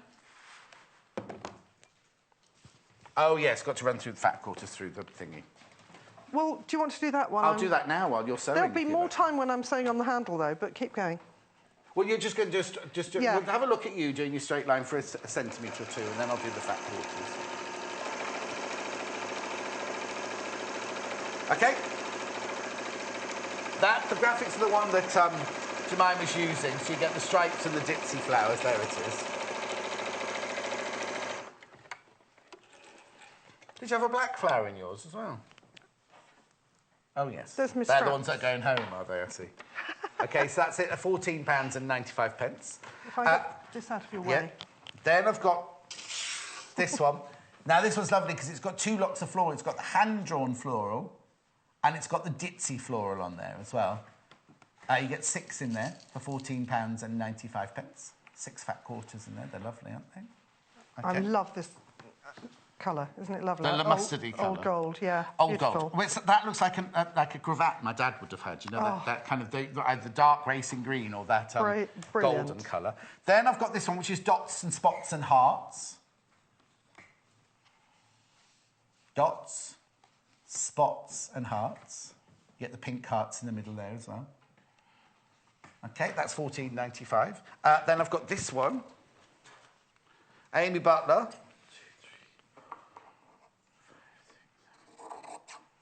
12 pieces. This is lovely. It's the one with the geometric, like the red arrows and florals. We've got a lovely cushion made out of these. Beautiful. What I love is the different scales. She's very good at that. Yes. And although the scale is bonkers, it's so different, they still work terribly well together. Gorgeous. At £49.95, there's 12 there. Right, I've just got 2 more quickly to show you before we do the strap on the bag. This one, Harvest. This is Tilda's latest. Harvest Fat Quarter. This one's obviously in the green. The cabbage on the top there. There are more pre-cuts on the website. These are just the ones that we rescheduled in today's show. £19.95. And then last but not least, now, Moda. This one is called Zen Chic. Zen Chic. And what it was, they gave all of the choice of all the solid colours to a load of designers, and the designers then created their very own bundle from... So a lot of them, you'll see the colours repeated, but this one is the Zen Chic one here for £39.95. It's lovely. Gorgeous. Right, OK. Caroline, fabulous morning. I'm dying for the loo, but can't bear to miss a minute. Love to all, Caroline. Well, that'll keep you warm if you hold it in, that's what I say. It's what? Keep you warm? Winter's setting in, isn't it? It's winter. Yeah. Game of Thrones. Okay. Right, OK, so what are you doing now? Now I'm pinning the strap on from the bottom edge, so you're butting up the raw edges. Yeah. Covering up the edge of the pocket, so that should be roughly in the centre there. Yeah. Up to the top. Now, just make sure at the turn here that you've not got a twist in it, and then run it down the other side. OK? So there you're covering up any raw edges. If you want the red, this red strapping, it's either all sold or all in basket, so please be careful. We have got it in the black as well, remember. There's more of the black ones. And did it tell you how long to make that strap in the book? Yes, it's all in the book. But if you wanted to, you could make it a little bit longer if you wanted to, could you? You could indeed. Yes. Yes. But that would obviously depend on how long your strap is, yes. If you've got 2 of those... Well, the other thing you could do is you could just put it in here. No, I think it's nice all the way down to the bottom. I agree, it gives extra strength again, as I said, but if you did want a longer one, you tuck it in here. It's more of a one of those than a one of those, yes. isn't it? Oh, yes, it's not a across-the-body one, no. So I'm quickly going to pin this and then machine just inside the edge. Yes. I, personally, will then go back and forth across there to give extra strength to the top of the pocket. Then go to the top, again here, on the line of your hem. Yes. Go back and forth a couple of times. OK, so you wouldn't do a square with a cross in it? You just go backwards and forwards on that line? You can do that if you like. I haven't done that. I've just done the back and forth. OK. OK? Trying to trick me there. No, I'm just asking. No. All right. You said you might want to learn something today. Didn't mean that rudely. We're going to get into so much trouble. It's just as well it's a weekend, because normally you walk through that big double door, you open the door and the whole room go like this. Because they have it on in 2 tellies in there, you see. 3 tellies is there another exit I can go out through? No, there isn't. Oh, no, you have to do the walk of shame. Oh, no, actually, you could sneak round there, through go through my dressing room and through past the meeting room. That way you could. I could, but it's fine today, there's nobody there. No, fine. But We're if fine. you come in on a weekday, just be warned. OK. And a Monday, if they ask you to work a Monday, say no, because we have a huge management meeting. So you walk out and the whole of that big room is packed with all the No, I don't like the sound of that. Scary. It is a bit scary. Especially when they look and they go like that. And is that the one? No, they don't go, that's one. They go, you said what? What did you say to Jemima? Like that sort of thing. And they go, we've had this complaint. Right, come on, stitching. Do you read those without checking them? Someone's checking them. No, Hannah's checking them upstairs. They don't come straight through to me. No, the nasty ones are all right, OK. They're in that bin. Yes. OK, I'm going to do this up the edge, as I said before, across there to give that extra strength, just because you get, you know. And again, I'll go back and forth a few times there. Hannah said there's been no nasty ones today, apart from Pauline's saying I was a rubbish. Jemima and John. That. Oh, Jemima and John sounds like a comedy act. And hasn't it been just that? Oh, my word. Brilliant show, Leslie. So... OK. Actually, I don't know this machine terribly well, but normally I do start and stop with that stitching on the point, on the dot. Oh, yes. The 680's got that. I mean, an automatic button, you mean? Yes, I like that. Yeah, that's on the 680. I'm not sure if it's on that one.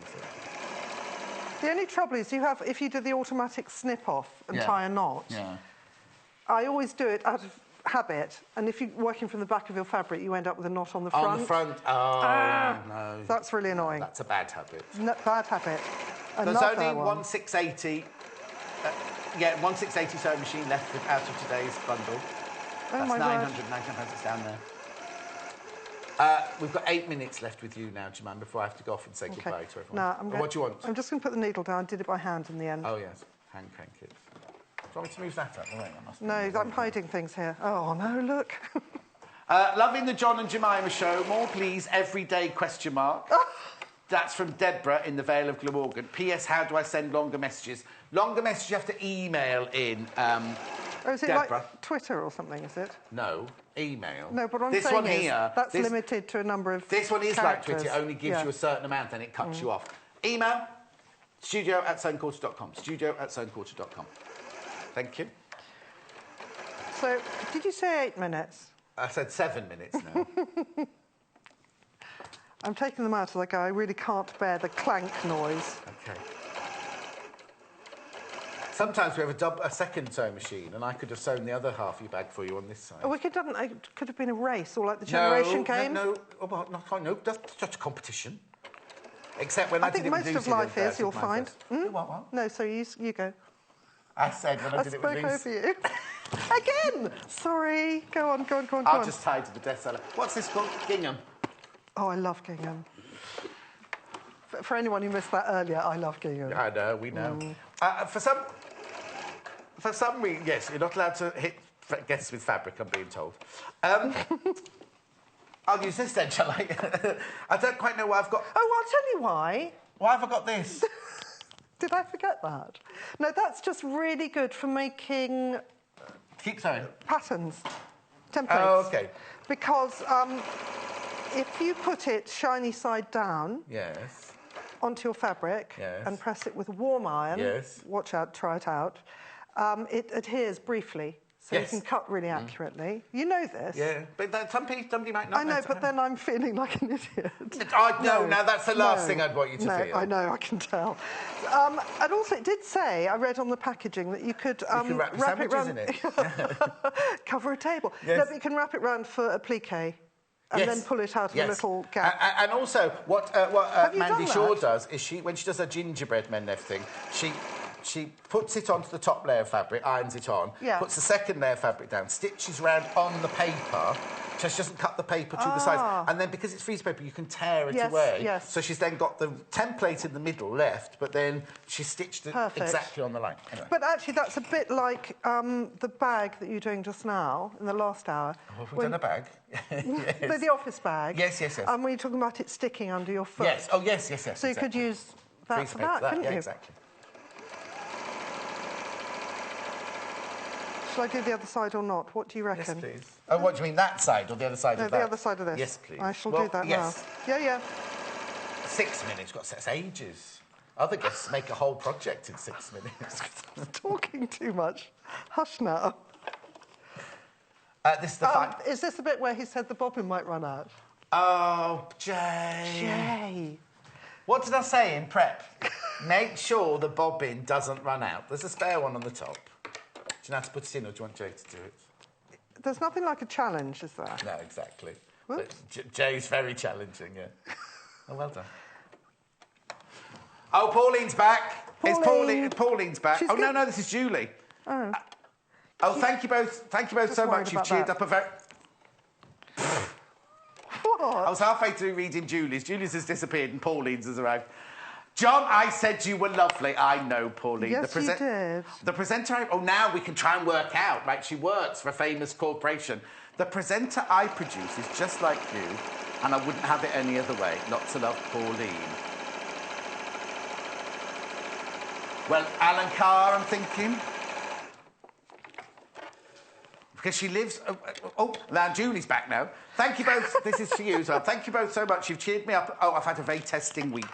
Lots of love. Please come back soon, Jemima. Oh, I would love to. Well, yes, there are 2 other presenters you can be on with. Oh, cheeky. I can only come on Saturday. Oh, that would be me, then. True. At the moment. At the moment. But I might, if my bosses see this, I may not be doing that anymore. Oh, no, they can't say what you do at the weekends. No, they can't. No, because Janice was on yesterday. She's an accountant during the week, and she was in on a weekday. Oh, really? Oh, maybe I shouldn't have said that. Oh. Yeah, Janice is an accountant, didn't you know? They're all going, oh, was she? Well, there is something to be said of, that you sometimes need, if you're really keen on crafts, you do need another income. Oh, yes, of course, yeah. Also, my mum made me, that's why I went to teacher training college, because my mum made me do something else apart from being creative. Do you know what I mean? Not that you can't be creative as a teacher. What's the matter, Hannah? £449 for this gorgeous machine that Jemima was using. It's a lovely machine. It really is a lovely machine. Yes, I know. I know. But I'm thinking also, I was going to say Graham Norton, but my friend Malcolm produces Graham Norton, so it's not them. But she might not be in... She said she was in London, because where she lives wasn't London, was it? Glamorgan, wasn't she? Shh, don't say where people are from. You said it. I wouldn't have known otherwise. I can't read that far. Where did I say? Where did I say? Glamorgan? No, that was a completely different message. No, you can't get your viewers muddled up. I do apologise. Yes, I should think so. She lives in Guildford. Begins with the G, that's where I was coming from. Right, I'm nearly done. Oh, thank goodness. I know, I'm so am I. And I've got 2 more days to do yet after this.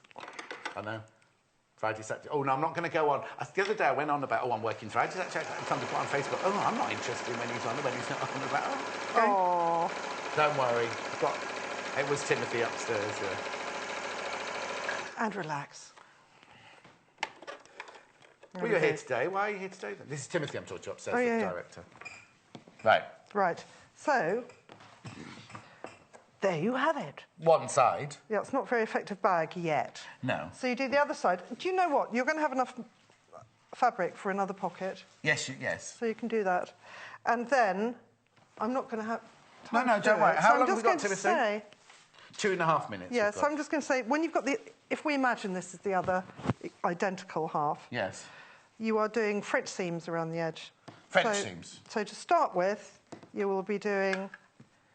Wrong sides together. Wrong sides together. And the important thing will be to line up the hem top edges. Yeah, obviously this one isn't. This is just raw. We haven't done yet, but you want to line up that edge, these seams here, and the bottom. If that gives a bit unevenly, don't worry about that. Yeah. Do a 1 centimetre seam around both sides and the bottom. Yeah. You can go reverse over these if you like. For Serious question now, though. Yeah. Would you go down there and there all at the same time? Well, I do. Even on a French seam? Well, I do, because, yes, I do. Yes, you must do. But, what I do is I do that French seam, I do that French seam, then I do that one. Well, but tickles your fancy.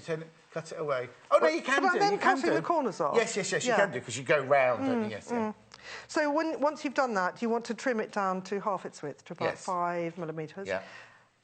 Bag it out. No, that's not bagging it in. It out. Turn it. Just turn that. If you missed earlier, then anyway, that's bagging it out when you have a lining and you do that. Okay. Yeah. So I thought I learned, but I haven't learned.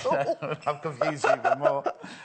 So turn it through. Then you turn it through and do another. Give it a press and do a 1 centimetre seam all the way around. You'll have nipped the little corners off, trim them off to make it sharp.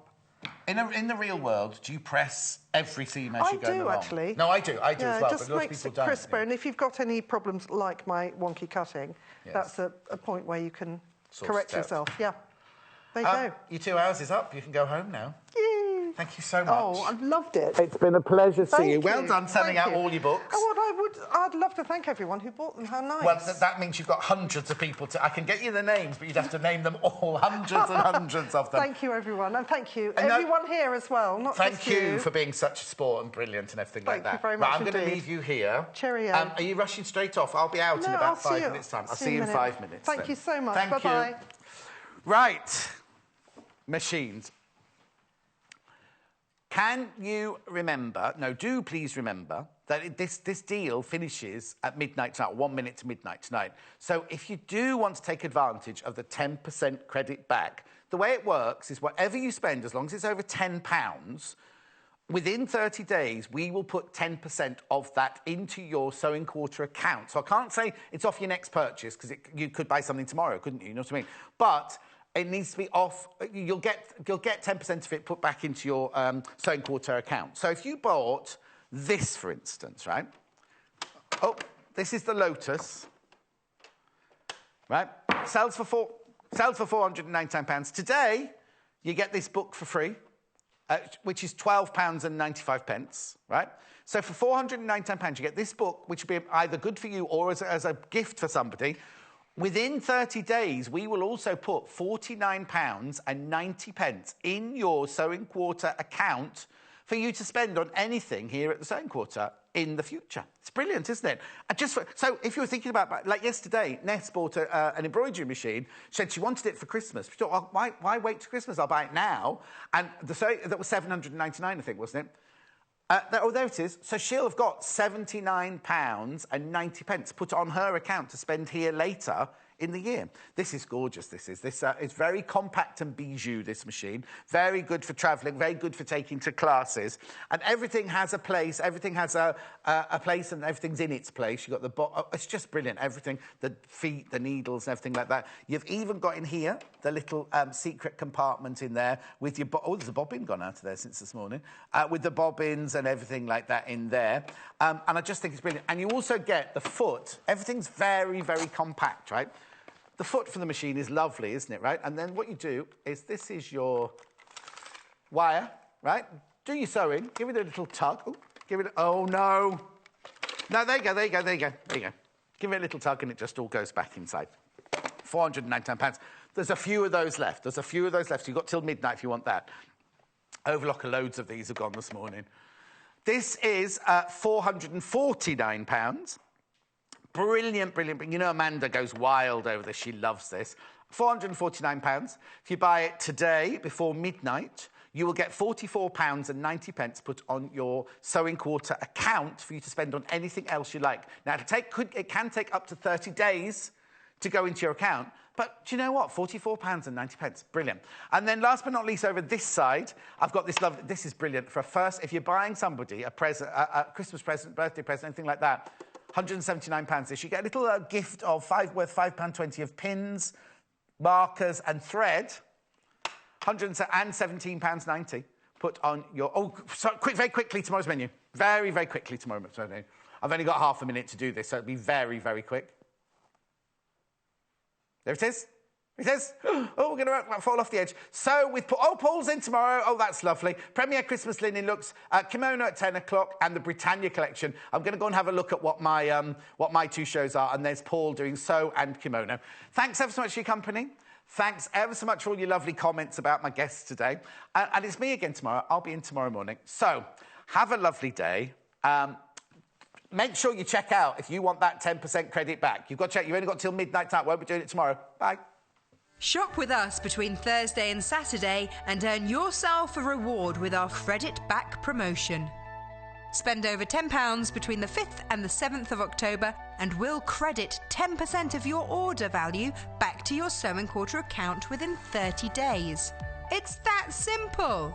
So all that's left to do is head on over to our website and browse our range of stunning fabrics, useful tools, Swiss-designed sewing machines and other haberdashery essentials. So don't miss out on this offer starting on Thursday only at Sew & Quarter.